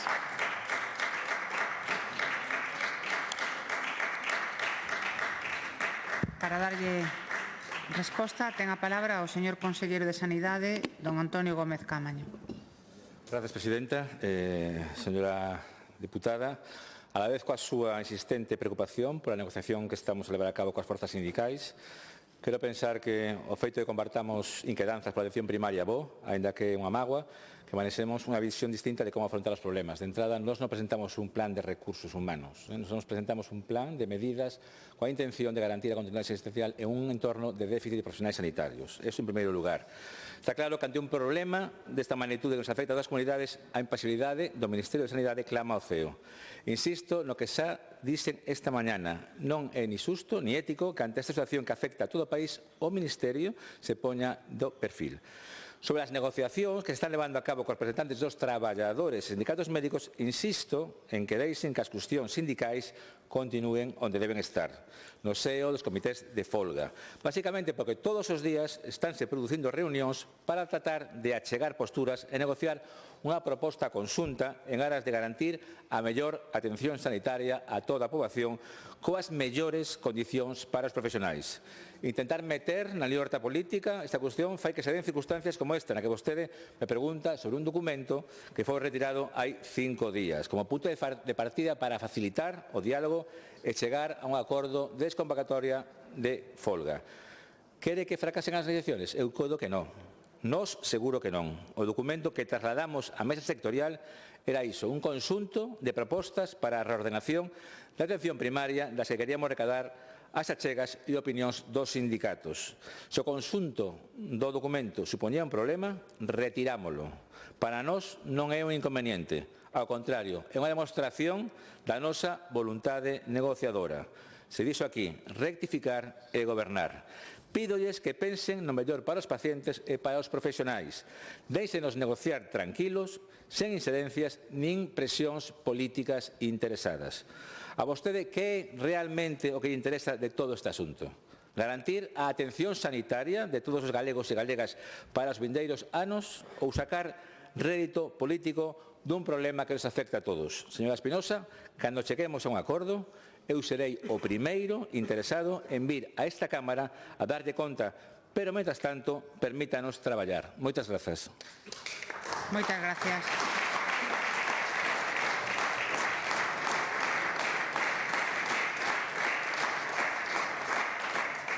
Réplica, señora Espinosa. Señor conselleiro, nunca escoita e despois xa lé o que trae escrito, porque eu fun a primeira que lle dixen que as circunstancias habían mudado dende que presentáramos a pregunta e yo aclarei. Polo tanto, non tiña que acusar a nadie do que dixo vostede. Pero, bueno, dá igual, xa estamos afeitos ás súas respostas. Eu dígolle que o plan tería que nacer con consenso e que tería que dar unha solución á atención primaria, pero realmente o dudamos. E esa, sin duda algunha, é a nosa intención.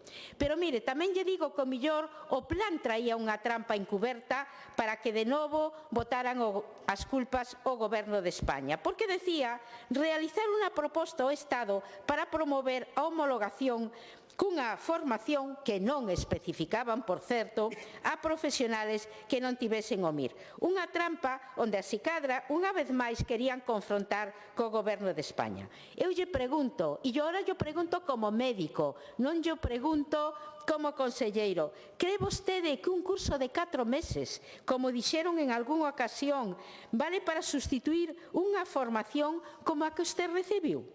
Que pensa usted realmente como médico? Eu lle pido que responda.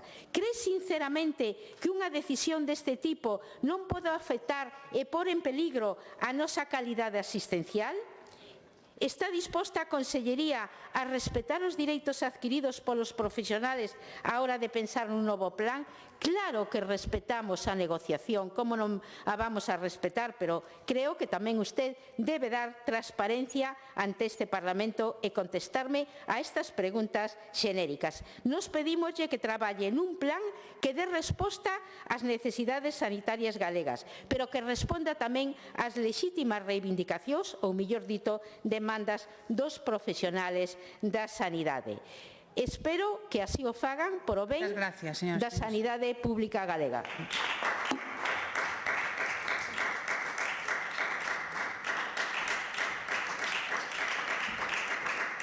Réplica do Goberno, señor conselleiro. Gracias, presidente. Señora Espinosa, eu non coñezo o reglamento do Parlamento de Galicia, pero se unha cuestión está mal planteada, se pode retirar, imagino. Non? Por que non a retira? Se está mal planteada, pois retira o que é a pregunta. O formula outra. Non creo que coste tanto cambiar a formulación dunha pregunta. Bueno, a mí me preguntan unha cousa e eu teño. Bueno, non sei. Bueno, pues, insisto que non sei como é o reglamento da Cámara. Pero pode retirala. Sí, e outro día, pues, bueno, o que queiras. En relación á homologación de títulos, xa falei antes. Vamos a ver, a Consellería de Sanidade non ten, ni a Xunta de Galicia, capacidade para homologar un título. É unha capacidade que xa ten o Goberno central. Vale. Para homologar títulos de médico está a Consellería de Educación e para homologar títulos de especialista, que son dos cosas diferentes, que a veces se confunden, está a Consellería de Sanidade. Nos nunca diximos que íbamos a facer un cursillo para homologar títulos. Non temos a capacidade para facelo. E a Consellería de Sanidade admite que a única vía que existe para traballar no sistema sanitario público de Galicia é con especialistas formados vía MIR. Espero que quede claro xa para o resto do día. Ben, é evidente que existe un problema claro na atención primaria, pero un problema na atención primaria de todo o país. Negar esa realidade, como fan vostedes, que non queren admitir o problema do déficit de profesionais, é realmente unha temeridade absoluta, non? O deber de Consellería de Sanidade de garantir esta asistencia sanitaria a todos os galegos, independentemente de onde vivan. E iso queremos facer. De aí a proposta de reordenación no Plan de Recursos Humanos da atención primaria levada á mesa sectorial. Unha proposta inicial que trasladamos como punto de partida para comenzar un proceso de diálogo, un proceso de negociación. O documento que presentamos non gusta? Pois non pasa nada, retirámolo. Sentamos a negociar e acordar medidas conxuntas para responder á necesidade ineludible de actuar contra o déficit de profesionais. Un déficit que, ante as estimacións de xubilacións feitas a curto e medio prazo, agárdese que se incremente pola falta de relevo xeracional. Levamos anos traballando por fortalecer ese nivel asistencial, pero a pesar dos nosos esforzos, a falta de facultativos obríganos a cometer unha reordenación dos recursos humanos.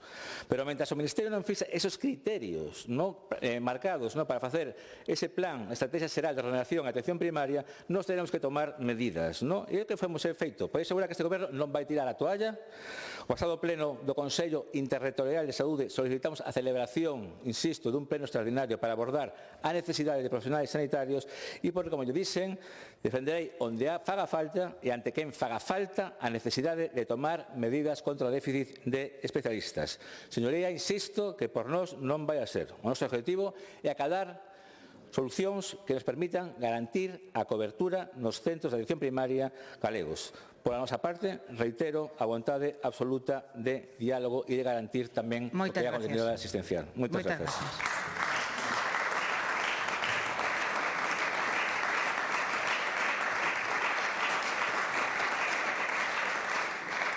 Vamos á última pregunta que figura na orde do día, de dona Paloma Castro e Patricia Iglesias, do Grupo Parlamentario Socialista de Galicia, sobre a postura da Xunta de Galicia respecto do convenio co Goberno Central para a cofinanciación da Unidade de Policía Adscrita de Galicia. Para formular a pregunta, ten a palabra a señora Castro. Grazas, presidente. Bo día, conselleiro. Hoxe volvo a facer un novo intento para ver se entran vostedes en razón coa atitude que levan nos últimos anos en relación ao corpo da Policía Autonómica de Galicia.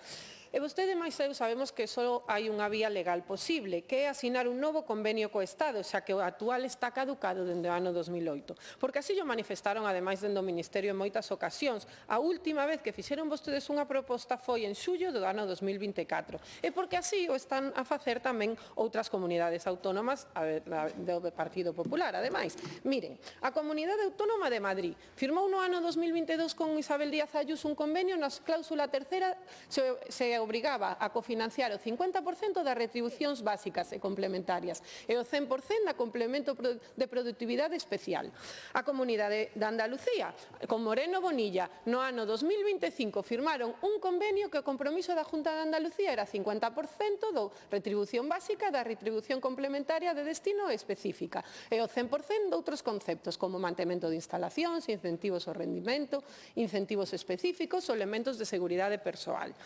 Vostede, tamén podo falar, vou adiantarme do de Valencia. Un convenio como de Valencia, que é un convenio que se firmou no ano 2018, tiña vigencia ata o ano 2022 e leva prorrogado ata xuño de 2026. E no ano 2026 o Estado xa manifestou a vontade de firmar un convenio coa Comunidade Valenciana marco como os dous anteriores que lle acabo de ler. Por lo tanto, señor conselleiro, como somos conscientes da reducción progresiva dos efectivos nos últimos anos e de que isto vai a ir a máis, porque a idade que teñen moitos axentes que se incorporaron no momento da constitución deste corpo. Vostedes teñen que actuar con responsabilidade e asumir que é necesario renovar un acordo que está caducado dende o ano 2008 e deixen de utilizar este corpo policial como instrumento de confrontación co Goberno de España. E tamén deixen de sustituir utilizando esta merma de axentes por seguridade privada, porque é o que están facendo nos últimos tempos, un desmantelamento progresivo da presenza da policía dentro da propia Administración Autonómica Galega. É unha falla de consideración a organismos como o Parlamento de Galicia. E agora vostedes, enterámonos hai uns días que vostedes pretenden deixar no Parlamento de Galicia un único axente da policía adscrita. Dende o Partido Socialista creemos que é unha irresponsabilidade total, porque supón poñer en perigo a seguridade seguridade e a vida deses policías que quedan solos. Que pasaría se chega unha persoa armada ou dous persoas armadas? Como reduce un único axente? Pasou na comisaría de Pontevedra hai pouco. Señor conselleiro, temos un corpo da policía adscrita que desenvolve funcións dentro da Comunidade Autónoma Galega e para Galicia. O normal é que vostedes paguen parte da financiación. Que pensen vostedes na seguridade da cidadanía e na labor que fai este corpo por todos nós, no canto de mirar únicamente o diñeiro. Por eso lle pregunto, cando van a firmar ese convenio e cando van deixar de confrontar co Goberno de España?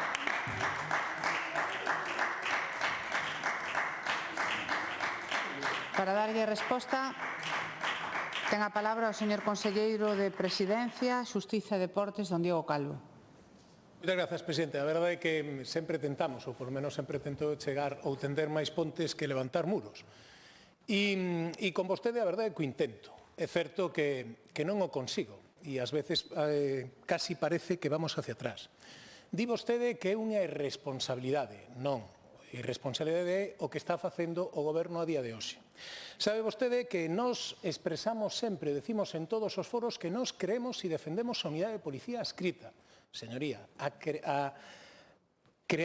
creemos nela e a defendemos. Que esta unidade é unha unidade do Corpo Nacional de Policía, que orgánicamente depende do Ministerio e funcionalmente da Xunta, pero orgánicamente depende do Ministerio, señoría. Oxalá nós pudésemos cubrir as baixas que se producen por xubilación ou por ascenso. Oxalá, pero non o podemos facer.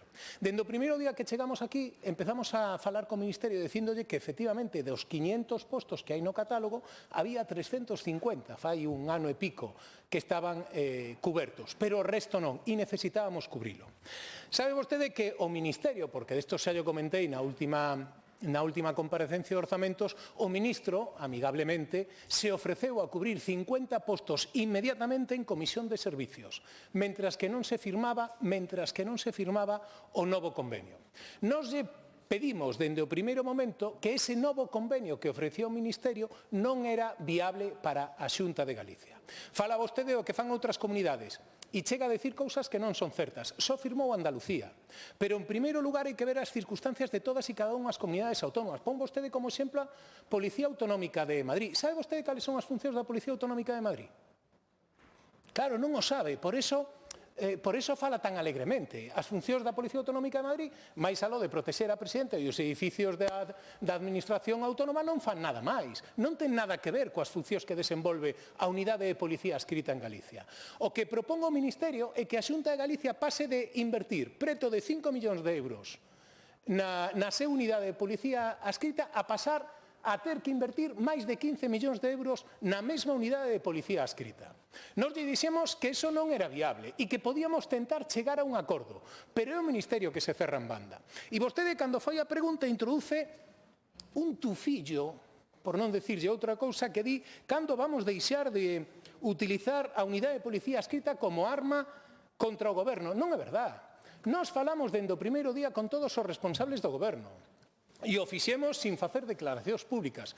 Lle pedimos axuda ao delegado do Goberno. Lle pedín axuda moitas veces a vostede. Se vostede é capaz de atopar un punto de acordo que cheguemos co Ministerio, nós estamos de acordo. Yo expliquei nas comisións, pero quen utiliza a unidade de policía adscrita como un arma é, casualmente, o Goberno do Estado. Nada máis e moitas gracias. Moitas gracias.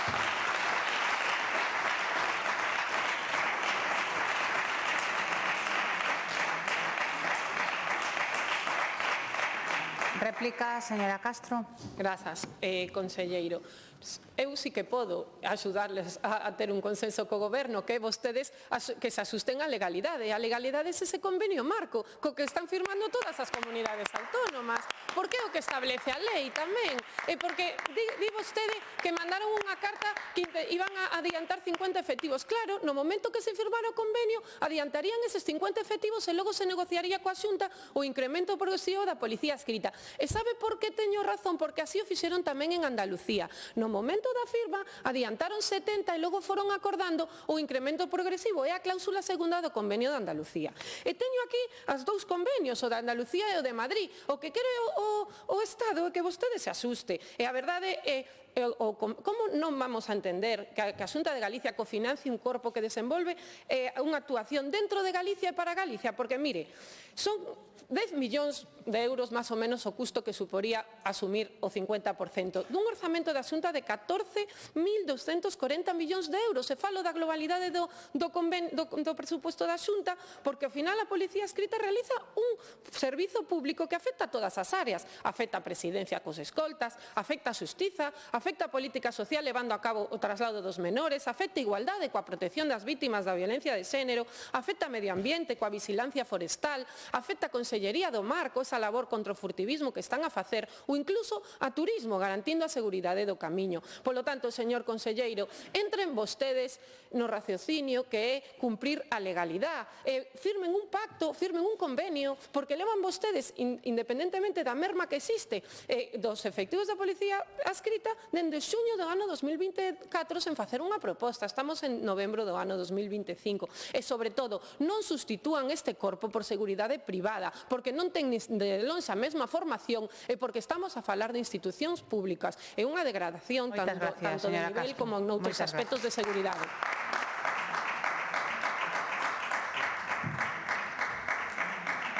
Réplica do Goberno, señor conselleiro. Vexe vostede moi preocupada pola degradación das institucións, que lle digo que casualmente ven de outros sitios, non ven casualmente dos servicios de seguridade que existen nas institucións, señora Castro.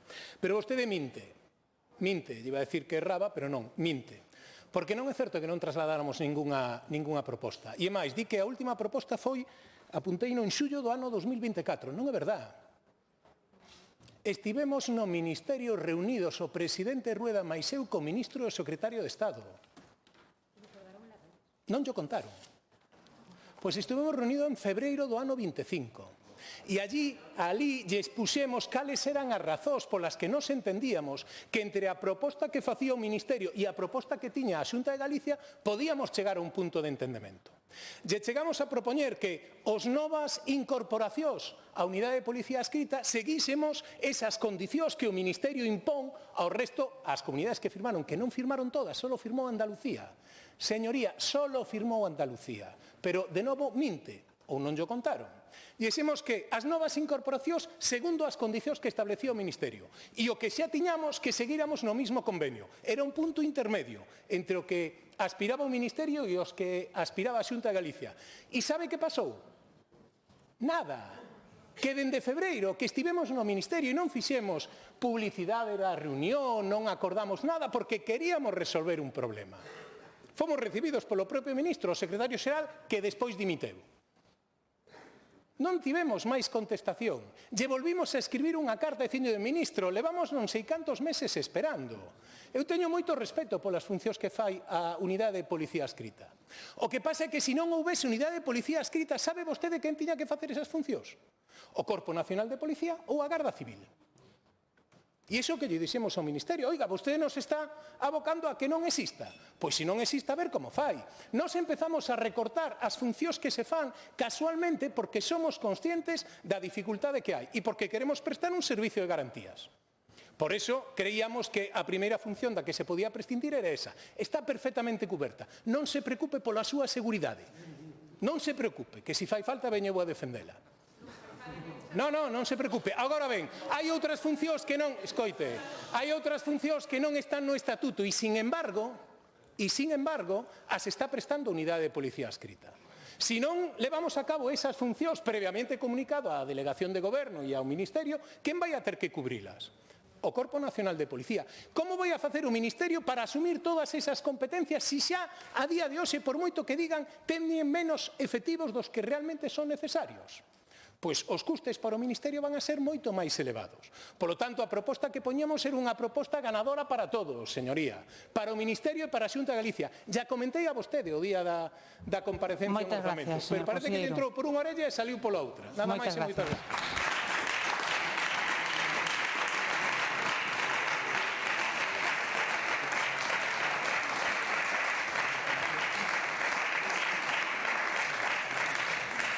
Pois, tal como anunciera a última pregunta da orde do día, damos por rematada a sesión. Bo día a todos e todas.